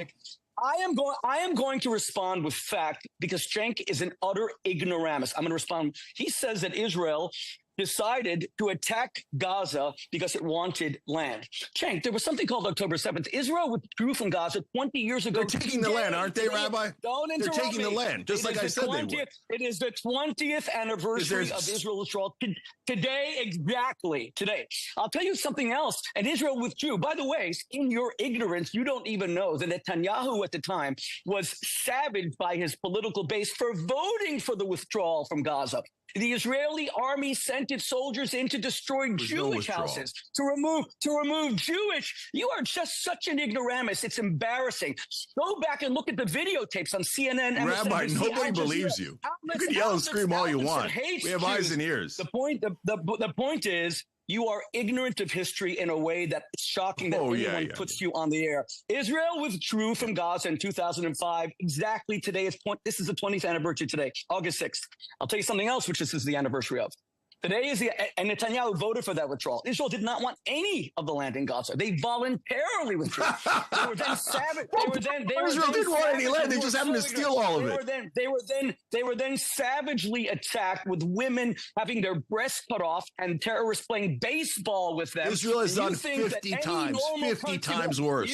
You want dead Jews. That's what you pray for day and night. No, I don't. Absolutely not. That's total lie. Jews like I have it's liar by a genocide supporting freak. You are an anti-Semite to your core. No one cares what you say. No one cares about your insults. You're going to call me an anti-Semite. Ooh. No one cares, you genocidal freak. You're an ignoramus. Now, stop. I'm a freak. Listen to your disgusting put-downs. You're supporting the murder and starvation of children, and you don't think you're a freak? Now, let me tell you. Now, listen to what Cenk is saying. Cenk is saying that Israel killed 60 times the people of those who were attacked on October 7th. So for him, by the way, that's a lie, because even if we accept the Hamas ministry numbers of 60,000, they don't distinguish between combatants and civilians. Israel, even according to Hamas, Israel has a 1-to-1 civilian to combatant ratio. That compares to the British in the Second World War of 1 to 5. The British killed 5 civilians for everyone. The Americans none of this is true. The Americans killed 4 Japanese for every civilians for every 1 fighter. And guess what, Cenk?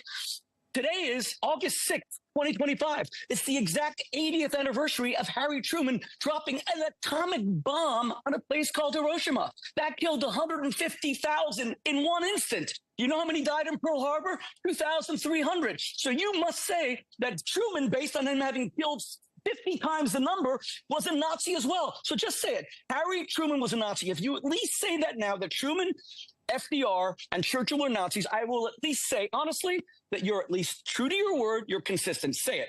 Truman, Churchill, FDR, and Nazis. Can I ever talk? You won't say it. Can I ever talk? You won't say it. Okay, so let's know for the record that allow Cenk to respond. 80% of the time. 80 years allow Cenk to respond, Rabbi. 150,000 people today. Go ahead. Yeah. Was he a Nazi? Okay. By the way, this is a classic debating trick of Israeli supporters: filibuster, talk over the other guests, try to drive them crazy, say nothing but lies. That's what you do. That's what you do. See, here he is doing it again. You call me a freak and a Nazi, etc. You see that? Ad hominem. I told you. You have no vocabulary. You right only as know we speak. Rabbi, allow Cenk to finish. Nazi, and I'm not going to take. Allow Cenk to finish, Rabbi. I'm not going to call Jews Nazis anymore, you anti-Semite. Yes. Allow Cenk to respond. Allow Cenk to respond, Rabbi.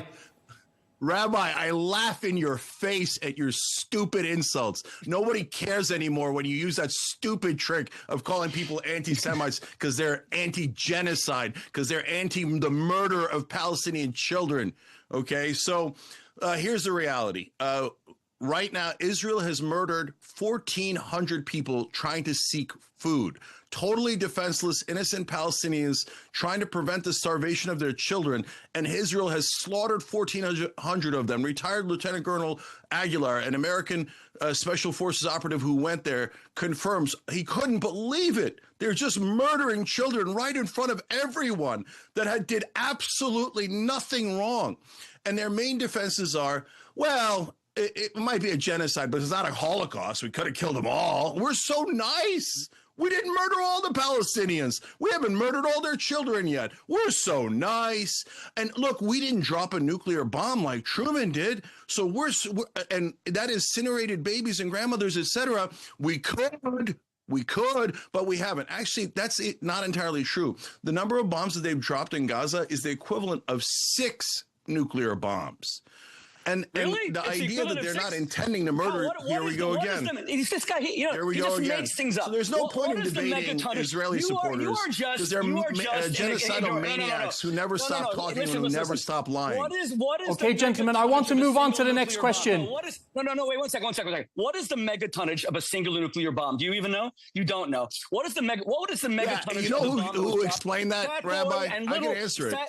Fat boy, little boy dropped on Hiroshima. What was the megatonnage? Go ahead. You don't know, do you? You're such an ignoramus. You just make things up. Okay. Hold on 1 second. I know the megatonnage. You asked me a question and you won't let me answer it. All he does is talk. Yap, lie. Israel loves genocide and he loves the murder of innocent Palestinian children. That's why he's yapping away like a monster. I want to move on to the next question, gentlemen. Gentlemen, please. I have to move on to the next question. I'm going to direct this at Cenk. He said that hang on, Rabbi, please. Killed 14 places. I need to know. Name one place. This is why I don't talk. This is why I don't do interviews with Rabbi Shmuley. He never shuts up. Name one place in Gaza that Israel killed the 280 people. Name just one location. Go ahead. Name the city. So name the place in Gaza. the top Holocaust. Was it Jabalia? Was it Gaza City? Can I say? Allow Cenk to finish, Rabbi. Say the name. Go ahead. Say the name. Okay. The top Holocaust historian in America, who's an American Israeli citizen, dual citizen, who was a former IDF soldier. This guy's never going to. There's no point in this. What is the name? Rabbi, please. Rabbi, please. Okay. The top Holocaust historian. That's all. That was my point. He doesn't Will know. you shut up? He cannot name a single place. He cannot name a single place. I want to move on to the next question. Please. Ignoramus. Nothing is based on fact. Rabbi, please. I want to move on to the next question, and I want to direct it at Cenk. He doesn't know the cities. You are an ignoramus. You don't know history. Rabbi, please. I want to move on to the next question. I'm moving on now. Rabbi, I'm moving on to the next question. Just cut his mic. He's pointless. In fact, you should get him off. Okay, Cenk. I'm going to direct this at you. Baboon, just yell and scream. I love killing Palestinian children. Both of you, please. I'm moving on to the next question. I'm directing it at Cenk. We've seen a lot of horrendous footage of people being shot, attempted to get food in Gaza. How can Israel defend this? Well, it's obviously indefensible. That's why a lot of great Jews and Israelis across the world are now speaking out. What I was trying to say before the baboon interrupted me was that the top Holocaust historian in the country. You're calling Jews monkeys and apes? Disgusting. How vile are you? You murder Muslims for fun. You don't get to talk about racism. You murder Palestinian children for land. You're a disgusting genocidal pig. So you don't get to talk about racism and anti-Semitism. Oh, poor little victim. And by the way, I got, 5 seconds in before the baboon interrupted. Rabbi, allow Cenk to answer. Allow Cenk to answer, please. You call me a baboon? You're just, please go, Cenk. You're just an embarrassment. Soon he'll be throwing feces onto the screen. You're an embarrassment. Okay. You're just an Please continue, Cenk.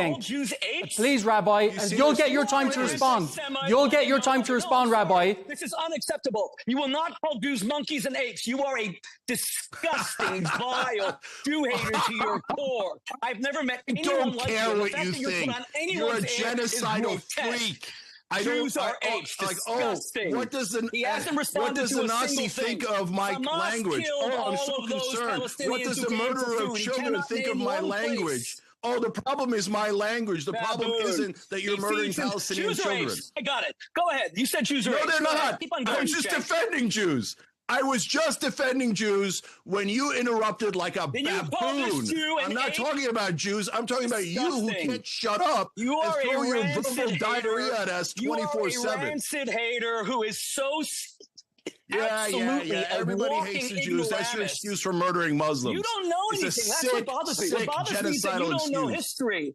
Genocidal. Hey, brother, there's no point to this conversation. Killed 3 million there's no point to this conversation. Your show is the idiot won't shut up. Who killed 3 million? This is the only thing Israelis have.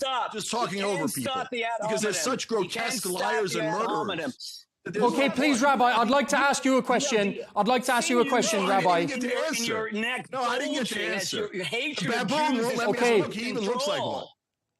Rabbi Shmuley, please allow Cenk. Please allow Cenk to finish. What we're listening to, I will never use an ad hominem attack against how he looks ever, because I have dignity. I'm a human being. This man. Please allow him to finish. Day one. You'll never use an ad hominem attack. All the Israelis have is ad hominem attacks. No wonder. By the way, oh, hey, watch us starve children to death. You called me something. You said I'm starving children.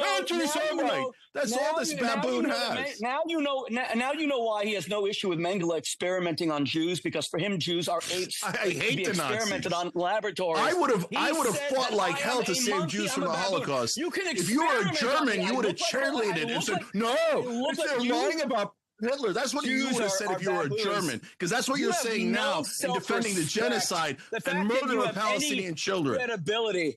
I'm not going to take your insults, your ad hominem ignorant. Then get the hell out there. Then shut up and leave. Allow Cenk to finish, Rabbi. Allow Cenk. Allow Cenk to finish. Okay, so my prediction is he will never allow me to finish. Okay, as I was saying, there are wonderful Jews and Israelis who now realize, oh my God, we thought this was about self-defense. In fact, the former head of Shin Bet had a great quote. He said, at first, this war was a just war, a defensive war. But when we achieved all military objectives, this war ceased to be a just war. That's Ami Ayalon, former director of Shin Bet. Okay, so 2 former prime ministers of Israel said it's obviously a genocide. One former prime minister said that they're building a concentration camp in the south. And that is what they're doing. And they're going to put all the Palestinians there, and everything that I've ever said that they were going to do, they did do. And why? Because I actually read Israeli press, and they're very clear in the Israeli press. They've said that they were going to take Gaza. Benjamin Netanyahu brought a map of Greater Israel to the UN to rub it in everybody's face. We're going to steal this land, and now they're openly admitting it. They're calling it a conquest, and they're going to occupy all of Gaza. And they're going to starve they are starving the Palestinians, and then when they come to get food, they kill 1,400 of them, which, by the way, just starving people in line to get food unarmed, Israel has murdered more of them than Hamas killed Israelis on October 7th. So they keep complaining about October 7th, which is justifiable. October 7th was terrible. Then they go and do 50 October 7ths, and that's a stone-cold fact backed up by every human rights group and every news organization. The only people who disagree is the Israeli government. Everything that the Israeli government puts out has been proven to be a obvious, verifiable lie, including now, again, former and current Israeli military, political, spy agencies, every kind of person in Israel with a conscience is saying, guys, we didn't sign up to do a genocide. And a lot of the top rabbi in America said it. The top Holocaust historian said it. He's the one that said it's the equivalent of 6 nuclear bombs. And he said we can't have this on our conscience. Here we go, as I told you. Am I going to be allowed to speak at all? Yes, of course. Interrupt me now, or can I speak without? He spoke for like 3 minutes. You know what, Rabbi? You're kind of funny. Can we ask him? I mean, he's like a comic, right? Can he stop? He interrupts and talks 80% of the time. Then he goes, am I going to be allowed to speak at all? Okay, now, go ahead, defend murdering Okay, children. I think you got a fair crack of the whip there, Cenk. Allow the rabbi to respond. Okay. Number one, Cenk just invents and he knows nothing. As you see, he's looking away at the screen, even for the name Ami Ayalon. He probably has ChatGPT open. I've seen him do this before. Ami Ayalon never said that there's Ami Ayalon. See, he won't stop. Ami Ayalon never said there's a genocide. You are a liar. I'm telling you to your face. I want you to show me. I didn't say that. I read his quote. Yes, you did. Number two, of course there's political dissent in Israel. Don't interrupt me. There's of course there's political dissent in Israel. That's the beauty of Israel. No one in Hamas or Gaza will say anything about Hamas and how they are stealing the food. They're beginning to say it, but they get right. They were killed by Hamas. That is correct. Hamas mows them down. No, Hamas is all dead. And they say now number three. There are Americans till today who question whether on the 80th anniversary of the bombing of Hiroshima, today's the exact day, whether we should have done it or not. That's political debate. That's what's happening in Israel. Israel did not achieve its military objectives because its military objectives was to finally stop Hamas from being able to kill the Palestinians, their own people, steal all their money. The heads of Hamas are billionaires. Ismail Haniyeh died with $8 billion. Yasser Arafat died with $5 billion. Yasser Arafat's daughter lives in Paris, is worth $5 billion, according to Forbes magazine. All of the money that was given, triple what was given during the Marshall Plan to Europeans was given to the Gazans. It was all stolen by Hamas. That's why they were starving before October 7th. The Palestinians of Gaza have lived under the greatest brutality, and Hamas is worse for the Palestinians than they are for the Jews. That's why Hamas took the PLO, the Palestinian Authority, Mahmoud Abbas's people, and threw them off of rooftops so they couldn't compete in the 2006 elections. And by the way, when Cenk says Israel killed 1,200 people at distribution points, really? Why would Israel bring them food to kill them? They were killed by Hamas, and that's why 1,400. And that's why when I ask him, name just one place where they were killed, he can't. And then when he says Ami Ayalon, he has to look to his notes. He doesn't know anything. Well, I'm giving you the answer, but you don't want to hear it. The World War II was one of the worst, like probably the single worst atrocity in human history. The Holocaust was despicable, and the fact that now Israel is doing something similar breaks my heart. And it breaks the hearts of all good Jews across the world, and they've been screaming in pain and agony over it. Holocaust survivors are sick with what Israel's doing. I want to move on to the next question, gentlemen. Hang on. Gentlemen, please. I want to move on to the next question. It's for you, Rabbi Shmuley. It's for you, Rabbi Shmuley. Right, okay. I'll do one more question, but this guy doesn't, this is not a productive interview. He never of course, please. And correct. I mean, for both of you, stop, especially you, Rabbi. Please, Rabbi. To be experimented on by Mengele is not helpful. I agree. Please, Rabbi. You should be so ashamed. Disgusting. It's going well so far. We're going to continue. Please. I have a question for you, Rabbi. Gentlemen, please. Gentlemen, please. You are a Hamas. Please, gentlemen. I've got the next question. No, I got to say one quick thing. This idiot keeps saying I'm pro-Hamas when I've said I'm anti-Hamas a billion times. A billion times. Hamas is all dead. All that's left is the murder of innocent Palestinians by baboons like this. 55 Israeli baboons again, calling Jews monkeys and apes. You are. I'm not calling Jews baboons. I'm calling you a baboon. I just told you all the wonderful Jews in the world fighting against baboons like you. Any Jew that is self-hating is not a baboon, but a Jew who actually fights back and doesn't want to be gassed to you as a freaking monkey. You think the top Holocaust historian and the top rabbi in America are self-hating?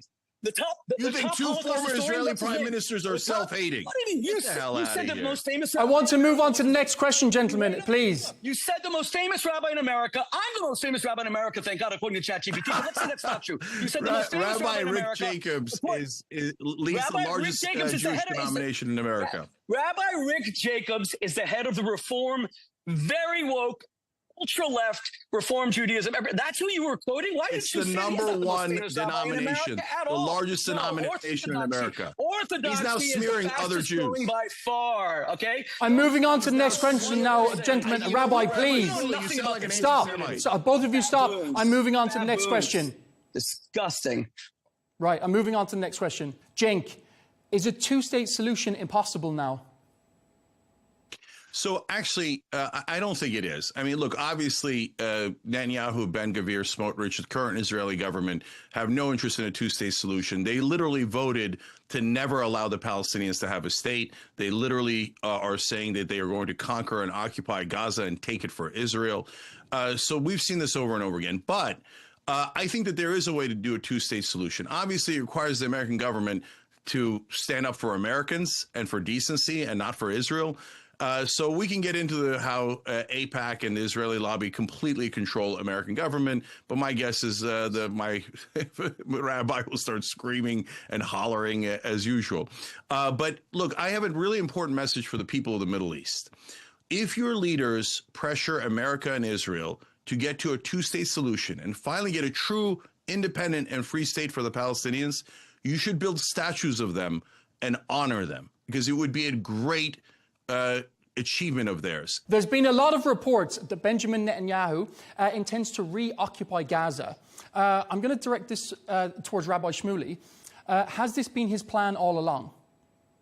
Okay. Netanyahu voted for the removal, the disengagement of all Israeli forces and all Israeli residents, including my wife's first cousins from Gush Katif. He was condemned by his base at the time. That was 2005. Today is the exact 20th anniversary that Israel did it. I cannot believe that Cenk doesn't know that. It's astonishing.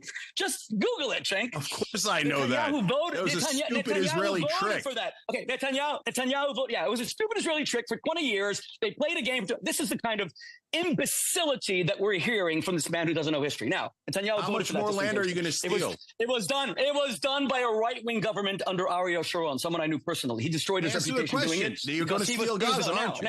Now, let me respond. I believe that the people of Gaza should have a vote as to what they want their future to be. That's why I hate Hamas. Cenk is pro-Hamas, wants Hamas to stay in power and keep 55 Jews who are being emaciated, starved to death, and digging their own graves. He wants them to stay in power. I want the people of Gaza to have a vote. They have not had a vote. They have not. This is so childish. He had childhood bully tactics. They have not had a vote since 2006. This is what I'm saying. What Shmuley Bater thinks, what anti-Semite Cenk Uygur thinks, does not make a difference. It's what the people of Gaza think. I laugh in your face, genocide-supporting freak. They should be given a vote. Now, President Trump said that he wants to make Gaza into an American protectorate. If the people of Gaza vote for that, I think they'd be very lucky. That would be my first choice. Make it into an American protectorate and let it be controlled not by Israel, not by the United States, and let the people of Gaza have the protection of the United States, the way Puerto Rico does, the way Guam does, the way American Virgin Islands. That would be amazing. That would be my first choice, but it's still up to them. Number two, why has no Arab government allowed? Arab countries are 661 times the state of Israel. They have not taken in one Palestinian refugee. Israel took in 800,000 Jewish refugees when they were persecuted after the creation of the state, from Iraq, from Egypt, from Tunisia, from Iran, where my father was born. They took in 800,000. Not one Arab government has taken in one Palestinian, because they don't want the Palestinians, because they think the Palestinians have been radicalized as Islamists. Now, I want Cenk to now commit to what I'm saying. Give the people of Gaza a vote. Do they want to go to other countries? Do they want to come to, do they want an American protectorate? Do they want their own state? Give them a vote, but don't allow Hamas to shoot them in the streets, shoot them at collection points for food in order to control them as they've done for 20 years. The 1,400 Okay, allow Cenk to respond, Rabbi. Allow Cenk to respond. Hamas, and it's been shown in every video. They were killed not by Israel, and that's why he cannot name one location for the IDF. He can't name a single location. Name it now, Cenk. Give me one location. Allow Cenk to respond, Rabbi. I'm going to put the same question to Cenk. Has it been Netanyahu's plan all along to annex Gaza? Yeah, if you notice, he threw out a lot of verbal distractions and squirrels there. Oh, well, let's go back 20 years. Let's go back 100 years. Let's go back to this or that, because he didn't want to answer your question, because Netanyahu has said it. They're going to occupy all of Gaza.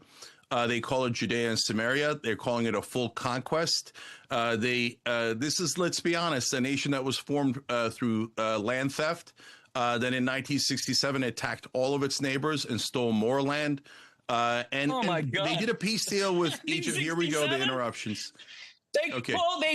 Please, Rabbi, allow Cenk to finish. He doesn't know history. Allow Cenk to finish. 1967, Gamal Abdel There's no Nasser point in this. Rabbi, allow Cenk to finish.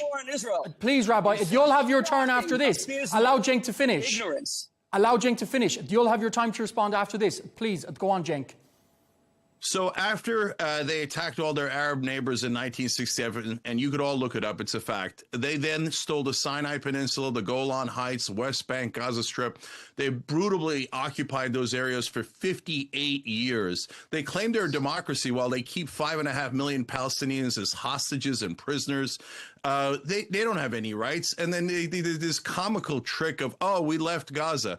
Oh, if anyone objects to anything we're doing, we'll just murder, this 61,000 of you. We'll put you in a concentration camp. We'll level the whole place. But you guys have independence. Does it look like Gaza has independence? So this guy keeps telling you to believe things that are so obviously not true. So, but now, since he can't defend what the Israeli government is saying, he's making up these things, these fanciful things about a vote for the Palestinians in Gaza. Are you kidding me? I would love a vote. I would love a vote. And guess what they would vote for? They would vote for an independent state. And guess what would happen next? Israel would murder them and take their land, which is what they're doing right now. Would they vote for Hamas? They have no freedom. Israel is not a democracy. Israel does nothing but propaganda. Gaza. All here you we go want again. is Hamas to control Gaza. You're pro-Hamas. How many times do I have to tell you I'm against Hamas? No. Those are words. You want Israel. What else am I supposed to do? Netanyahu never said he's going to occupy Gaza. He said he's going to occupy Gaza until he dismantles Hamas. That's what he said. Israel does not want Gaza. And then what, he's going to leave? From Gaza. Are you really this much of a liar that you would say that they're going to leave after they occupy all of Gaza? Let me respond. Israel never leaves. Israel's a bully, imperial, colonial, genocidal government. The current government of Israel is a bunch of terrorists. Won't let me speak. I'm now going to speak. I won't let you speak. This is pointless. Cenk just said that Israel stole land. There was a 1936 Peel Report Commission where the British divided the land. The Palestinians rejected. There was a British gave Palestinian land. One colonial gave another colonial power Palestinian land. I don't give a goddamn what the British thought of how the Palestinian land should be stolen and taken by the Israelis. They rejected Israel's I want to move on, gentlemen. I've got another question. I want to move on. I want to ask the rabbi a question now. Deal with history. Then in 1967, Gamal Abdel Nasser declared war on Israel. He closed the Straits of Tiran. He kicked out all of the UN peacekeepers. After Israel destroyed his entire air force. No, it was before. Your ignorance is abysmal. He closed the Straits of Tiran, then Israel attacked his air force. I cannot believe what you don't know. It's just shocking. Read a Wikipedia page. Now, or little Israel just happened to take all the land. I cannot believe little Israel just happened to attack all their Arab neighbors how in little you know. self-defense. Just read a Wikipedia page before you debate me next time. No one believes it's self-defense. I want to move on, gentlemen. I've got a question for the rabbi. I want to move on, gentlemen. I've got a question for the rabbi. Please, Rabbi. 90% of the West Bank under Bill Clinton, who called Yasser Arafat, you said you made me a failure, Yasser Arafat. You don't want peace. You want the destruction of Israel. This has happened over. I have a question for you, Rabbi. I have a question for you, please. Yes. What does victory look like for Israel? Total destruction of Hamas to the last fighter, because they are genocidal Nazis who in their covenant say that they're going to kill every Jew on earth, including President Trump's guys daughter, are doing to the Palestinians. Ivanka, okay, that's the first. You're thing. actually Total doing destruction of Hamas. Total destruction of Hamas. Number two. A free vote among the Palestinian people once they're not afraid of Hamas because they've been mowed down, shot, killed, murdered, slaughtered, and all their money stolen by Hamas over the past 20 years. Number three, a peace treaty between Israel and Saudi Arabia. And I want to, again, this is Arabiya. God bless you, Mohammed bin Salman, most courageous man in the Arab world, who took on the Wahhabis, took on fundamentalist Muslim Brotherhood, people like Cenk. People like Cenk want to destroy the Islamic world, and people like MBS are fighting people like him, and I'm grateful. Why would I be for Muslim Brotherhood? You are an Islamist. I'm an atheist. You are a Muslim brother. Everything you say is just the talking points of the Muslim Brotherhood. You're an anti-Semite who calls Jews baboons and monkeys. And what does victory look like? And what does victory look like? Please continue. This guy's just an inveterate, useless liar. Everything he said is a lie. So what's the point? Victory means the toppling. Victory means the toppling of the government in Tehran, so that the people of Iran can have a free vote, not the Shah and not the Ayatollah Khamenei. They want Iran too. Iranian. There's no end to their greed. Iranian proxies of Hezbollah, Hamas, the Houthis, they are all the problem destroying the Middle East. Every Arab country knows Yemen. That's now they want Yemen too. That's why you have the Abraham Accords. The Abraham Accords is about where you are right now in Dubai, Abu Dhabi, Bahrain, Morocco, Saudi Arabia, God willing, knowing that Iran is their common enemy and making peace with Israel. That is victory. Victory is destruction of Hamas, free votes for the people of Gaza, free votes for all of our Arab brothers and sisters, and the vision of people like Mohammed bin Salman to see a country's based on a beautiful religion called Islam, which is peace-loving. I love Islam. I love my Muslim brothers and sisters, and I despise Islamists like Cenk. Should be super proud of your leaders if they manage to do that. But if they leave the Palestinians to die at the hands of the Israelis, and they, quote unquote, make peace with the Israelis, where the Palestinians get nothing but endless slaughter, then your leaders have betrayed you. And they've decided to work with Israel and help their genocide. If they do that, you should be livid at that betrayal of Arabs, Muslims, and Palestinians. So I hope that the Arab leaders do the right thing and push as hard as possible, not for Hamas, no one wants Hamas, but for the Palestinian people, a true independent Palestinian state. If that doesn't happen, of course you shouldn't make a deal with Israel. If you do a deal with Israel without helping the Palestinians and letting them die and starve there, then you've betrayed all Arabs and Muslims. And any leader that does that should be hated and despised. Again, though, if they get them a state, build statues of them, honor them, and respect them. On to the rabbi. May I respond? Is a two-state solution possible, Rabbi? Okay. Let me just be clear. A two-state solution, Palestinian state, was offered to our Palestinian brothers and sisters in 1936 by the Peel Commission. Is it possible now? Is it possible now? I'm telling you. There's 80 years of history where Israel has offered the Palestinians a state, and they have rejected it every time and resorted to violence. And Gaza is the greatest example, because Gaza was essentially a Palestinian state. Israel withdrew completely. There wasn't one IDF soldier there. And what did they do? They didn't build commerce. They didn't build universities. They took all the international aid, hundreds of billions of dollars, and used it just to buy rockets and build a tunnel network. They had universities. Than the New York subway. Destroyed them all. Quiet, please. The New York subway system, larger than New York, just in order to kill Israelis. A Palestinian state, which is like Canada and Mexico, you could coexist with Israel. But there's no chance of there building a Palestinian state that is like Canada and Mexico. Right now, what we have are Palestinians who are like Cenk. They called Israel, what he just said, that I'm a monkey. They call Jews baboons, monkeys. How can you have a state with people who actually dehumanize you? I'm sitting in a city right now in Budapest. You guys dehumanize and murder the Palestinians. Shut your mouth, please. This guy's justifying taking their land. Shut your mouth, please. 550,000 Jews were murdered here in Budapest. And it was because of people like Cenk, who's serving on this. No, it was because of people like you. It was exactly because of people like you who dehumanize Palestinians and say killing their babies is no big deal. You sound exactly like the people who murdered those Jews in the Holocaust. I have heard blacks called baboons in my lifetime. I've heard Jews called baboons. I've just never heard it on a respectable show. I don't actually think I've ever heard anybody called a baboon other than you. The fact that he has called me a baboon is. And moving to the question, Rabbi, is a two-state solution possible? Wait. The reason why they could experiment on Jews was because of the kind of things that this Joseph Goebbels propagandist says about Jews. Cenk He's saying Hamas. the Palestinians cannot govern themselves, that they're subhuman. And he calls us ironically quoting Mengele. You sound like Mengele. Call the Palestinians subhuman one more time. Not only am I not going to say they're not subhuman, they are my equal before God in every way. I would never call you a baboon. That's why you murdered their children? You are a Joseph Goebbels anti-Semite. You are a Joseph Goebbels anti-Semite who wants Jews experimented on. You want. No one cares. Everybody on the planet Earth knows you're a liar. Right now. Just very briefly, Rabbi, we're just out of time. Right now, there cannot be a two-state solution so long as people like Cenk Uygur, anti-Semitic to the core, They're going to take the land. You hear Cenk, you hear that he doesn't know anything about history. He hates Jews to the core. He's a medieval anti-Semite. He believes that Jews defended Jews. You're the one who attacked them. And we hear you're the anti-Semite. Jews who want to surrender. You love dead Jews. Okay, gentlemen, we're just out of time. I'm going to have to leave it there. With a conscience, you're an anti-Semite. A state like Cenk Uyghur, whose show is named after the people who perpetrated the Armenian genocide. He admitted they're going to take Gaza. Thank you very much for having me. Okay, gentlemen, we're going to have to leave it there. They're a bunch of thieves. Okay, gentlemen, we're going to have to leave it there. The Palestinians and take their land. That's Israel 101.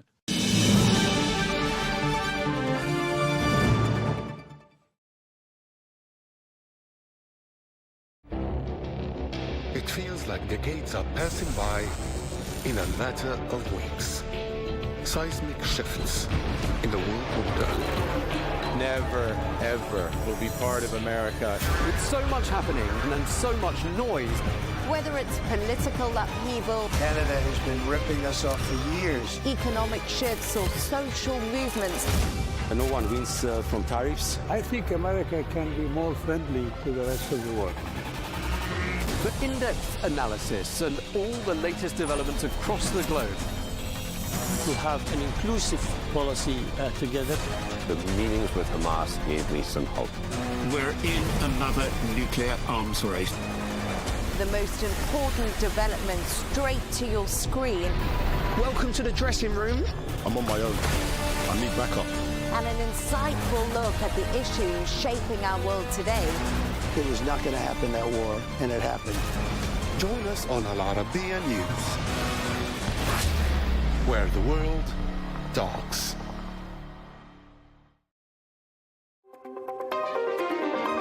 $117 drones hitting 4 separate airfields more than 4,000 kilometres away from the border.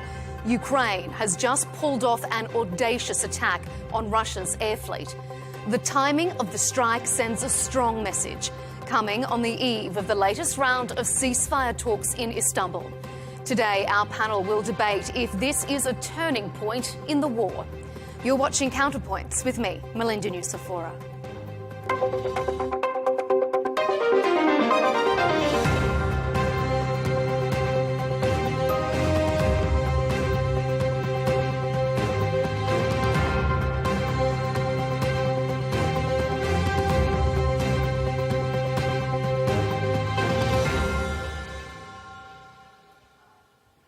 During that infamous White House face-off between Presidents Trump and Zelensky, the US accused Ukraine of not holding any of the cards.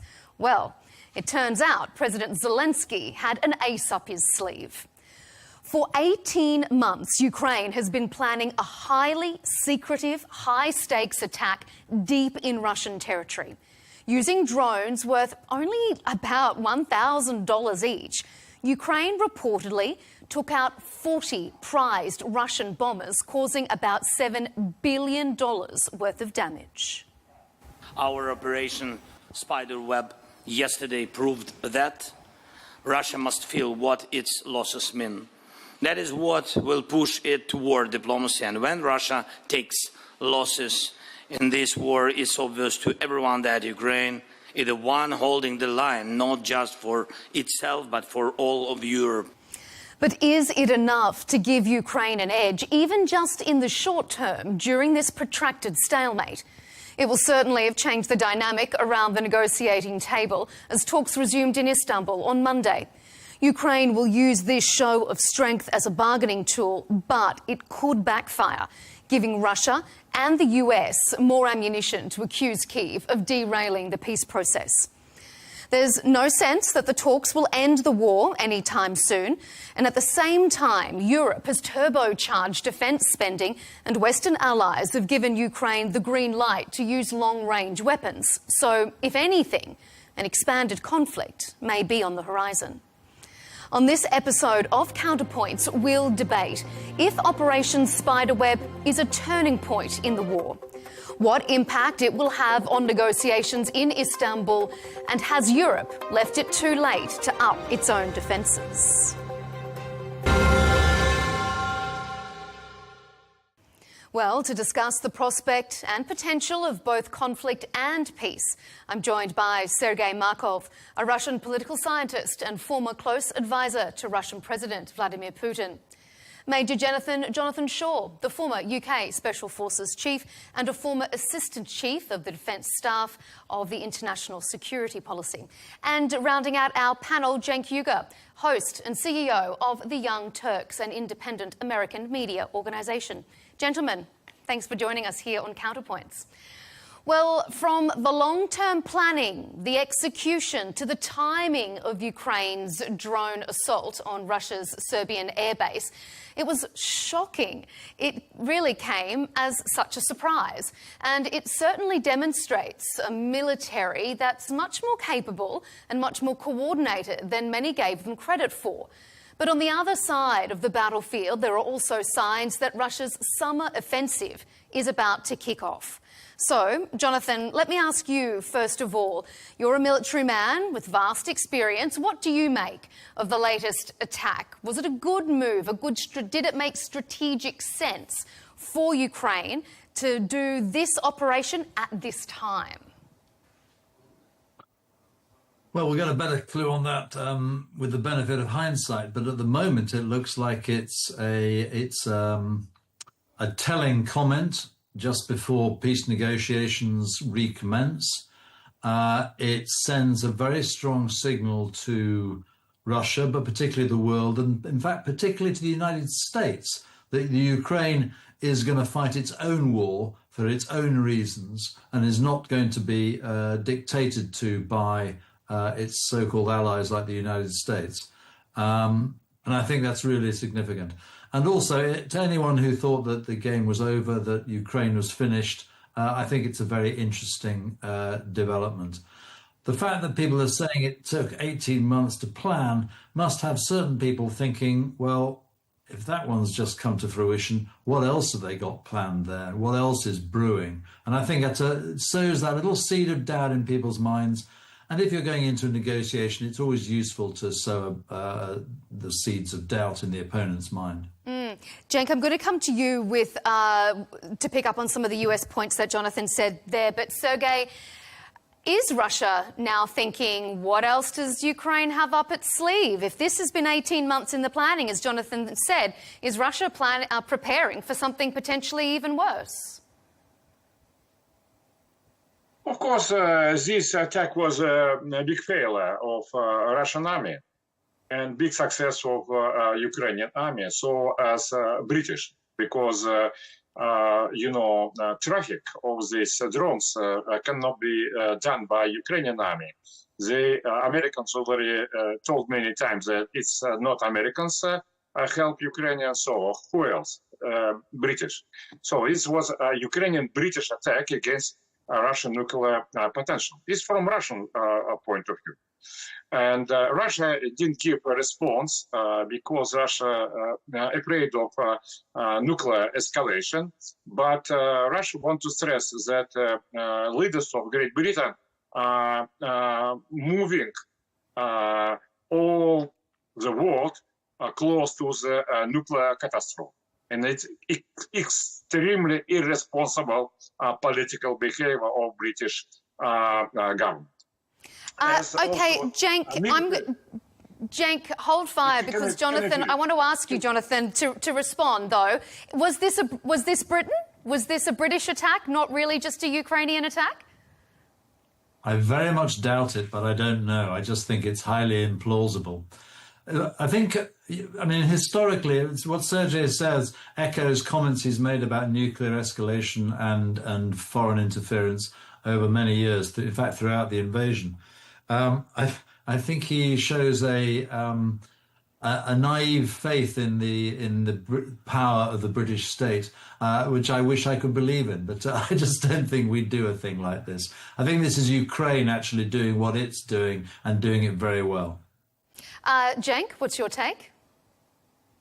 Yeah, so first I've got to note the moral outrage from the aggressors is grating on the nerves. I can't stand to hear Russians who invaded Ukraine telling us that they're morally outraged they've been bombed in their own country.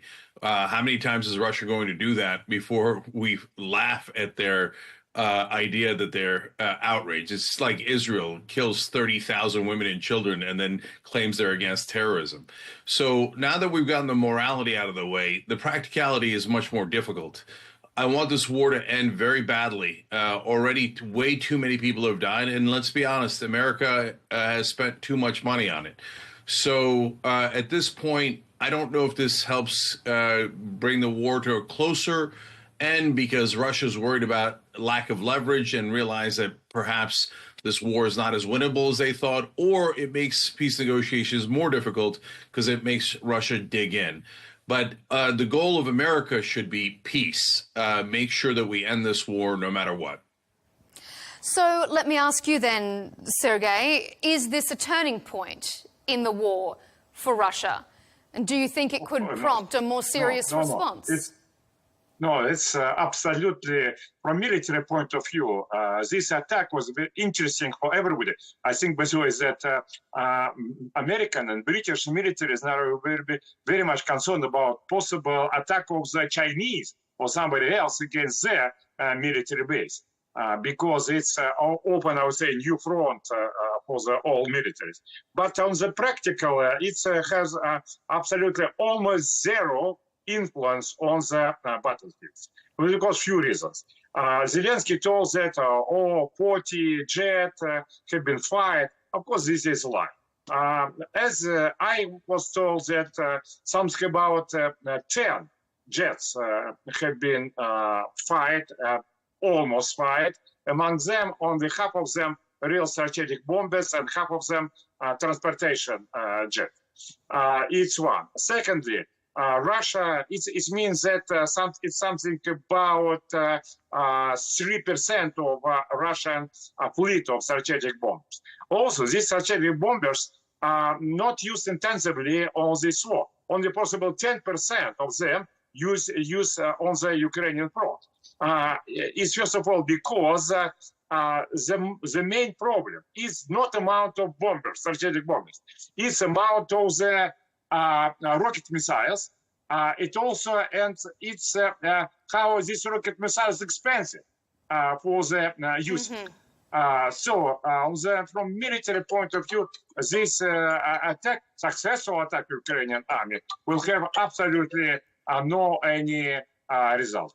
Jonathan, with your military background, how would you assess this? Do you agree with Sergei, or could this have more of an impact on Russia's war machine than perhaps Russia's willing to admit?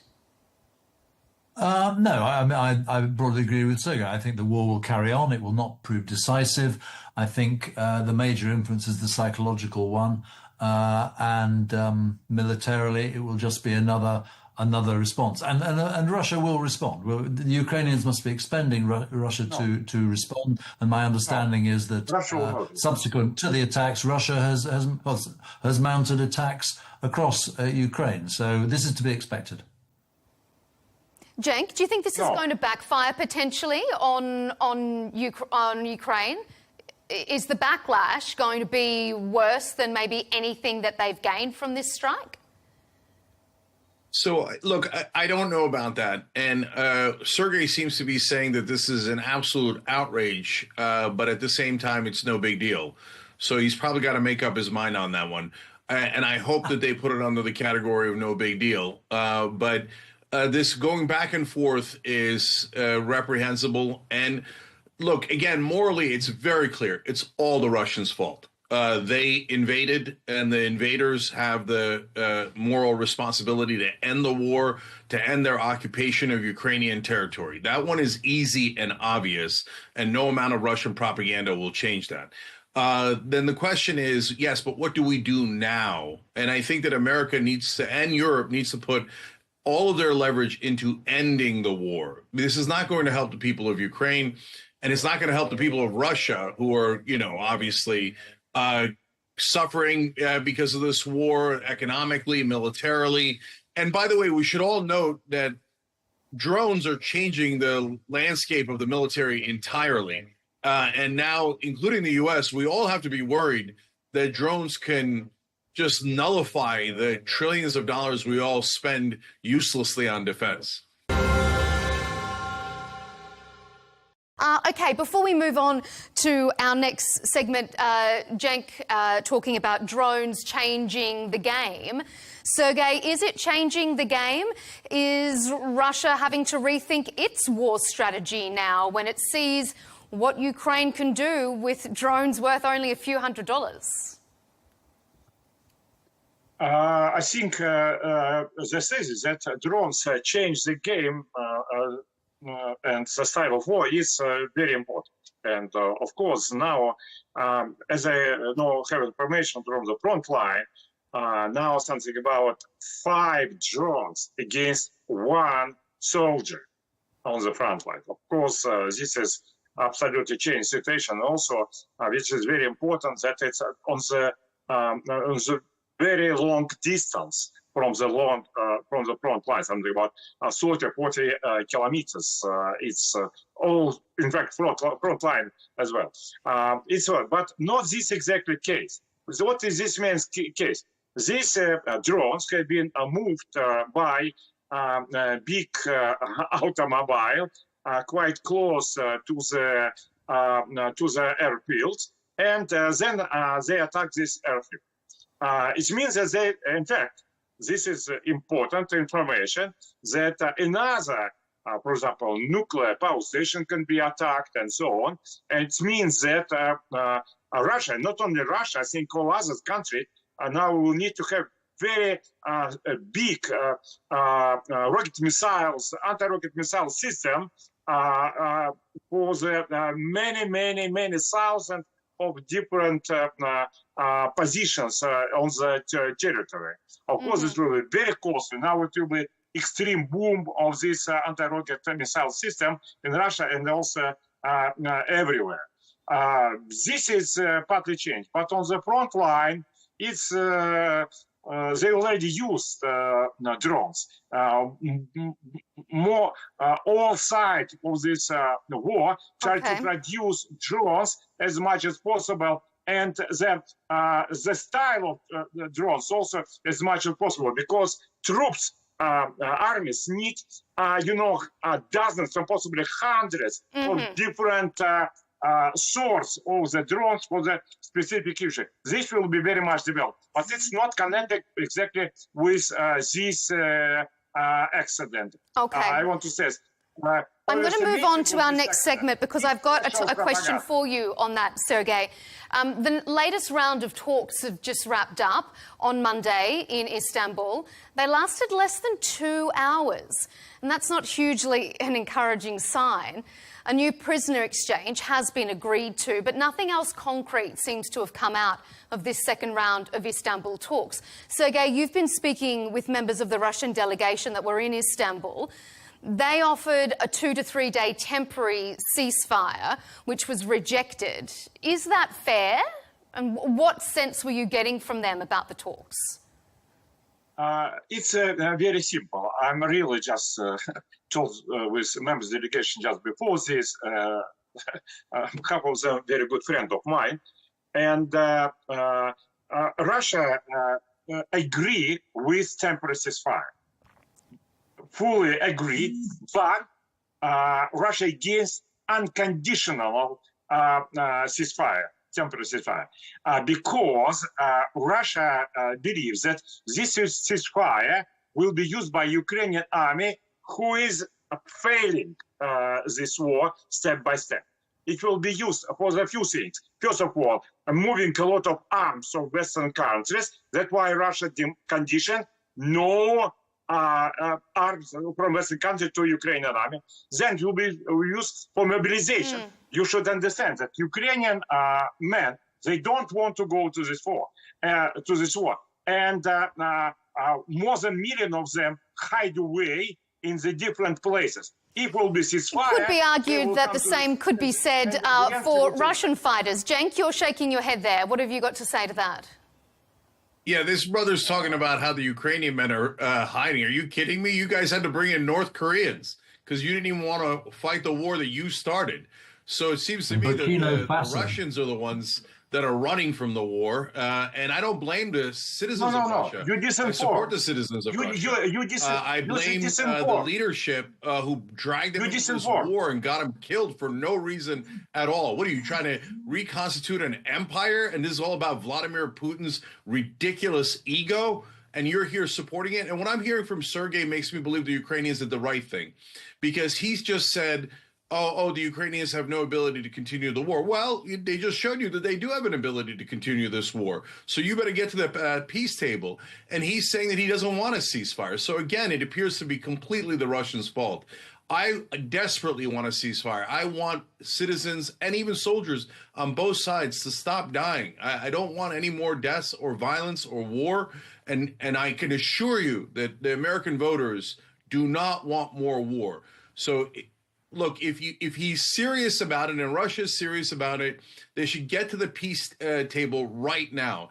And I'm on the opposite party from Donald Trump, and I voted against Donald Trump. I worked against Donald Trump, but he does seem like he wants to drive towards a peace deal here, and he does seem to have realized that the real people blocking it are the Russians and Vladimir Putin. Maybe I say a very important thing. I think you disinform. It's not Russians ask North Koreans to come to the Kursk regions. It's North Koreans ask Russia possibility to take part in this war because they want to be trained very much during the modern war. They want to be more prepared to this war. And as you may know, Russians have no mobilizations. Russians take only volunteers. Of course, they pay good money to those volunteers, but nevertheless, it's only volunteers. And also one of the reasons Zelensky wants to use this period of ceasefire for inviting British and French troops to Ukrainian territory with possibility of the anti-rocket missiles, which should close the sky above the Ukraine. What's the reason for Russia to agree with this? Russian politicians maybe think that they are bad, but they are not crazy for sure. Jonathan, you were shaking your head and smiling there during that exchange. What's your take on that?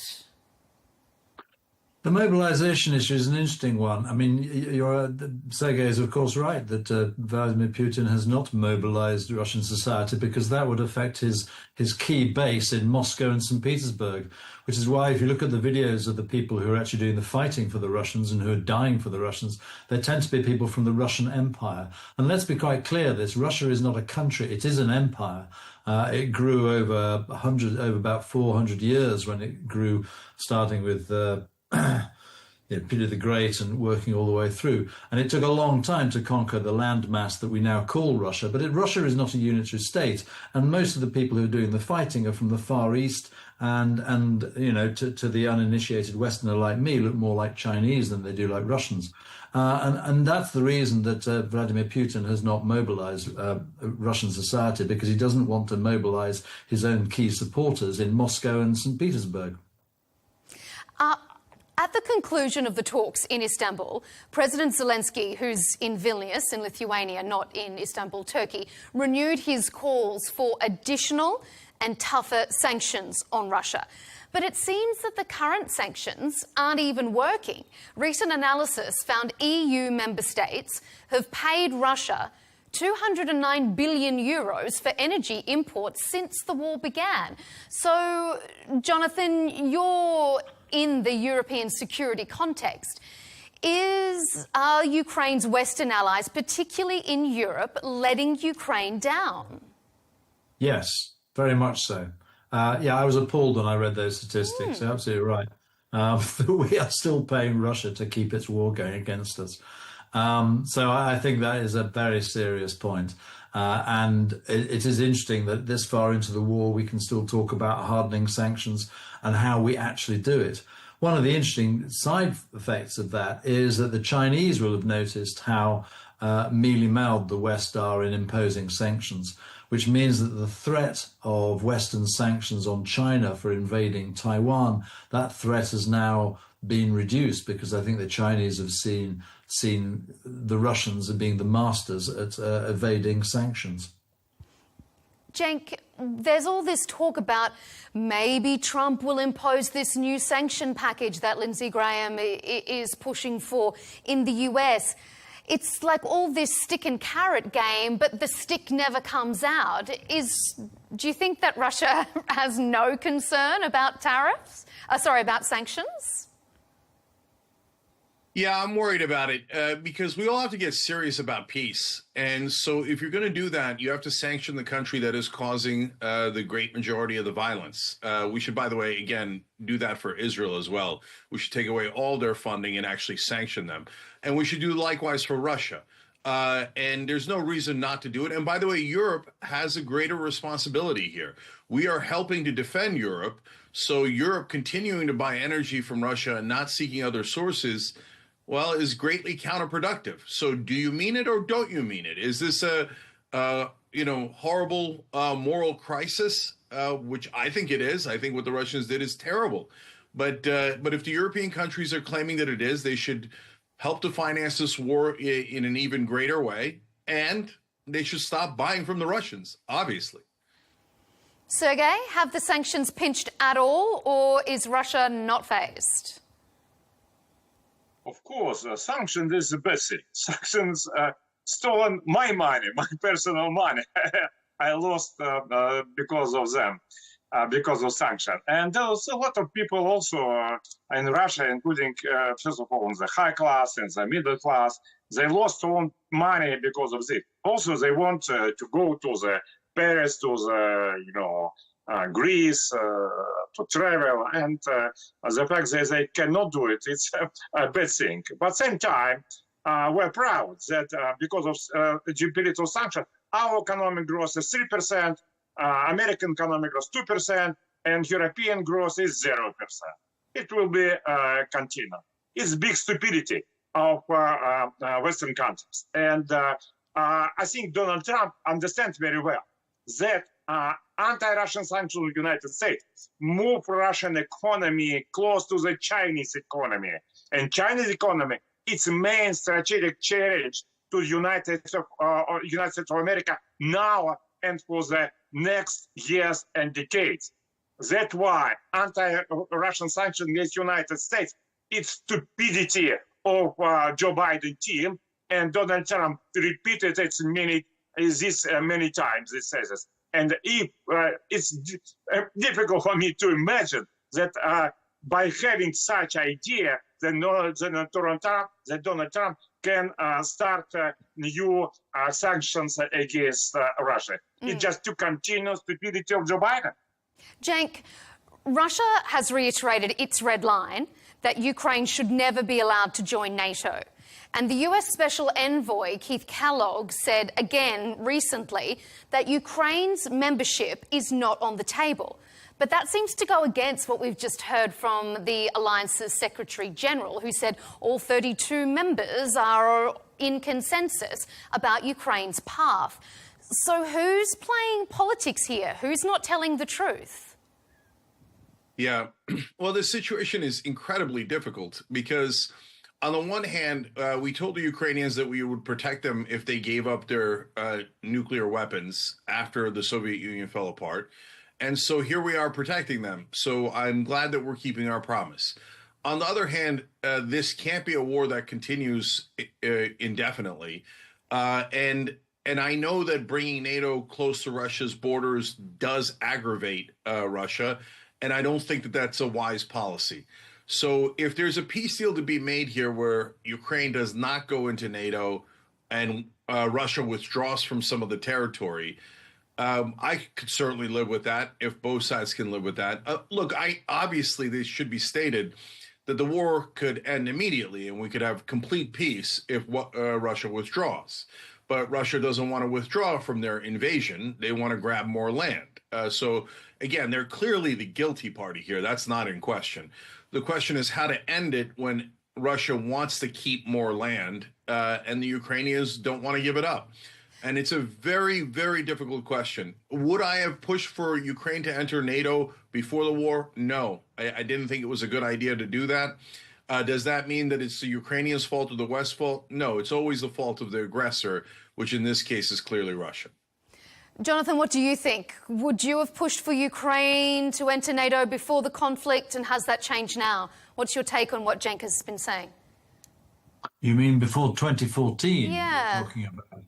I think I was more interested in getting them into the European Union. You see, I think if you look at what Vladimir Putin says about Ukraine, I think the NATO issue is in part a red herring. I think he would even object to Ukraine joining the European Union. Why is that? Because if Ukraine managed to join the European Union, became a successful Slavic state, like a lot of the other East European countries have done, then it forms a competing political model for the Soviet model, the Russian model, which has fundamentally failed. I mean, the Russian model is a disaster economically and socially and culturally. I just think it's a disaster. And what they can't stand is someone showing them up for being that. So that's why they don't want Ukraine to be part of the European Union, because it would lead to the improved politics, improved social life, the improved living conditions of the people, and form an absolute unflattering comparator with Russia, which is, I think, a basket case. Sergei, should Ukraine ever be allowed? It doesn't seem like NATO have much consensus here, but maybe they will enter. Of course, not Russia not against membership of Ukraine in NATO, not against occupation of Ukraine by NATO. Why? Because NATO used as a military force for consolidation, clear, undemocratic, criminal, and terroristic regime in Ukraine.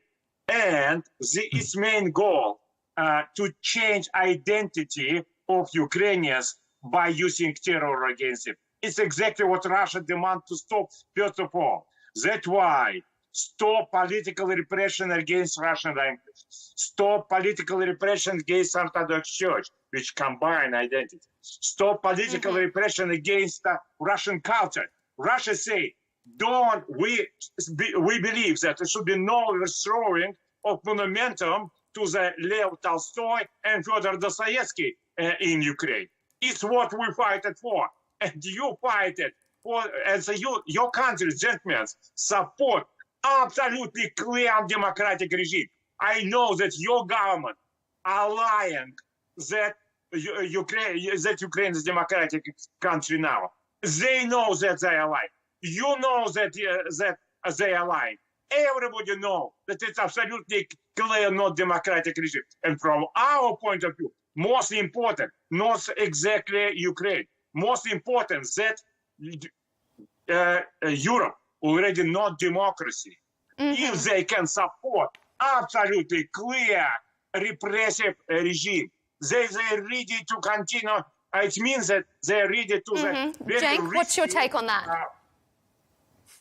I actually want to ask Sergei a question. Sergei, do you see that NATO keeps expanding, at least partly because Russia keeps invading its neighbors, and that the invasion of your neighbors is deeply counterproductive because it makes everyone want to seek NATO protection? We know that Finland and Sweden, they joined NATO after this Russian-Ukraine war started. At the same time, you should understand that from our point of view, it means almost nothing from security point of view, because being a member of European Union and based on the agreement between NATO and European Union, Finland and Sweden already been part of the military machine of the NATO and Western coalition. So it's not so big problem. And well, if it's not such a big point, why did Russia make such a stink about it? Yeah, not NATO itself, the threat to Russia, but the idea of NATO leaders to make Ukraine anti-Russia by using terror against people in Ukraine, and to make the conflict between Russia and Ukraine endless, as between India and Pakistan, as between Israel and Palestinians. It's what Russia wants to take as a threat. Jonathan, is NATO trying to make Ukraine anti-Russian? I don't think. I think that would be one of the easiest sells if it was required. I actually don't think it's required at all.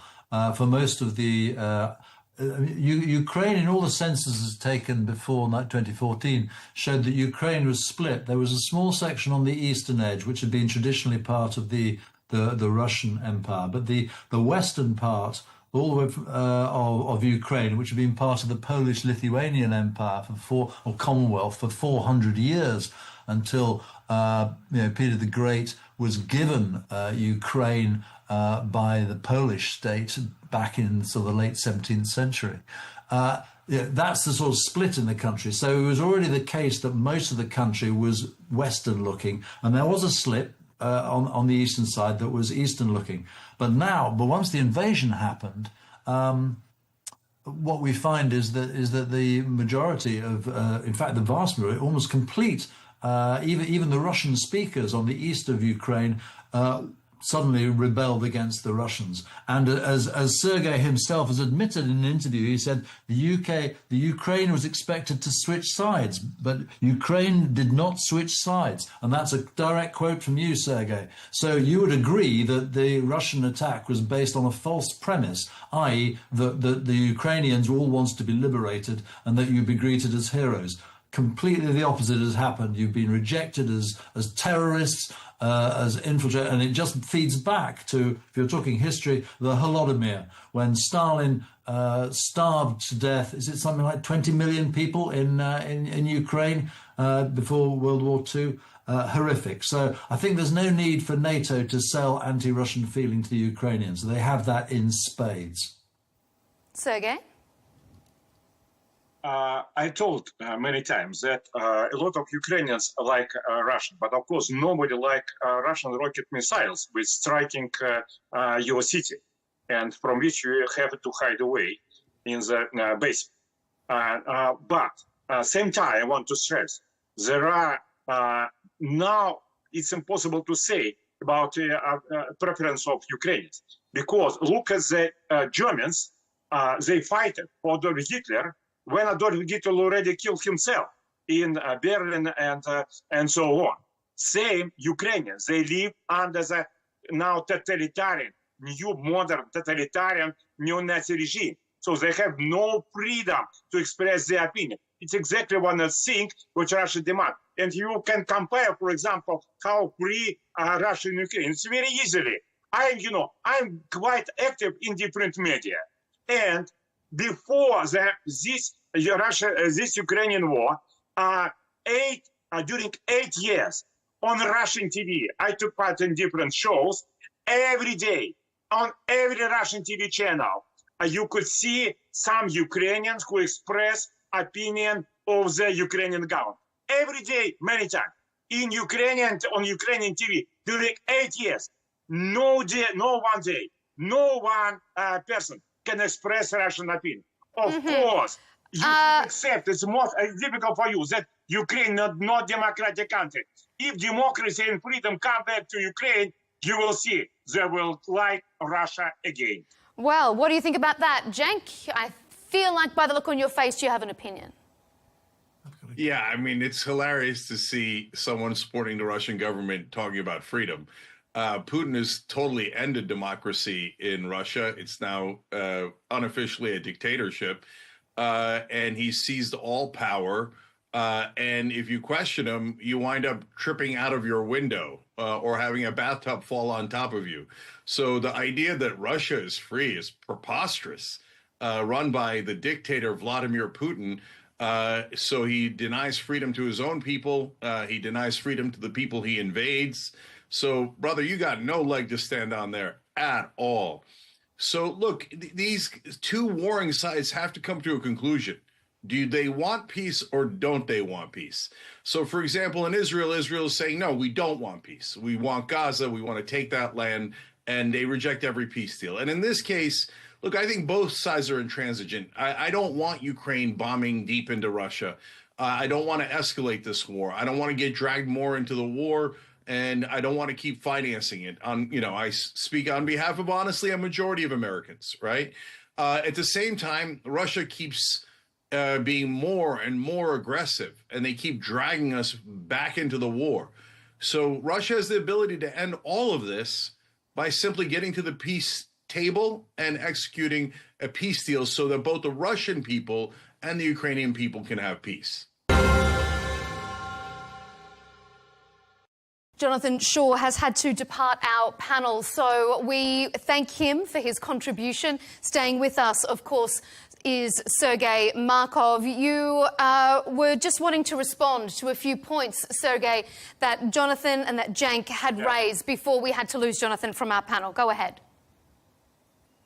Yeah, I think you're demonizing Russia and Vladimir Putin. I told you specific facts why Russia, we're talking about before the why Russia was much more free than Ukraine.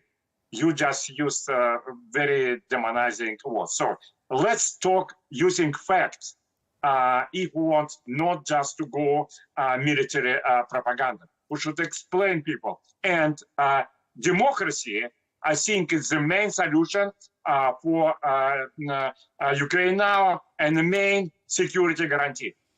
When Ukraine was democratic country before 2014, Ukraine has absolutely no problem or security problem with Russia. So the solution is to stop a repressive regime in Ukraine, which is supported by Western countries, and move it to the democracy. You support a neo-Nazi in Ukraine as exactly Western countries supported Franco regime, Salazar regime in Portugal, Franco regime in Spain, Pinochet regime in Chile. It's your responsibility. Cenk, I'm going to let you respond before we move on to our final segment. Yeah, I mean, they do this absurd talking point about how the Ukrainian people led by a Jewish leader, Zelensky, are neo-Nazis. Yeah, I don't think so. Yeah, he's neo-Nazi now, yeah, sure. So look, Sergey, let me ask you a question back. I'm very happy to have independently verified by international organization elections in Ukraine and in Russia. So would you allow for independently verified elections in Russia as well as Ukraine? Of course, but independence, it's not those who from Western countries. Western country taking part in the war against us, as you know. Independent is Brazilian, Indonesian, Indian, and so on. We invited them on all our elections.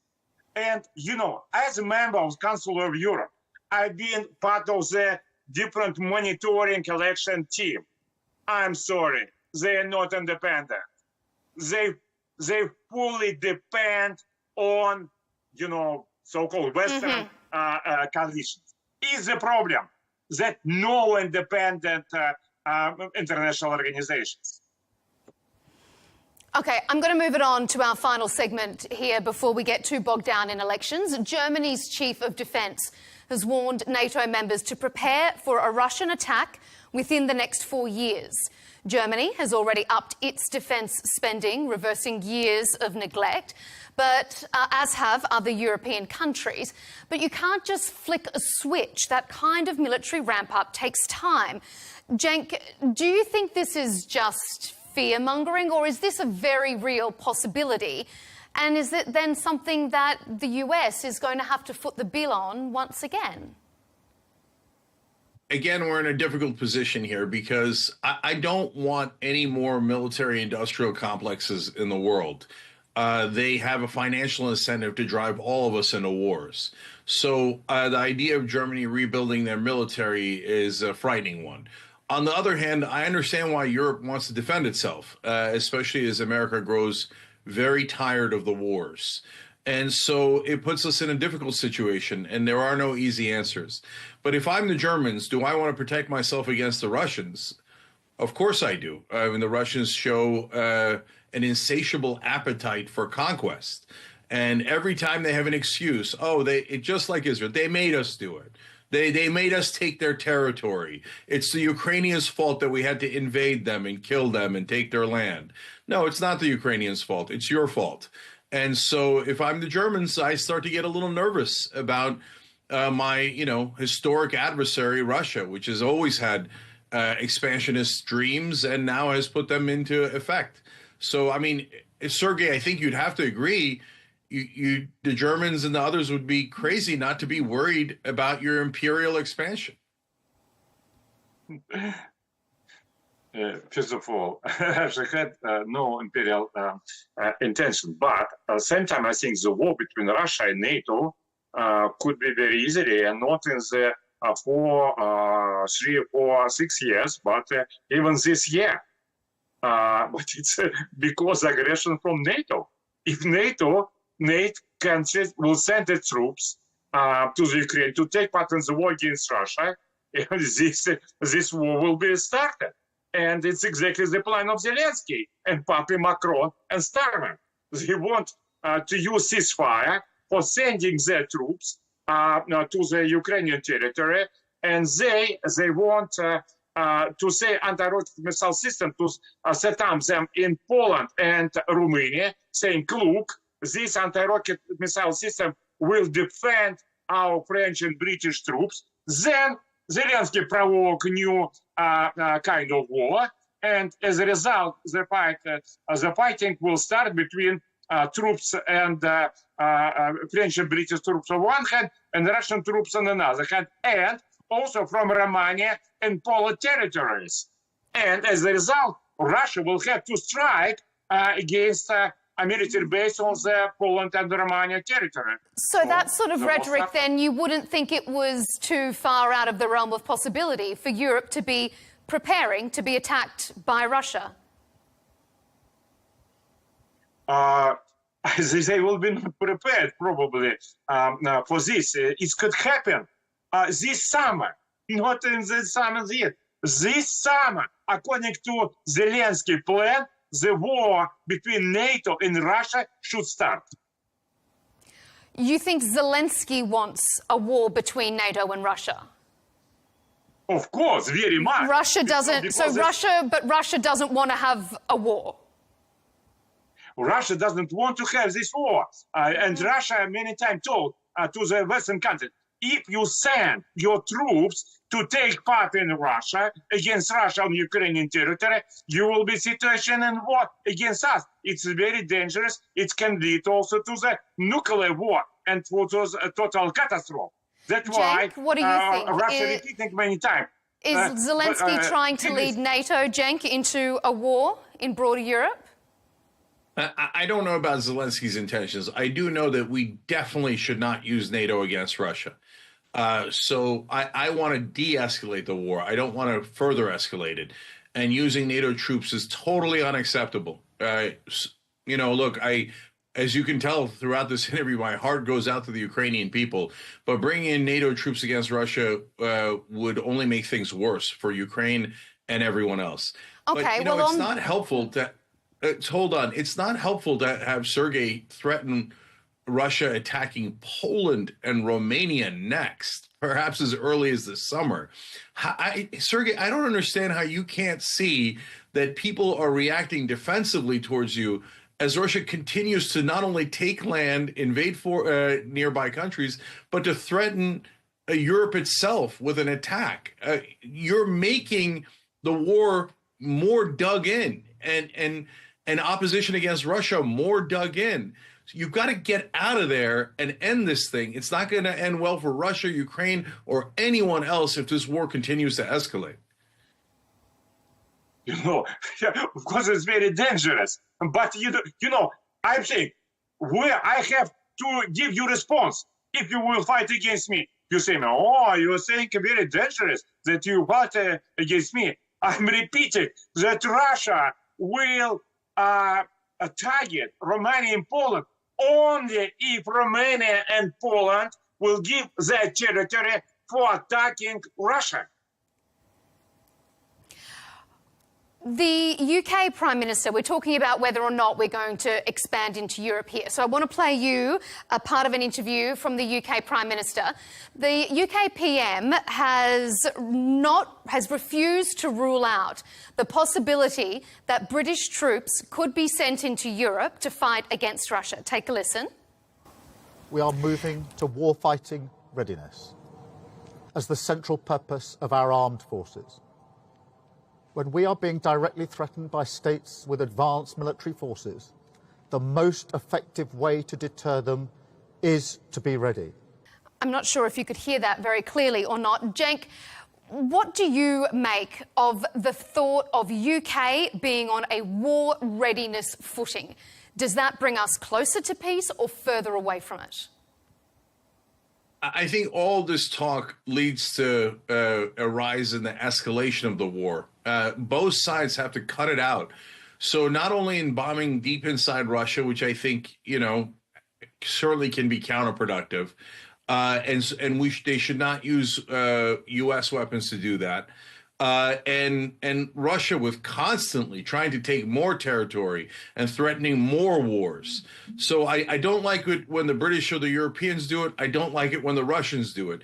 Everybody's got to bring the rhetoric down, get to the peace table, and end this thing. So if you don't do that, if Sergei comes in here later and says, oh, NATO made Russia take more of their land. NATO made Russia invade. NATO made Russia kill all these civilians. It's not going to help anyone. And he again threatened nuclear war here. That's dangerous, insane talk. So who wins from nuclear war? No one, including the Russians. You've seen the map, right, Sergei? Ukraine's right next to Russia. So I don't know what kind of maniacal talk this is, but both sides have to bring it down, get to the table, and end this. So just finally, Sergei, is this going to bring us closer or further away from peace? This talk from the UK that they're on a wartime footing now. From our point of view, French and British leaders, they are making every dangerous step to escalation when they're talking about sending their troops to Ukrainian territory. It's we want them, please don't do it. And same time, I will say you that now a big discussion inside Russia, frankly speaking, we don't understand why Western leaders and Western media and Western experts just don't want to see how the awful devil they created in Ukraine. If you created this devil and if you support this devil, who are you? Why you ignore this absolutely clear fact that Ukraine not democratic country? It's awful devil now. This devil kill Ukrainians, first of all, which from our point of view, they are Russians. Because, if you may know, Ukraine been part of the Russia during 1,000 years. And Kiev was Russian capital during 3 centuries. For us, it's civil war. Cenk, before we wrap up, it's still a war? Yeah. This is what leads to endless war. The Turks can say, what? We had Athens for 500 years, so we should go back and get Athens. And then the Greeks could say, oh, we had Eastern Turkey or Western Turkey for thousands of years. So let's restart every war because of ancient ethnic strife and the belief that you own the land. You don't own the land, brother. Okay, Ukraine is Ukraine. Russia is Russia. Get out of Ukraine. No. End the war. No. Stop attacking your neighbors. These are not difficult asks. They're the bare minimum asks. And so then when you invade your neighbors 3 times over, don't get surprised when people think you're the aggressor. Let me ask you a very simple question. Why you, if you're pro-democratic, why you ignore political repression against Orthodox Church, political repression against Russian language? Russia, very simple information. When Ukrainians come to the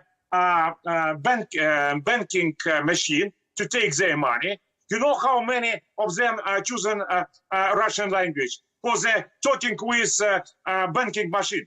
97%.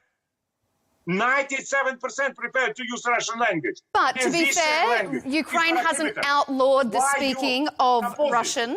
It hasn't outlawed it. People are allowed to continue to speak Russian in Ukraine. It's just not the national language. But we're out of time and we have to leave it there. Once again, we thank all of our panellists. It's been a very illuminating, a very robust discussion, as it always is here on Counterpoints, and that's why we appreciate having your company. Joining our panel was Major General Jonathan Shaw, former UK Special Forces Chief. He had to leave our panel earlier. And we thank our two remaining guests, Sergei Markov, former close advisor to Russian President Vladimir Putin, and Cenk Uygur, the host and CEO of the Young Turks, an independent American media organization.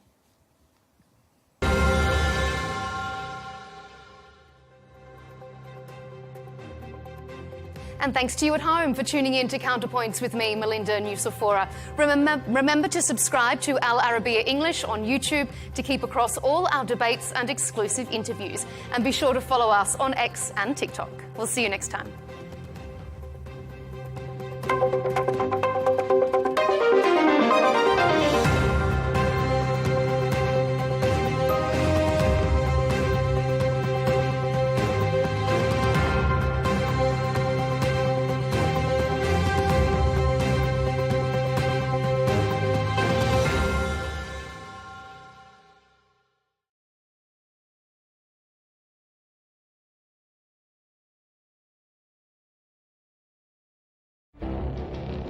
It feels like decades are passing by in a matter of weeks.